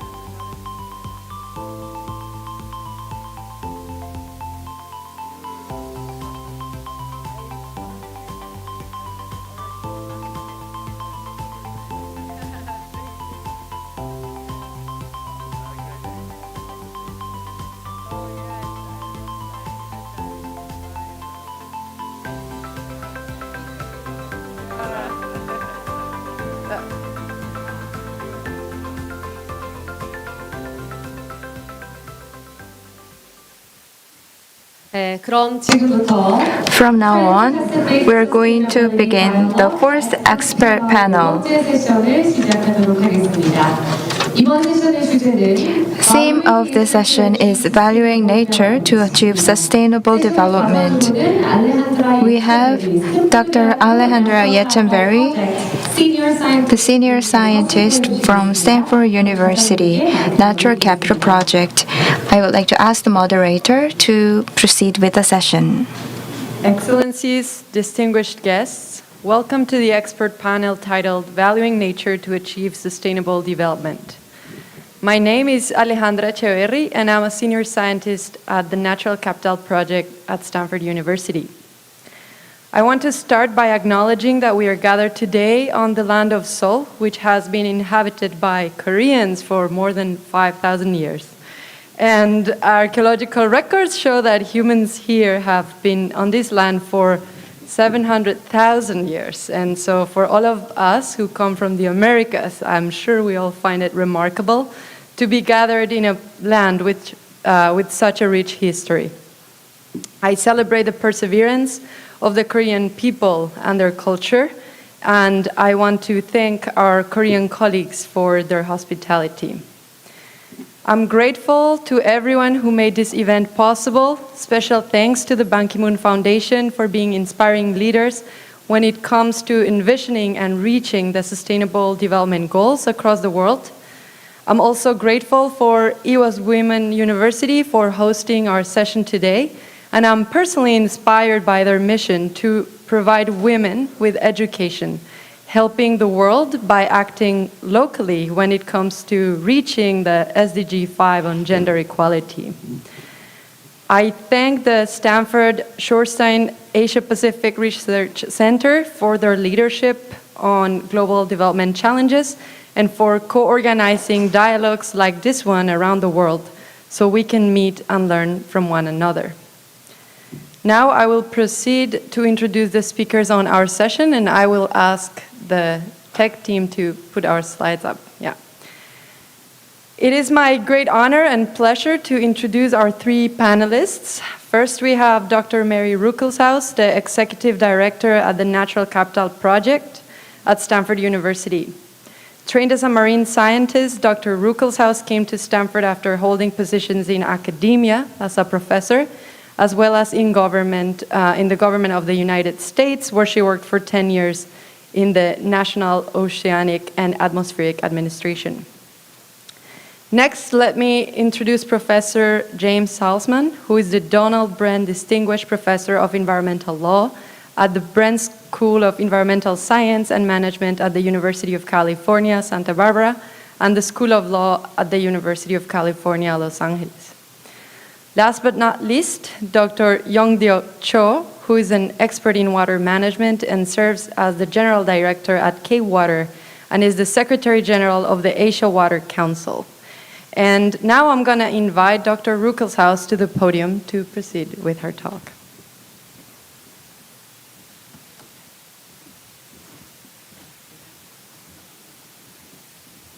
Thank you, Ale, and thank you all for being here, staying through to the late afternoon. I hope we all have our caffeine coursing through our veins. I am so honored to be here to help share some more stories, and I'm very grateful to our co-hosts and all of the guests who've been here throughout the last 2 days. We've had wonderful discussions. What I'm going to talk about today is switch our focus a little bit from, we heard so many inspiring commitments and visions for how to take the values of nature into decisions and change people's lives and ecosystems for the better. What I'm going to focus on today is, what does that look like? What does implementing these visions and commitments look like on the ground or in the water? So really get down to one more level of detail with who do we talk with, how do we affect change? So I'll be thinking mostly about valuing nature to guide policy and finance decisions. And I'm going to start with just 2 stories and then talk about how we might scale these innovative approaches around the world. This is a picture of the first place I'll tell you about, which is the Gulf of Morisquillo in Colombia. And these people, this family here, they understand intuitively, like most of us do. We understand in our hearts and in our intuition that nature brings us many benefits. This is a fishing community along the Gulf of Morisquillo in Colombia, where the culture and the livelihoods are completely dependent and intertwined with the ocean. So those people, like us and many others, they understand in here what nature brings them. But what they have a harder time doing is understanding, as we heard in other talks earlier today, where does nature bring benefits, how much, and what can I do to secure those? So the first example I'll talk about is a case where we looked at many benefits. You know what? This is not the right slide deck, unfortunately. I guess I'll just keep going. That's okay. There are many benefits that come from nature in the Gulf of Morisquillo. There are a number of fishery benefits, as shown in the previous slide. There's benefits to coastal protection, and there are a number of benefits for tourism as well.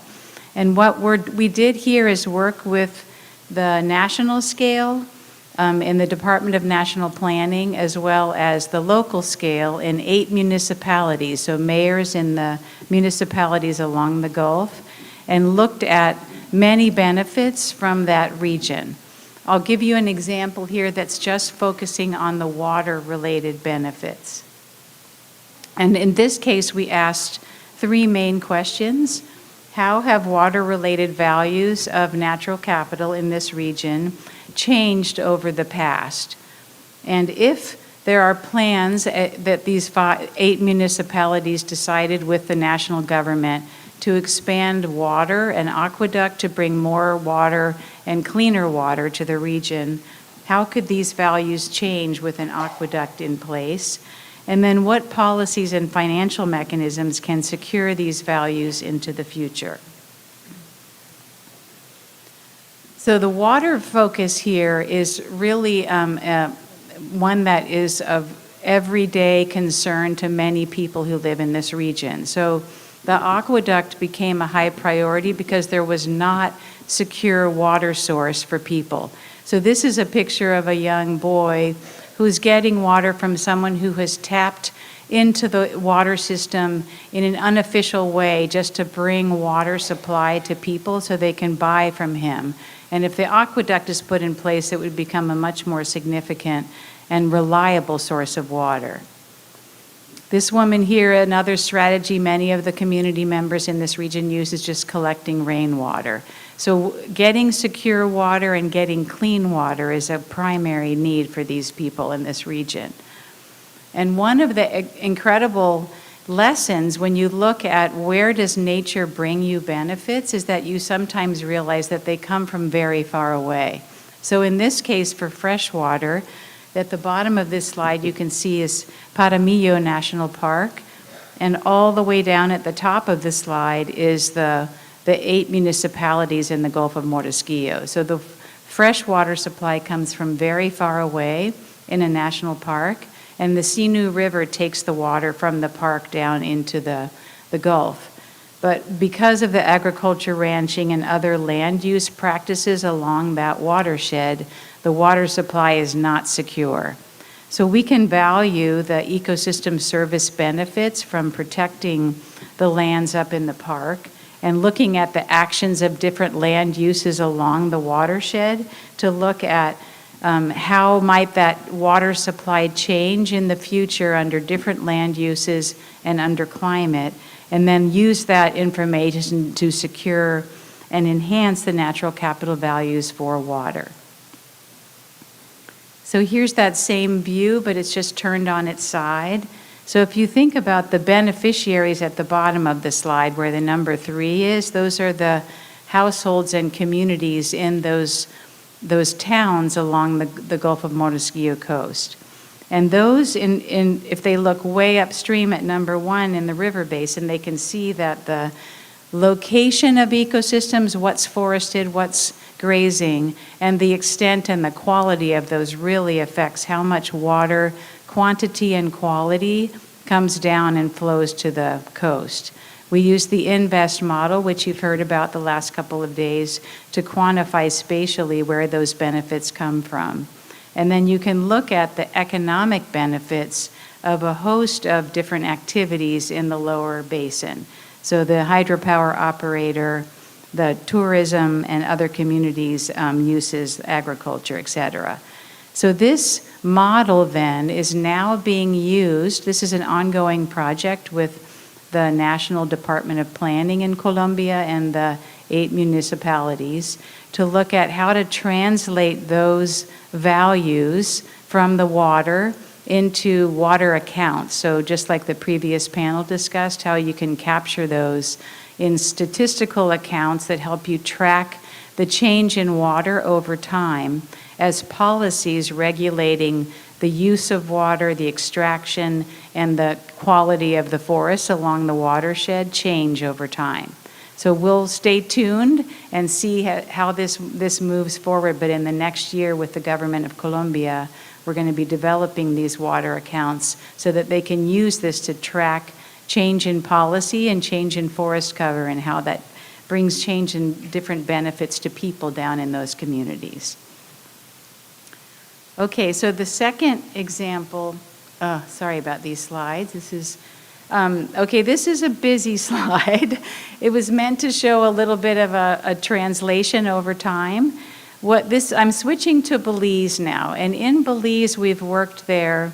It's a story that will show how if you get one of these engagement processes for natural capital approaches started and it plays out over time, how much progress can be made in a single country.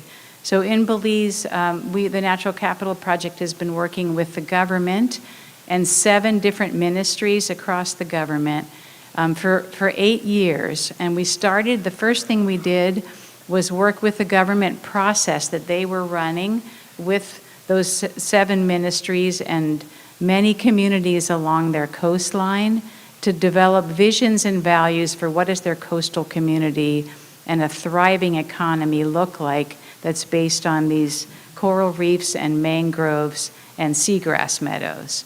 And it was a very participatory process, as some of these photos here show, and there was a lot of iterative information gathering from traditional knowledge and non-traditional knowledge and remote sensing data. That's what some of the maps underneath there show.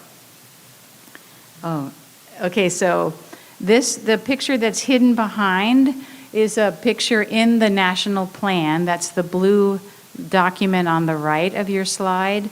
So we quantified spatially the benefits from mangroves, coral reefs, and seagrasses under different scenarios that these community stakeholder groups identified. So this local group said, this is my vision, this is what I want my livelihoods and my culture to look like in my region. And then we were able to roll that up to a national scale and look at, under different climate scenarios and development scenarios, how to array conservation and restoration strategies throughout the country so that those objectives could be accomplished. And in the end, there was an approved plan that achieved these milestones. So better economic values and better cultural and livelihood support than under current conditions, given specific zoning and other regulations. And we built a lot of capacity in the country, so we're still working with the same people with whom we started, and they're carrying forward the science policy process that we initiated 8 years ago. And there are really strong and positive financial and livelihood consequences. So the really amazing thing, if you see some process like this play out over time, as it has in Belize, is the amount of progress that you can see. So they're now at the 5-year mark of their plan, and they've evaluated it and they're adapting it. They can see where of the implementation of the plan the zones worked and where are they not working. They've also gotten a lot of financing for these nature-based approaches to support livelihoods and the economy. And that's because the Inter-American Development Bank, the Green Climate Fund, and private sources of money have seen that the development plan was harmonized among multiple sectors, and it has the support from the communities. So that plan gave the funders the confidence that the country was going to be able to implement this. They've now taken the plan results and submitted it in their NDC at Glasgow COP last fall. And there's been some new organization in their government because they realized that to implement the plan, some of the sectors such as tourism and water use and fisheries that were not talking and coordinating very easily together, being in separate ministries, have now been moved into a super ministry to help streamline the plan implementation. So those are just 2 very quick examples of how innovations in implementation and working with local communities and national governments and civil society in places around the world can then be leveraged by the incredible technical and financial support from multilateral institutions such as the Inter-American Development Bank, the World Bank, and the Asian Development Bank. And together with those partners and these open source and free decision support tools that you heard a lot about on earlier panels today, you really can start to scale the impact to any country with any issues in the world. So I'll close just by 2 more slides, and one is to show that in those many dots on the map that you see here and that you may have seen in other slides from the Natural Capital Project, these have all been working to solve a problem in a specific place for decision makers. But what you can see if you zoom out and look at those many points on the map is that there are many entry points, many policy levers that actually take into account nature's values, and that if you can do it in a systematic and open way by engaging the people who care the most, you can actually inform a great diversity of decisions, and we're seeing this around the world. So we're now taking these lessons from 15 years of implementing natural capital approaches to change policies and change decisions in a project that is led by the Inter-American Development Bank, and many of you heard from Juan Pablo Bonilla, who's here today. You heard from him yesterday. We're also partnering with the Asian Development Bank. You heard Qingfang Zhang speak in the previous session, and also the Global Environment Facility and the World Bank. And we're going to be taking these approaches and all the lessons we've learned over the last 15 years and try to rapidly implement them and get this science policy process going in 15 to 20 countries in the next 15 months, just to get them going and show them how this kind of information can change their decisions.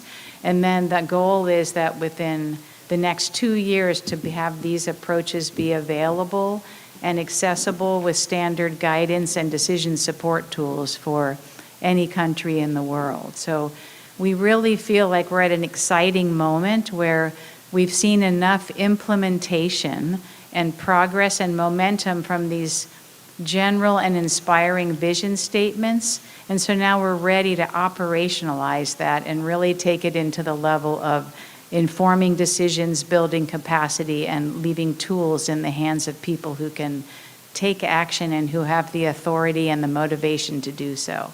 So it's a really exciting time, and I'm really grateful to you all for listening to my talk, so thank you.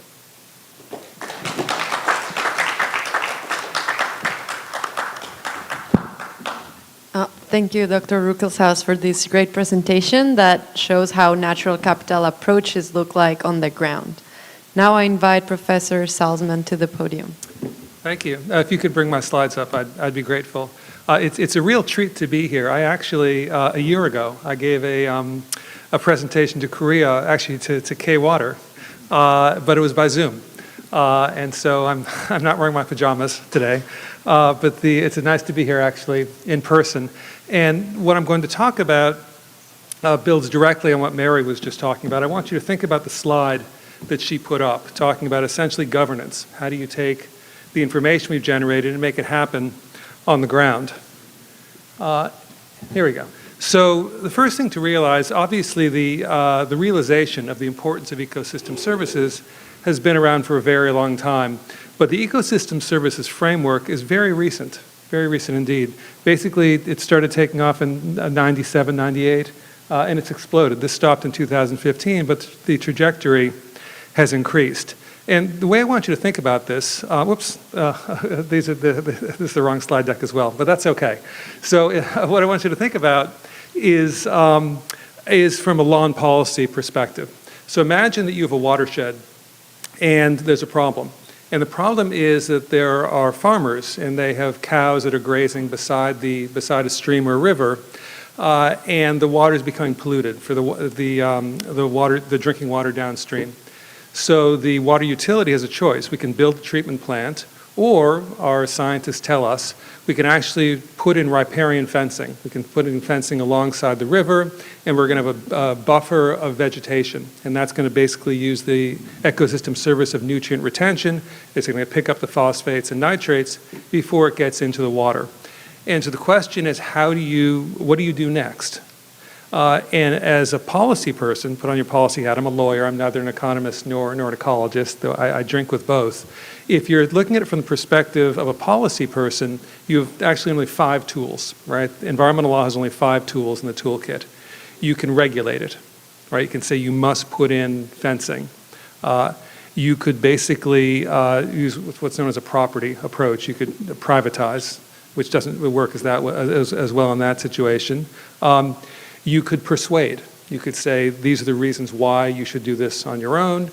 You could penalize, you could basically fine them for the per meter of river bank that is not fenced off, or you could do the fifth approach, which is you can pay them.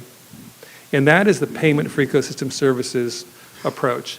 But the important thing to realize up front is that payments for ecosystem services or relying on ecosystem services sometimes works and sometimes doesn't. It's always a choice. So what is PES? Essentially, it's an exchange of value between a kind of beneficiary and the landowner, either to keep the land in a particular kind of use, the services are provided as insurance payment essentially, or to get them to change their behavior so the services are increased. There are three broad types of ecosystem service approaches. Actually, let me go with this. So this is the schematic of how ecosystem services payments basically work. This again is an upstream case where essentially you've got these service providers who are keeping the upper watershed productive. It's cleansing the water as it goes down, and they're paid by the downstream beneficiaries. Michael Jenkins, who has been very active in this area for a long time, he's got the best phrase I've ever heard for describing payments for ecosystem services. And how do you make trees worth more standing than cut down, right? I can make a lot of money cutting down trees for timber or for pulp. It's a lot more difficult for the landowners to make money leaving them standing up. And that really is the essence of payments for ecosystem services. Now, it turns out that there are many, many different types of payment, PES, payment for ecosystem service transactions. They fall into three broad categories. The first category is essentially beneficiary pays. So direct beneficiaries pay the service providers. The typical example would be upstream watershed. Landowners are paid by the lower watershed beneficiaries. Second type of strategy is basically where a government or an organization pays on behalf of the beneficiaries. And in that case, the government's not the beneficiary, but they're paying on behalf of their citizens who are. A water utility, for example, paying on behalf of its customers. And the third type of use is what's called a compliance or a regulatory mechanism, where you're required to basically create ecosystem services because you're destroying a wetland or you're destroying habitat. So I've been giving talks about payments for ecosystem services for over 2 decades. And about 5-10 years ago, after I would give these talks, people would come up, they were very excited saying, this is great, my family has some land, or I know someone who has some land, we want to conserve it. How can we create revenue streams with PES? And I found I oftentimes didn't have a very good answer, and I became a bit concerned that what we're dealing with ecosystem services, or PES, was anecdata. And what I mean by that is that there was no data out there about how big payments for ecosystem services actually were, or where you found payments for ecosystem services. And I was quite concerned that we kept relying on the same stories, the Catskill stories, New York City gets its drinking water. And I became concerned that there was more hype than reality. And so what I started doing, working with this group, Forest Trends, was to do the first global empirical assessment of all the PES programs around the world. What do we know? And it took about 4 years to do this, and this remains the only peer-reviewed assessment of PES around the world. And I think it gives some interesting insights into what PES actually looks like. The bottom line, or I guess top line result, is that there are over 550 PES programs as of 2015 around the globe, with annual transactions of $36 to $42 billion. Now that's a lot of money or not much money, depending on your perspective. And what the paper does essentially is it goes looking at 3 different types of markets, basically watershed, biodiversity habitat, and carbon. I don't know if you can read this or not, but it doesn't matter. This gives you sort of the structure of what I did for each one. So this was for watersheds, and it says, well, there are 5 different types of mechanisms you can use to pay for watershed services. And it describes what is that mechanism, what's an example, and this last column is the one I think is most interesting. So it gives you the size of the market in terms of transactions, it gives you the number of programs around the globe, and it tells you the number of countries. All right, so let me tell you some of the insights that you gain about watershed services. The first is that watershed services rule, all right, they dominate in terms of payment for ecosystem services, like more than double everything else. Why is that? Well, I want, always when I give a talk, I leave some dramatic tension. So I'm going to tell you why that is at the end of the talk. But I want you to think about why is it that watershed dominates? So what are some things that stand out? The first is that China is very, very active in this area. They account for almost 60% of all of the transactions and all the money that's taking place in this area. Why is that? PES has become a fundamental part of the Chinese environmental policy. A lot of it is concern about flooding and erosion control. A lot of it also is wealth distribution.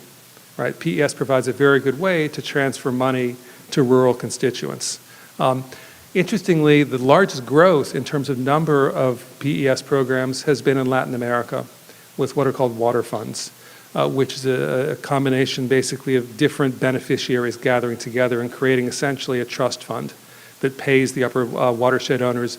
The benefit of this approach is that you don't have to worry every year where you're going to get the funds. One of the big challenges when you're designing PES programs, when the government pays, is you need a budget every year. So you basically have to go to the parliament or wherever and say, please give us money so we can pay our landowners. The last point here is that when you find PES programs for maintaining water quality, you find them only in a small number of countries. And the reason for that is you need a very strong regulatory capacity. So you really find this maybe in 4 or 5 countries, Canada, US, Australia, Germany, and nowhere else, right? You need a lot of governance capacity. Biodiversity and habitat. If watershed comes out on top, biodiversity comes out in the very, very bottom, right? Not a lot of examples of biodiversity PES. Why is that? The main reason is that if we can identify specific parties who benefit from clean drinking water, which is us, I like my drinking water clean, who benefits from biodiversity? Everyone benefits from biodiversity, so who should pay for it? Right? That's a challenge. As with water, unless you have strong regulatory capacity, it's hard to require biodiversity habitat offsets. Voluntary offsets are out there, but frankly pretty small. And the last part, we've been talking a lot about development banks. There has been the adoption of no net loss for biodiversity in many of the development banks. Not at all clear that's happening in practice. That's an area that's still recent, that's worth watching. Forest carbon. So forest carbon, I think, is in some respects the most interesting area in terms of growth. So we talked a bit about the net zero revolution, explosion, race, whatever sort of massive metaphor you want. At Glasgow, everyone and their sisters said that they were going to become net zero. How are they going to do that? They're going to purchase offsets. And offsets are essentially payments for ecosystem services that sequester carbon. Even though you've had this race to net zero, supply still far exceeds demand.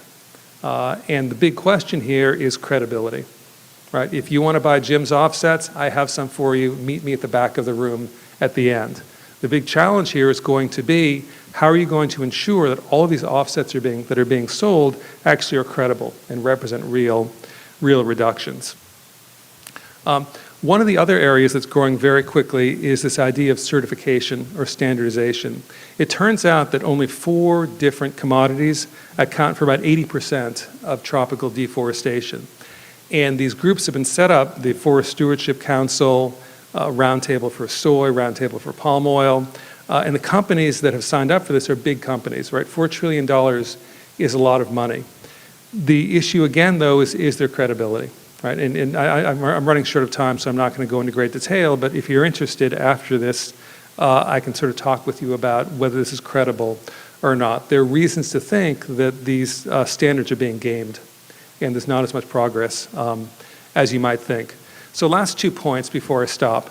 So what I and my colleagues found was very good data on the number of programs that are out there, the size of the transactions in dollar terms, and where they are around the country. What we didn't find is whether PES works, right? Does it, I mean, it's growing, and that's good, but it's actually making a difference on the ground.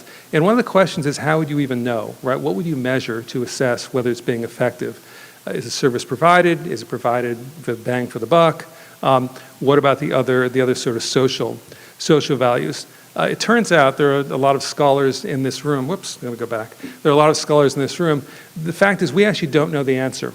Right? Very, very few PES programs are established in a way that can be empirically tested in terms of whether they made a difference or not. There's rarely a control. There's bias in terms of the data that's picked. And the folks who are setting up these programs don't really care directly. Sometimes they don't want to measure. It's more a question, particularly when it's wealth distribution, of getting the programs up and running. So that remains a very big area for scholarship. So lessons learned. Turns out that there are really sort of 4 things that have to happen for effective PES. And this is what I'm telling you after 20-something years. You need to have a perception of valued scarcity. Right? You need motivated buyers. Right? That's one reason why water works so well and biodiversity doesn't. Most people don't really feel that a scarcity of biodiversity, or if so, does it matter to me? Everyone cares about the quality of their drinking water. Motivated sellers, right? Whom are you going to pay? If everyone provides a service, you can't pay everyone. All right, so which parties are you going to be able to pay? The metrics matter, right? What actually are you paying for? One of the big debates with PES is, do you pay for input or output? Do you pay for a certain land management practice, or do you pay only for water quality? It turns out that with very few exceptions, you pay for input. You don't pay for performance in most PES programs. And then the key thing here, and this is why watershed dominates, is low transaction cost institutions. Right? The reason that watersheds dominate is that even though you've got many, many, many folks who benefit from the water, they are represented either by a water utility, who can bill all of them, or the government steps in and basically plays that role. We don't see that with other ecosystem services. And then the last thing I'll say, and one thing you hear often about is scalability. Well, can we scale this up to be regional, national, global? And the idea is that, well, if we can't, it's not that valuable. I think that's wrong. And it's wrong because scaling may not be the goal.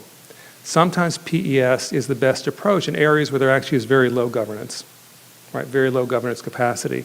And the way you can get the changes on the ground is to pay, is basically have very, very closely aligned incentives. And sometimes small is beautiful. All right, so I will stop there and look forward to the questions. Thank you, Professor Salzmans, for this great lecture on payment for ecosystem services. And I encourage everyone to read this wonderful review on the empirical analysis that they did. It's very accessible and it's really great. Thanks for the science. Now I invite Dr. Cho to present. Thank you. Thank you so much. And my name is Yong-Dok Cho, working at K-Water, the K-Water Korea Water Resources Corporation, as a Director General. And also, I'm in charge of Asia Water Council Secretary General. I'm really honored to have a speech in front of you all. And today's topic is the K Green ODA and International Environmental the Cooperation Center. And okay. What is the green ODA of the K-Water, the Korea, and secondly, the ICC and the way forward. And as you know, the climate change and the carbon neutrality is really the important and the global agenda. So as you can see, in Korea, we had a very a lot of experience regarding from the poorest country to the advanced country. So basically the experience is really want to expand our experience to the least developed country in Asia and the South America and Africa, the area. Okay. And this one is the mention about Korea is the first transformed from the recipient country to the donor country. As you know, the Republic of Korea was the first country after the Korean War, but Korea struggled very hard to recover and develop itself and accomplish the leftist national economic area. And since 2010, the Korea is become a member of OECD, DAC, Development Assistance Committee, and based upon that, the approach, K-Water, the working, and developing some of the ODA program, based upon our experiences. The current status of the KODA, we did 1,700 projects and around 3,200 million US dollar in 2020. As you can see in this, the graph, the increasing is, the every year is around 7.7% is increasing so far. And the region is, Asia area is around 47%, and Africa, and followed by the Africa, Latin America, and the Caribbean and Ocean area. Okay, this one is a 2030 midterm plan of KODA. The rapidly expanded US dollar 3.2 billion US dollar in 2020 to the 5.1 US dollar by 2030. That is target of Korea, the ODA funding. And to enlarge the proportion ODA in green sector, as you can see, the 19% to more than 28% by 2025. That's the target. And the total amount of green ODA is expected exceeding the 1.4 billion US dollar in 2030. And expansion of the green ODA beyond the average contribution of OECD DAC. The target is that we have a three pillar. The first pillar is satisfy the actual demand of recipient the country. The second one, the maximize the effectiveness through the intensive support, and the strengthen the cooperation with the international organization and MDB, etc. So basically, I had a lot of experiences to the ODA, but many advanced countries support least developed country, the Southeast Asia, some area. But in my opinion, the problem is after installing some of the facility, and after doing that, they come back to their country. It's not easy to operate continuously, and when I get back to their places 2 or 3 years later, there's no facility. Facility is to be just iron, and I think that therefore the K-Water requested the Korean government a lot, in order to accomplish some of the great ODA and the great funding.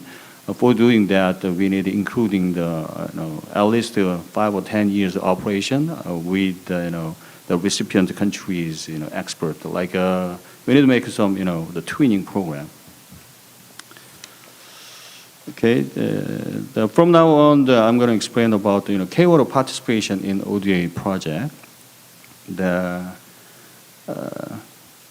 We had a 68 project in the 29 countries until 2021. So from this year, we're starting about as I mentioned, the green ODA. They expanded a lot, and by sharing its knowledge and expertise on natural development, 60 because we had I'm going to explain a little bit of the information how we can grow regarding the water part, and the 60 to 70 provide the cornerstone for the national growth, and the 80 to 90 the transform into the water specialized organization, and the 2000 to the 2010 the strive to become a global total water service provider, and 2020 take a lead in the green transformation and the carbon neutrality. And the K-Water role is developing a little bit of from the time step.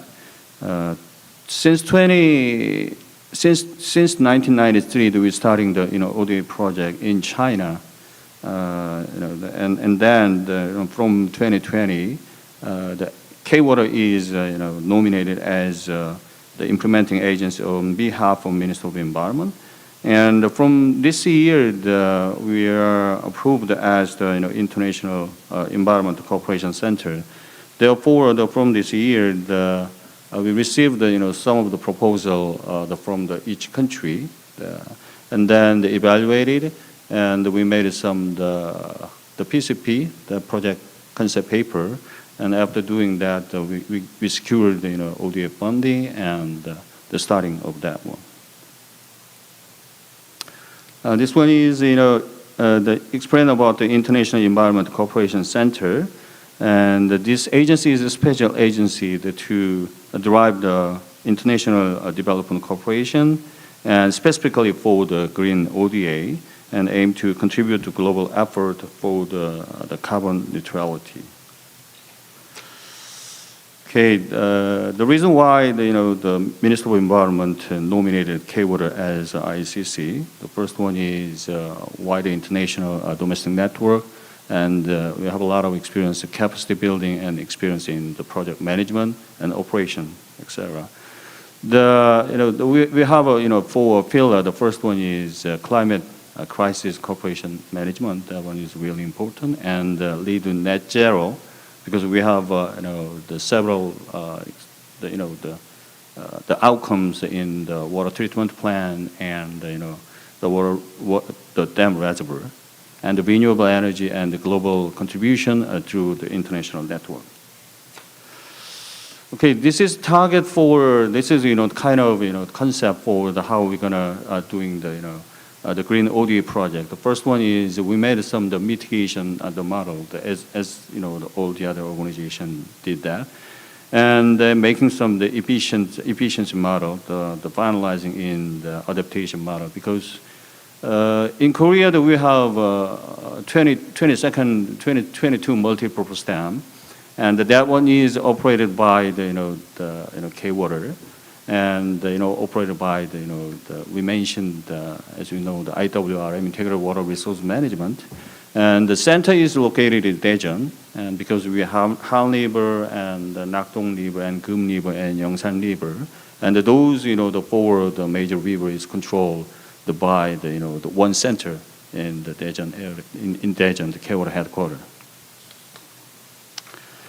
Okay, and also we have several organizations to cooperate. The first one is Asia Water Council. Asia Water Council established in 2016 after the Seventh World Water Forum, and those organizations currently the member is 27 countries and 150 organizations working together. And the KMCLC is the Korean Mekong Center, Mekong Water Resources Center. And the two organizations is, like as I mentioned, the ICC, the operation, and we received some of the suggestion, the project suggestion from the country based. And after that, we built the PCP, and when you finalize the PCP, and we discussed with the government side to finalizing to making the ODA funding. And lastly, we discussed about the international agencies and foreign government and MDB and NGOs.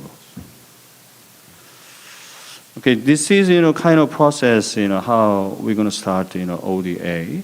The year that that we have at least the D-2 year. The D-2 year is explore which the project is appropriate for ODA, and second, develop the green ODA project, and the D-1 year is submission and discuss with the Korean government, and the finalizing, as the Minister of Finance decide the amount of the ODA funding. Okay, this is the example at this year we made some the good success. This is green ODA project in the pipeline. Indonesia, as you know, the Indonesia want to move their to the new capital city. That one is located East Kalimantan area, and the K-Water and the Minister of Environment discussed with MPWH from the Indonesian side. And because based upon our experiences, the outcome, the net zero, the water treatment facility, and they really want to build, net zero, the water treatment treatment facility in the East Kalimantan area. Therefore, this is just not the fulfill for all people in East Kalimantan, but the capacity is around 30,000 tons per day, and we have a duration 60 months, and around the $23 million we put in those countries. And the target is, objective is to reduce the greenhouse gas emission and mitigate the climate change. And also that one is, their target is around 500,000 the people stay in there. And I think we had a successful story, make a successful story. I think that we can expand, net zero, the water treatment in Indonesia, and also that is going to be a benchmarking the project from the other country. And this is an example of the Hwasong, the water treatment plant in K-Water. And actually, in case of a conventional treatment facility, it's not easy to to operate because the inflow and outflow is not just the operated by the computer science, like the artificial intelligence. And we put some artificial intelligence in the water treatment facility, and the calibration the several years after that we make some alarming system that if the water quality and water quantity is over based upon the guideline, the AI machine give the alarm system to the operator, and operator control those kind of things. I think I really want to invite you all to the Hwasong, the water treatment plant. Next time if you look at that one, it's really fantastic, the facility. And lastly, that we can control, and the operator can see the process in the hand, the cell phone. It's really easy to control. Okay. And this is the list of ongoing and the prospective ODA project in the Asian country and in Asian country. And just because we are the Asia Pacific Asia Pacific, therefore just to focus on the Asian country. The ongoing project is 7, and the prospective project we had 6. As you can see in this in this picture, we are focusing on the water supply system, the kind of the decreasing the kind of the NRW, non-revenue water, the project, and second one is smart metering, the system. And some country that we had a integrated water resource management for protecting the flood and the drought. Specifically in the Mekong area, we have 5 countries in Mekong that related to China, and we worked with OECD and the UNDP and from the USAID and to develop the project in that area. And this is a very, very, good example about, the Karian Dam in Indonesian area. Okay. We already built a, dam. That one is located in the upstream area of the Jakarta. And in order to make a, conveyance pipe, we input some the EDPF funding, the economic development promotion, the facility. And lastly, the 2016, that we suggested to make a PPP project. And we are nominated as the project developer for the PPP project in Indonesian side. So this project will be finalizing the 2025, and after doing that, because as you know, the Indonesia, the problem is they used a lot of groundwater. Because of that reason, the land is the down to the very seriously. therefore, to decrease using of groundwater, instead of that, they use surface water, and that project is going to be very helpful for the Indonesian government side. And Pakistan, okay, this is just an example of how we're going to get the CER, the credit, certified emission reduction. Basically, we didn't know about the CER, the reduction process, but after the building the hydropower dam in Pakistan, we discussed with the UNFCCC and together the sellable the CER credit, and these days we get some every year we can receive the over 200,000 the CERs from that business. Okay. And lastly, this is a roadmap of the Green ODA project to be organized by the ICC-based program, the Green ODA and kind of a grant aid, and the ODA loan from the EDCF, and the net zero oriented PPP, IPP project to generate the mitigation the outcome and contribute to achieve NDC, National Development Contribution, determine the contribution and the target and the carbon neutrality. This is what I want to present all. And K-Water, as a state-run company of the K-Water in Korea, and we really want to, the K-Water staff really want to, convey the experience to the least developed country and to make better the common prosperity. And I think the Stanford University is going to be a really good co-worker with K-Water. I'm really appreciate that you are working, and let's working together. Okay, thank you so much.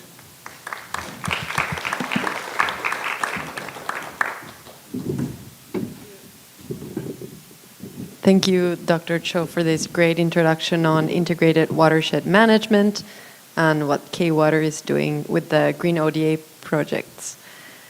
Before I open the Q&A session, I'm going to plant the seed in the audience by saying that we do want this session to be very interactive, and we're going to take questions. And I'm going to take the first question from the audience from a student, so be prepared. So the first question I had was that in all three presentations, the topic of collaboration came prominent. So we heard that there needs to be natural capital approaches in collaboration between ministries and local communities. In the PES scheme between private sector and public sector and also local communities, and in the K-Water presentation about also the partners with ODA like UNICEF, WHO, and governments. So from your experience, which of these actors is best suited to lead these types of collaborative efforts, and what have you seen as like not having too many actors to slow down implementation? And so anybody who wants to start.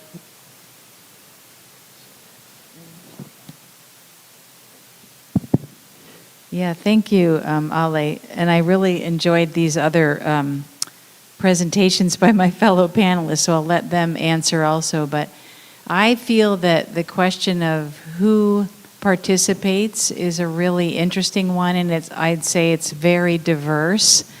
I would say in most cases where we have worked in probably 150 of these demonstrations around the world where natural capital information actually informed policy or finance decisions, that the government was always engaged. They're a very powerful convener in almost every place in the world. But it wasn't just the government. And if you think about the government itself, the strongest cases were multiple ministries representing multiple sectors. So not just fisheries or water or disaster preparedness, but maybe several of those, often tourism for those values. That's a very strong process on the government side. And then in cases where the government ran a process that systematically engaged stakeholders, so both the providers of the ecosystem benefits and also the beneficiaries, if those actors can be involved in the design of the policy or the investments, as Dr. Saltzman just talked about, then that makes it a stronger case as well. So I'll stop there, but I think government and the civil society stakeholders are key. And then I guess one more thing, as I mentioned at the end of my talk, the scaling, the implementation is crucial to have engagement by the multilateral development banks and other finance sources. If they can be engaged in the process early, that's better. And then the private sector, as we've said the last 2 days, is just beginning to participate. They're not yet integrated very fully in these processes. They're kind of acting on their own. And if we can integrate the private sector with the public sector, I think we could really take off in the implementation side. Yeah, I would build on what Mary said. With PES, the government is not always necessary. The diversity is extraordinary. You can have a small watershed all the way to a global carbon market. What struck me over the years is the importance of individuals. Almost every time you find a successful PES program, you find a champion. And I think it's really important for folks who are just sort of starting their careers in this field. Individuals matter a great deal. And with all these initiatives, I'm sure it's the same with your NatCap things as well. Individuals can make a real difference, and it's important to ally with them in particular and find out what can we do from the outside to help make their job easier. Yeah, I think this is based upon my experiences. I think each project has different process to be making the leading organization. But I'm going to mention about the infrastructure base, and this is the only my experience, and the government side, and because the big infrastructure, in case of big infrastructure, we had a lot of stakeholders like public sector and the government side and the private sector, and the kind of citizen level need to work together. And in the case, I think the based upon the G2G agreement, government to government agreement, and I think the public sector making some of the like K-Water and the K-Eco and some of the public, the company, state-run company made a platform, and the based upon developing the platform and the many the stakeholder participated, and but we need some kind of regulation. How are we going to do that? Because so many people requested many kind of agenda, many kind of opinion. In the case we can go to the river, we'll go to the mountain, and therefore I think I really focused on the making the platform. Because of that, the K-Water developed making some Asia Water Council and the ICC, and I think those one is really the good practice to implement the PES and some other the working. Thank you. Do we have any questions from the audience? Yes, awesome.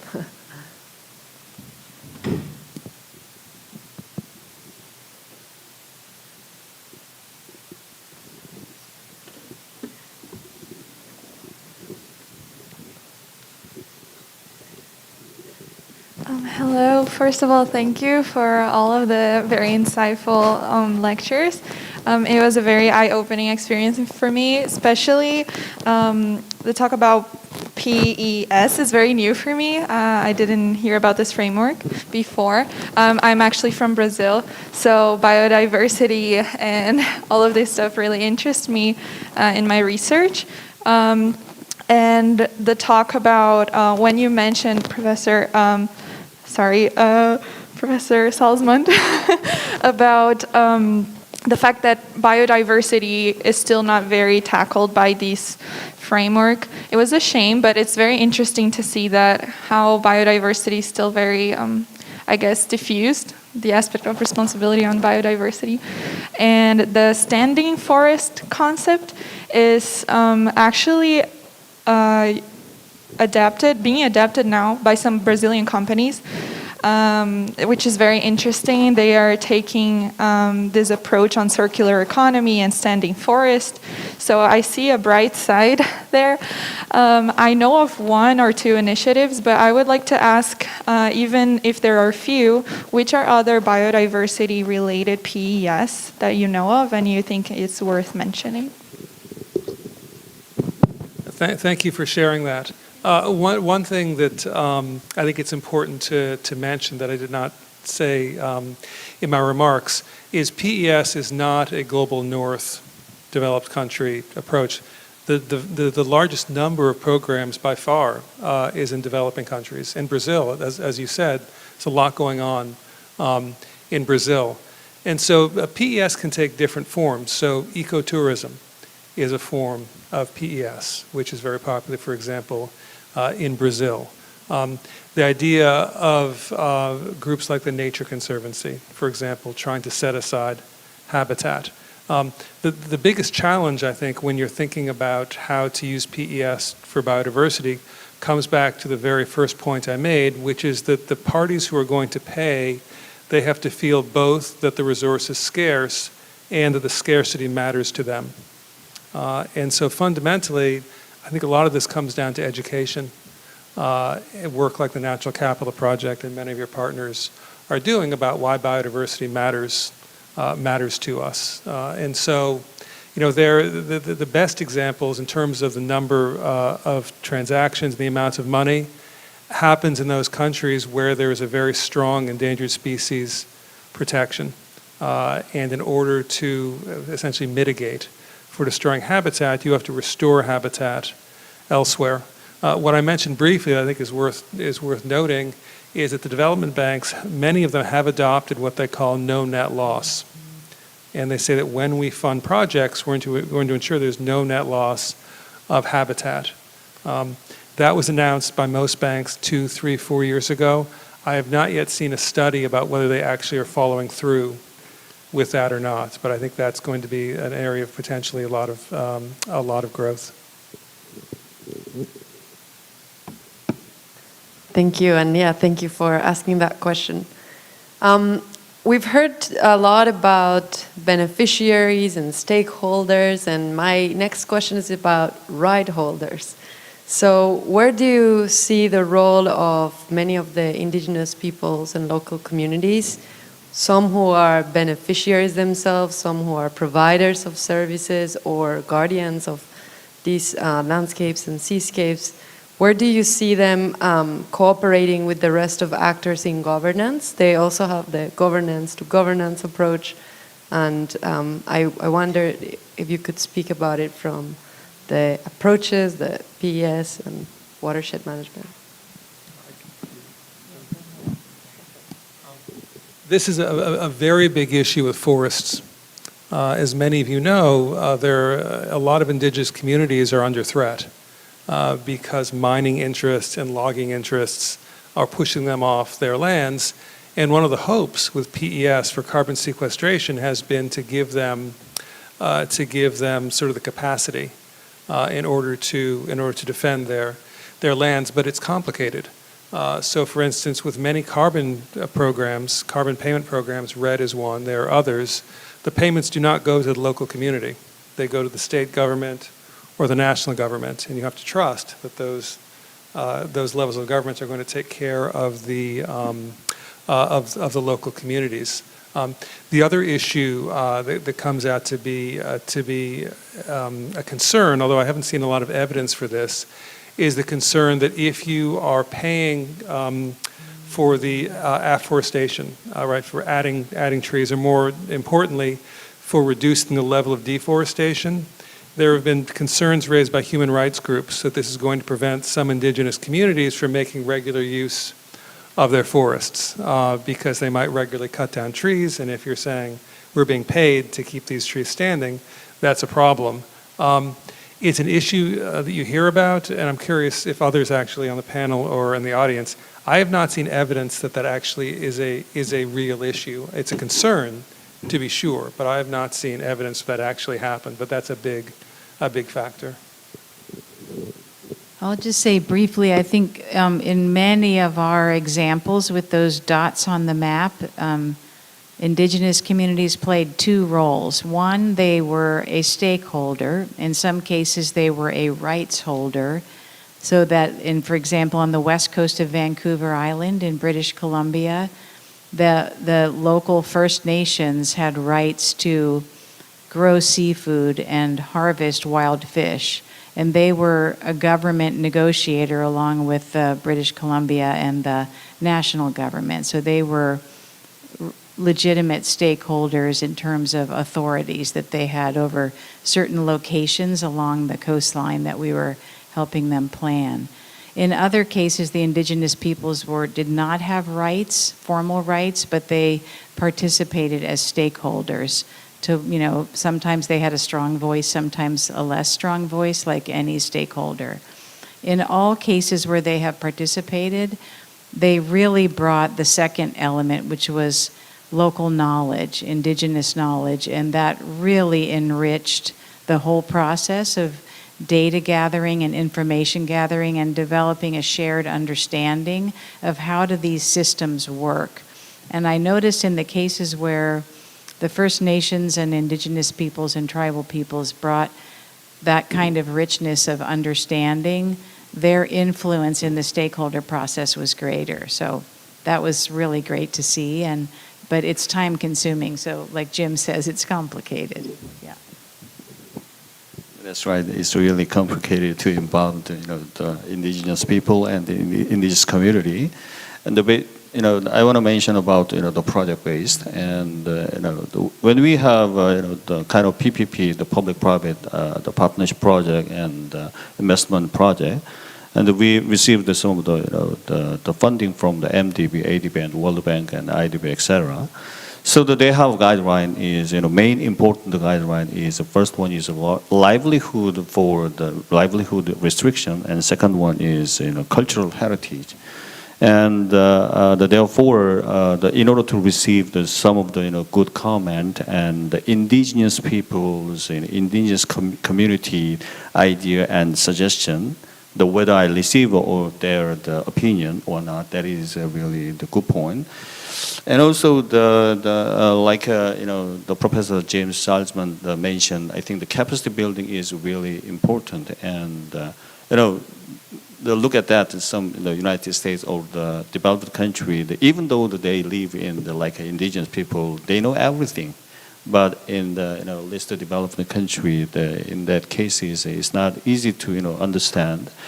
So I look at some of the good example. The GWP that supplied some of the funding to Cambodia area. That one is very small area. They call the 4P. The P meaning the prag meaning the water in the pupil, water submerged area. And the GWP, they supplied some of the funding and localized the man and the citizen developed some of the project. When I look at that report, I can finding out technical thing. Just the indigenous people's idea and what is a good way to to make a watershed good implementation. And what when I look at that report, is really important. And based upon that kind of report, we put some technological thing. And after that, we discuss again to the local people, indigenous people. And and after that, we are working with the UNDP and the two making flooding and drought the measurement in that area. I think the participation is really important, and we need to making some of the policy and the law, the kind of making a mandate for the indigenous people participation in the project. Thank you. Do we have any other questions from the audience?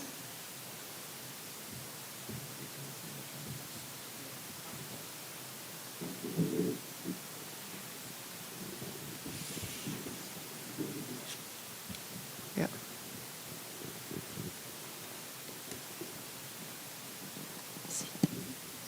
Hi, yeah, this was a really great session. Thank you so much. Yeah, so two quick questions. So one for Professor Salzman. So really kind of helpful talk and work. One thing you mentioned I'd love to ask about is the role of kind of this desire to transfer resources from urban to rural areas.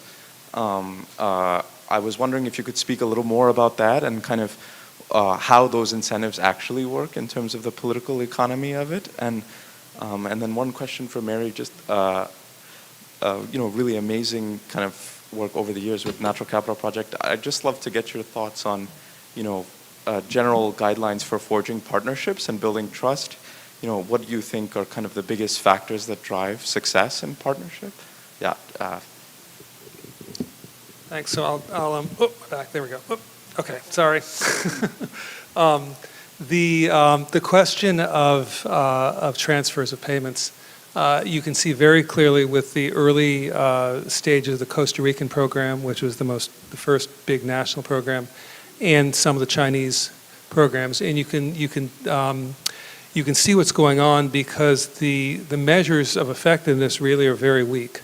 So, for example, in the Costa Rica program, any landowner could register their forest, whether it was likely to be cut down or not. So what happened in the first generation of the Costa Rican program was that landowners would register forests that were on steep hillsides that they were never going to cut. And when you talk to the people who designed it, they say, well, we know that, but our goal is not just to address erosion, it's to transfer money to these groups that we think, there needs to be a distribution. Same thing for some of the large Chinese programs. There's nothing wrong with that. It's a social welfare program. The key issue to keep in mind is that there is a trade-off. And if you want to ensure that the payments are more effective, then it's going to be more expensive in order to figure out exactly which kinds of lands can be set aside, which can't be. If you're trying to simply shift funds from urban to rural, that's less important. Yeah, thank you, Sid, for a really good question. I'm going to boil it down to three things. So your question about how do you really have a fruitful, meaningful engagement and build trust, and that's crucial. The first I would think is what Jim said earlier about there's always a key leader, and maybe it's a couple, but identify that leader or that champion that has brought your group together. Sometimes it's the official convener, but sometimes it's not. And let that person or people lead the process. So those people who are most affected by the solution should lead the process. So we are supporting them and giving them transparent information and what if outcomes, but that's crucial. The second one is something Juan Pablo and I were talking about yesterday, which is listen. And it sounds so simple, but it's not easy. You come in as the technical experts or the policy expert, and you've been invited in, so you think you have to talk. And it's actually much more important to listen about what are their priorities, what do they care most about, and then that helps you co-design what you might do together. And then finally, it's to iterate. The building trust, if you go through a couple of cycles of listening, reflecting back the information, they realize, oh, you really are hearing me, and you're incorporating these diverse sources of information and values. And then as you iterate over time, you build that trust and you also build capacity. So that's what I would say, yeah. And just sort of a phrase I found is magic in these types of situations is what Mary said, which is what I hear you saying is, and you literally reflect back. And it's a very nice way to sort of show respect and let them know that you're listening. Well, thank you. And this is the end of our session. I want to thank again our panelists for the great talks and the great conversations. I want to thank the audience for the questions. And I want to thank all of you for your time. And again, thanks to our Korean host, Hasamnida.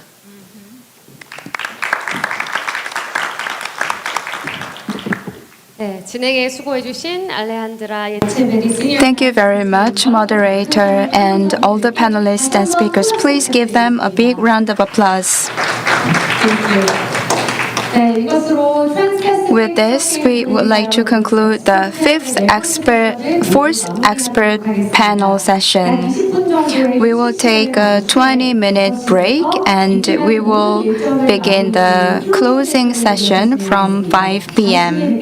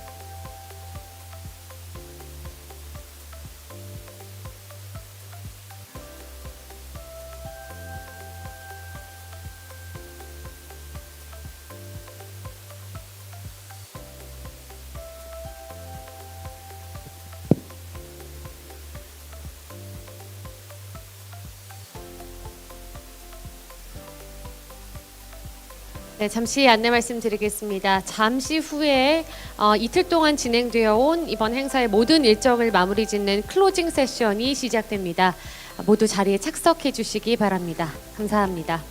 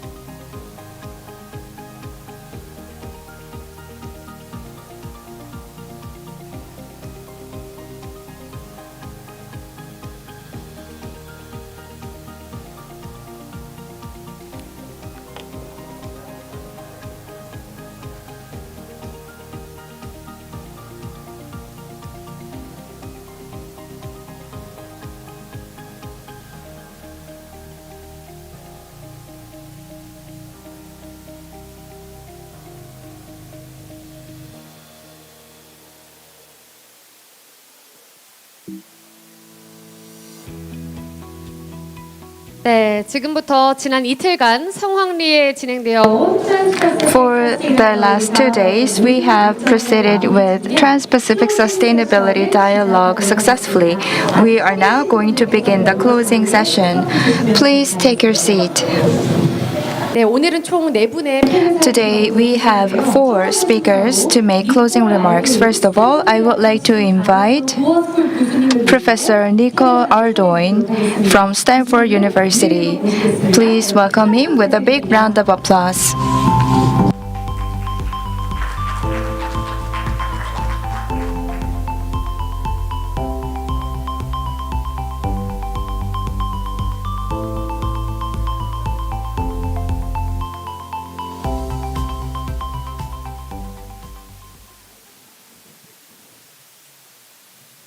Thank you, and good afternoon to everyone. How's everyone doing? Great, great. Well, it has been so wonderful to be here with all of you for the last 2 days, and I'm delighted to be helping close out this afternoon, this session. So, of course, by this point, we are all incredibly familiar with the 17 Sustainable Development Goals over which we've been focusing for the last 2 days. And although by no means is anything ever simple with the Sustainable Development Goals, it does seem relatively easier to focus on each of the goals as a separate and discrete unit. They each name specific issues and are represented by a single number and what seems to be a neat individual icon. Looking at each goal singularly feels more manageable. And yet, that's not what sustainability truly is. It's not even the simple sum of those goals. Rather, sustainable development is best represented visually by that multicolored circle icon with which we are all so familiar. We've seen it multiple times this week, where the 17 goals form a ring, suggesting that the holistic underlying structure of connected constructs that form this larger aspirational ideal on which we've all been so focused. This ideal of global sustainable development will not be achieved by ticking off individual boxes, including achievement of individual goals, but will only materialize when we have shifted the cultures, the power structures, the mindsets, and the fundamental ways that we all live. So how might we do this? Well, as a social scientist myself, I may be a bit biased, but I do believe that this is where the social sciences are incredibly helpful. The social sciences have the desire to understand people, communities, and society.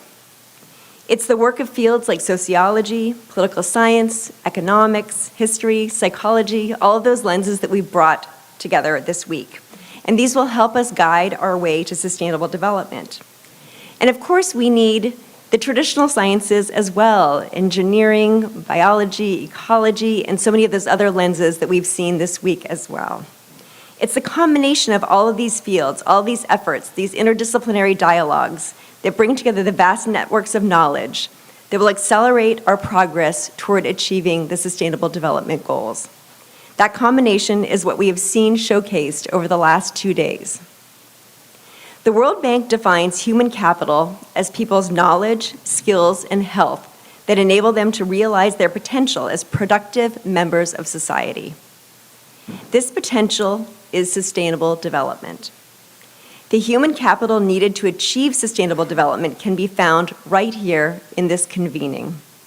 It is our combined knowledge, our skills, health, and now our learning that will allow others to tap into more human capital to identify and implement practical solutions to issues like climate change, the energy transition, gender inequality, hunger, poverty, and so much more.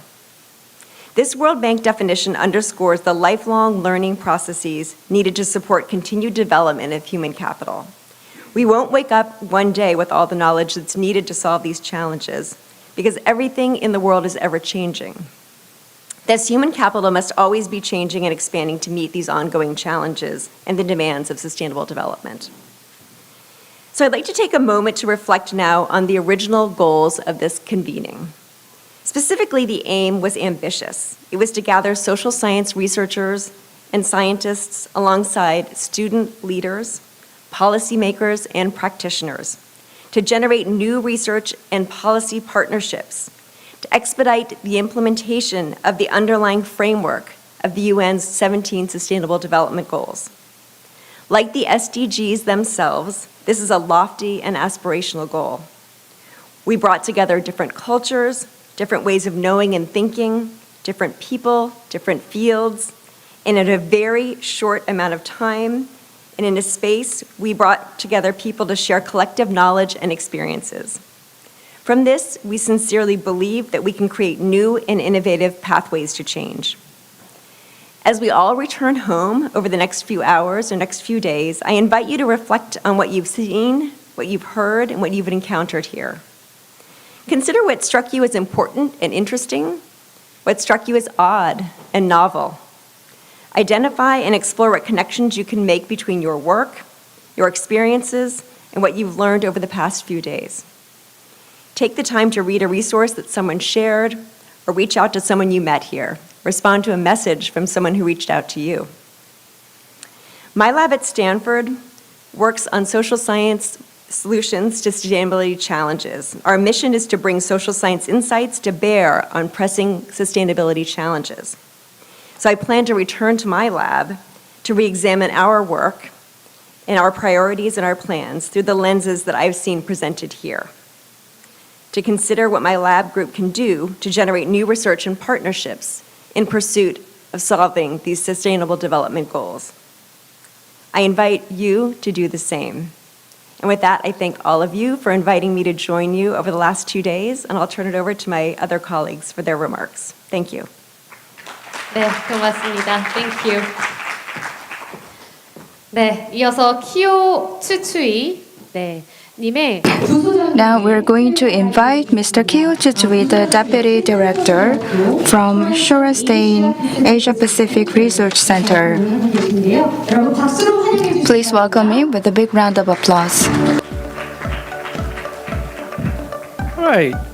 If you expected Giwok Shin to speak here, I'm sorry to disappoint you. I am definitely not Giwok. He has some other business to take care of, so I'm speaking on behalf of Shorenstein Asia Pacific Research Center in place of him. He gave me a script to read, but I'm just going to toss it aside. It's Friday at almost 6 p.m., and we had 2 full days of very substantive intellectual academic discussions. All the sessions, I don't know about you, but those sessions were very, very informative and inspiring and very intense. I learned a lot from all your presentations. So I want to first thank the host institutions here, Ban Ki-moon Foundation and Ewha Women's University. I don't know if I should thank Plaza Hotel, but I guess so, right? They hosted us too. And all the staff people who are here to help us get through all the microphone issues and the presentation slides missing and all of that. Those will turn into fond memories in a couple of days. And more seriously, as we started at the Asia Pacific Research Center, as we started thinking about collaboration, discussing collaboration with Ban Ki-moon Foundation, we pondered about the potential topical focus. And it was very clear, at least to me, that now Giwok is here, that SDGs, the transition from MDGs, Millennium Development Goals, to SDGs, Sustainable Development Goals, was one of the most remarkable, most important accomplishments of Ban Ki-moon's tenure as the Secretary General of the United Nations. And Asia Pacific Research Center had been interested in doing more on the issues of environmental protection and climate change and so on. So all these conferences of things came together, and we were hoping to put together an event or contribute to putting together an event that would have an impact not only in the sort of scholarly world, but also in the world of practice, real world impact on improvement on issues of climate change. And I think we had a very, very good start, and this is only the first step in our journey to promoting the issues of climate change and sustainable development. And Nicole talked about human capital, and there's a lot of human capital in this room.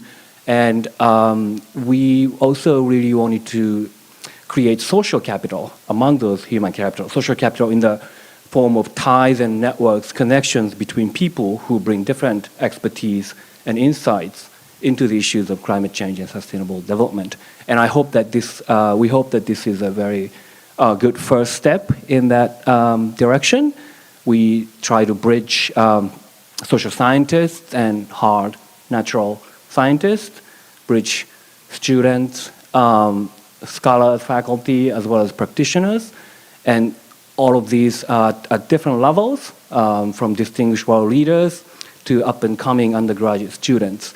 And we also wanted to bridge people from different parts of the world, in the Trans-Pacific mainly, but also some of you have been educated in Europe, Africa, and so on. So we bring a lot of expertise from all parts of the world. And I hope that we were successful in creating all these bridges, linkages, and I hope we will continue to have this Trans-Pacific Sustainability Dialogue in the second and third installation, and I hope some of you will come back or bring your friends and colleagues to this stage, and if we can help in making all these connections in any ways. I don't want to give any more work to Cheryl, but we can ask her to help make connections and bridges in that regard as well. So thank you very much again, and I hope we'll be back again soon and often. Thank you. Thank you, Mr. Chichui. 네, 좋은 말씀 고맙습니다. Thank you so much. Now I'm going to invite Brandon Hoy, Professor and Dean of the Graduate School of International Studies at Ewha Women's University. Please welcome him with a big round of applause.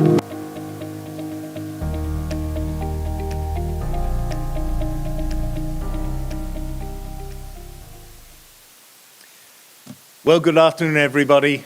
You've made it to the bitter end of a very strenuous but enjoyable and informative conference. I have learned a lot from these panels, especially the student panels, which is what I was really looking forward to. For those of you who were in my welcoming speech at the start of the student panels, I'm going to repeat myself a little bit in these closing remarks, because what I hoped for is what we've received.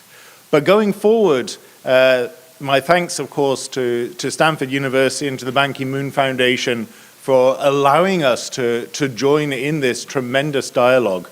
But I hope that going forward, this can be the start of a network of networks, that we're cooperating in so many different directions here, at so many different levels. As I mentioned in my introductory remarks, that the Trans-Pacific Sustainability Dialogue has a number of defining characteristics. International, look at how many countries and regions the participants have come from, and hopefully we will further expand on this in future iterations. Secondly, interdisciplinary. I've never been to a conference that is as interdisciplinary as this, and yet still focus on shared areas of concern.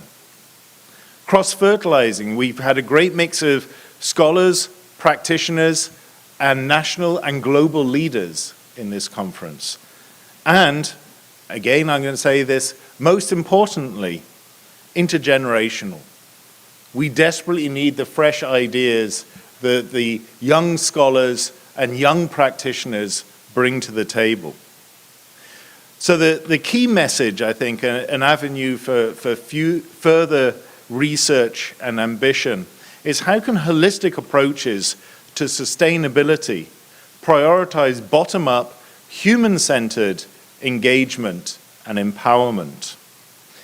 This requires a building down of global governance, a humanization of development, of peace building, governance, international relations, looking at the intersections of the different pillars of the United Nations.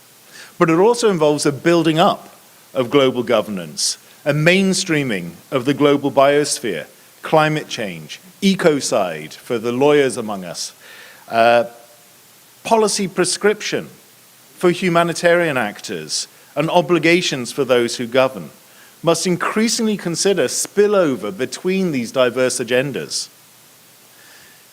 This has not gone unnoticed at the United Nations, and indeed the Interagency Standing Committee has highlighted that crises, whether conflicts, disasters, or socioeconomic shocks, often cannot be solved by one set of actions alone, and that in addressing them, humanitarian, development, and peace actions all play important roles.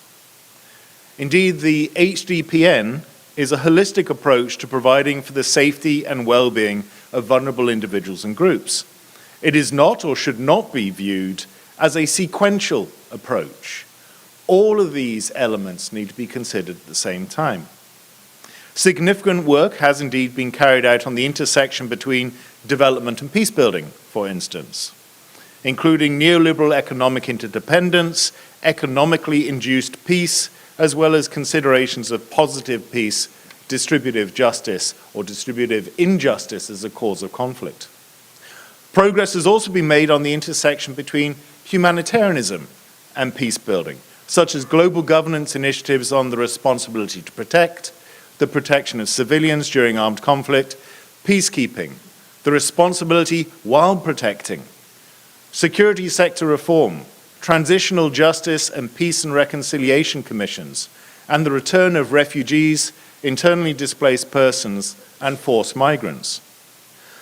Governance developments on the intersection between humanitarianism and development include rehabilitation, reconstruction, post-conflict recovery, disaster risk reduction, hybrid peace building, hybridity, sustainability, and resilience. But a lot of work still needs to be done. There are major shortcomings with the paradigm of HDPN as it's currently involved. Humanitarian development and peace-building initiatives have tended to be top-down, donor or international actor-driven, reliant upon aggregate measurements of success, and siloed, that is to say, pursued independently of one another. Also, all of these approaches that I've just mentioned consider just two sides rather than all three sides of the HDPN. And indeed, all of them, I would argue, need to mainstream the global biosphere in their approaches. The operationalization of the HDPN requires not only holistic policy making, simultaneously encompassing all of the intersections, and comprehensive governance, including all the relevant actors, but also a human-centered approach. The IASC distinguishes between little p actions focused on building peace capacity within societies, and big P actions support and sustain political solutions and responses to violent conflict. They say that both the little p and big P approaches are important, but working through a little p approach, in particular at the local level, to address key drivers in the short to intermediate term, may create more opportunities and also enables vulnerable populations to be targeted through direct programming. I think that's an excellent initiative. But why stop at just little p's? Why not little h? If we have a little h and big H, dual focus on community resilience building, as well as positive sustainable development and peace building. The little h could be humanitarian assistance and resilience building at the community level, and involving CSOs and NGOs. The big H, well, traditional state-centric, institutional, or systemic level humanitarian assistance. Working through little h could be more sustainable, more resilient, as well as less controversial because it's non-state-centric. Also, local communities are the first responders to humanitarian crises, whether natural or man-made, or indeed nature-induced. So they have more need of support. The human development paradigm, of course, already essentially recognizes the need to pursue little d projects alongside big D projects. Human development, the development partnerships involving NGOs and local communities, the Human Development Index, etc. Again, however, the preference should be for more microfinance, microcredit, community-based, sustainable development and empowerment. We need to wean the development community off the obsession with mega projects, infrastructure development, state-centric ODA and FDI, So going forward, I hope that we can maintain and enrich our collaborations across disciplines, across paradigms, across professional interests, and focus on the impact on the most vulnerable, as has been displayed in many of the presentations we've enjoyed over the last couple of days. So with that, I'll finish, and hopefully we'll have a good dinner afterwards where we can continue these discussions. Thank you. Thank you. 좋은 말씀 주신 원장님께 다시 한번 큰 박수 부탁드리겠습니다. Please give him another big round of applause for his wonderful closing remark. 김봉현 전 주호주 대한민국 대사님의 폐회사가 있겠습니다. Now I'm going to invite Kim Bong-hyun, former ambassador of Korea to Australia.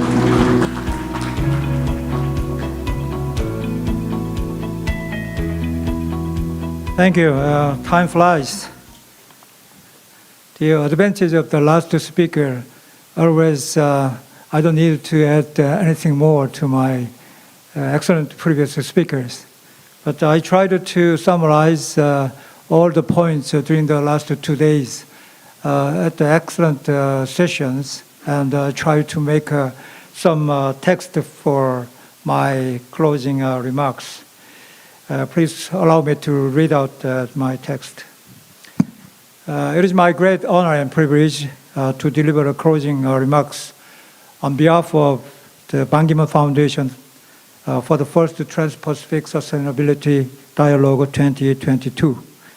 At the outset, let me express my sincere congratulations to all of you for the successful completion of this dialogue.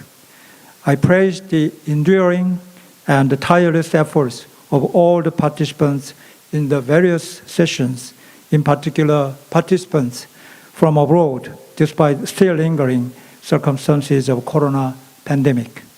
It has been a quite interesting but challenging process to prepare all the details of the program. However, thanks to the sincere and excellent works and efforts of Stanford University, in particular the Walter Shorenstein Asia Pacific Research Center, APARC, Stanford Dual School of Sustainability and Natural Capital Project, this event could be much more fruitful than expected. As we are aware, the dialogue was initiated by the Stanford APARC and the Ban Ki-moon Foundation to promote the implementation of the SDGs and net zero carbon emissions throughout Asia. Thankfully, many institutions in Korea and the United States have been warmly supporting this noble cause of this event. Korea Environment Institute and Ewha Women's University have played major roles as local co-hosts for this first dialogue. Many local co-organizers, such as the Ministry of Foreign Affairs and Ministry of Environment of Korea, the Natural Capital Project and Dual School of Sustainability of Stanford University, K-ECO, K-Water, and the Korea Environment Industry and Technology Institute have already contributed to the success of this dialogue. Distinguished guests, when we deal with the agenda of SDGs, we must remind ourselves of the closely interrelated aspects of climate change and sustainable development. It has been pointed out by many discussants in the plenaries, experts panels, and student panels. Progress towards the SDGs in the Asia-Pacific region has slowed as the COVID-19 pandemic and climate change have exacerbated development challenges.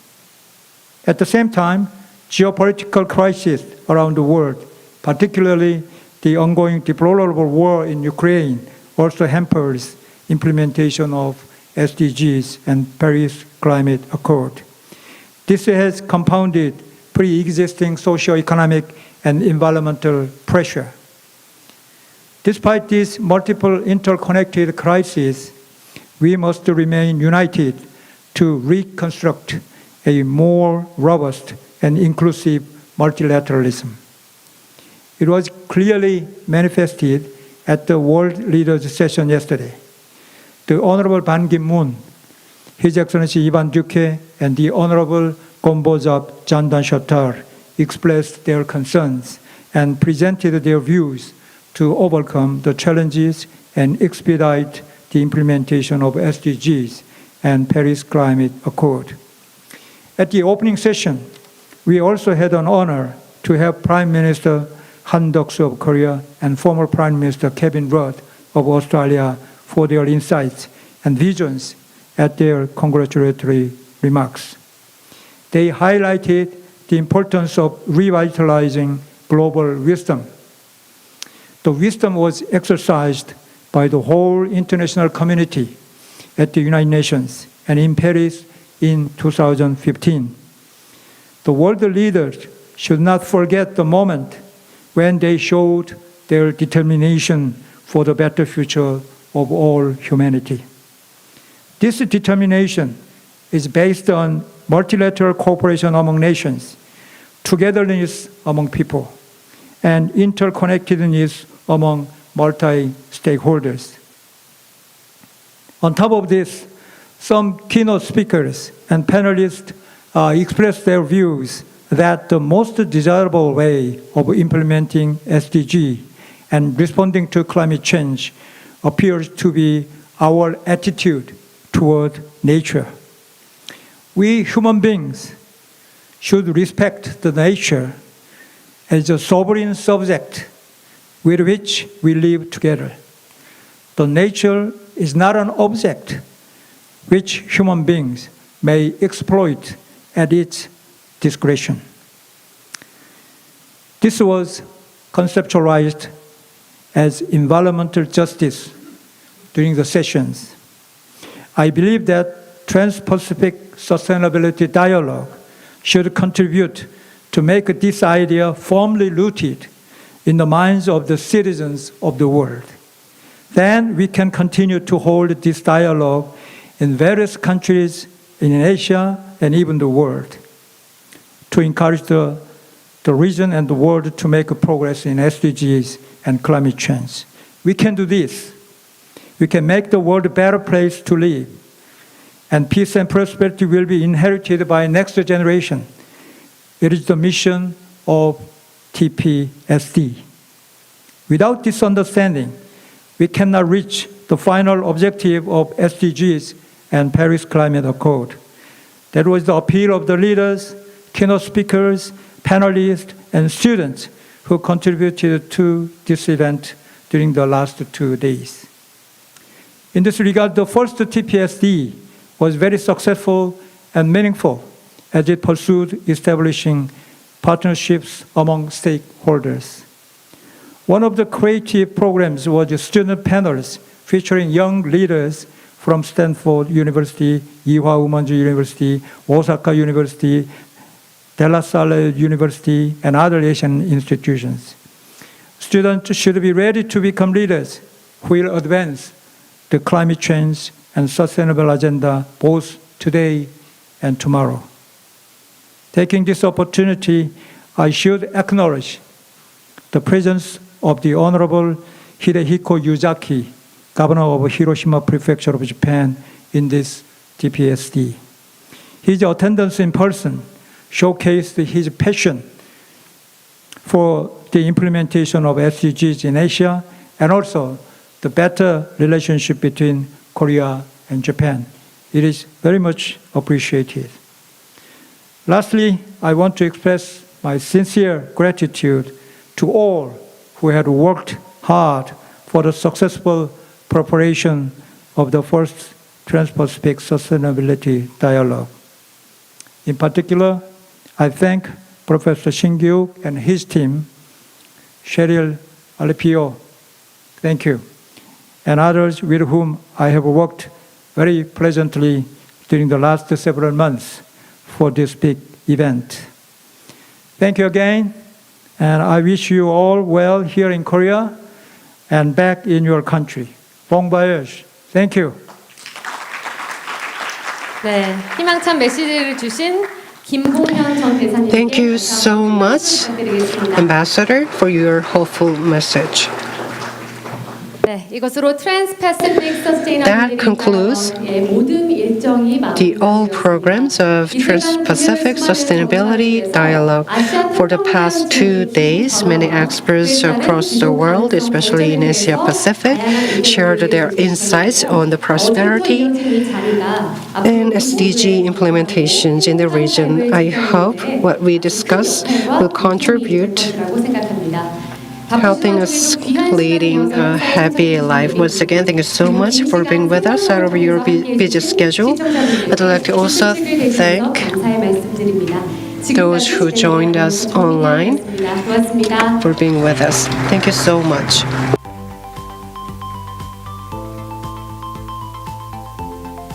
네, 잠시 안내 말씀드리겠습니다. 오늘 저녁 식사에 초대되신 내빈분들께서는 진행 요원의 안내에 따라서 별도 If you are invited to dinner, please follow the instructions of our staff. Please, our distinguished guests who are invited to dinner, please follow our staffs to move to the place for dinner. Thank you.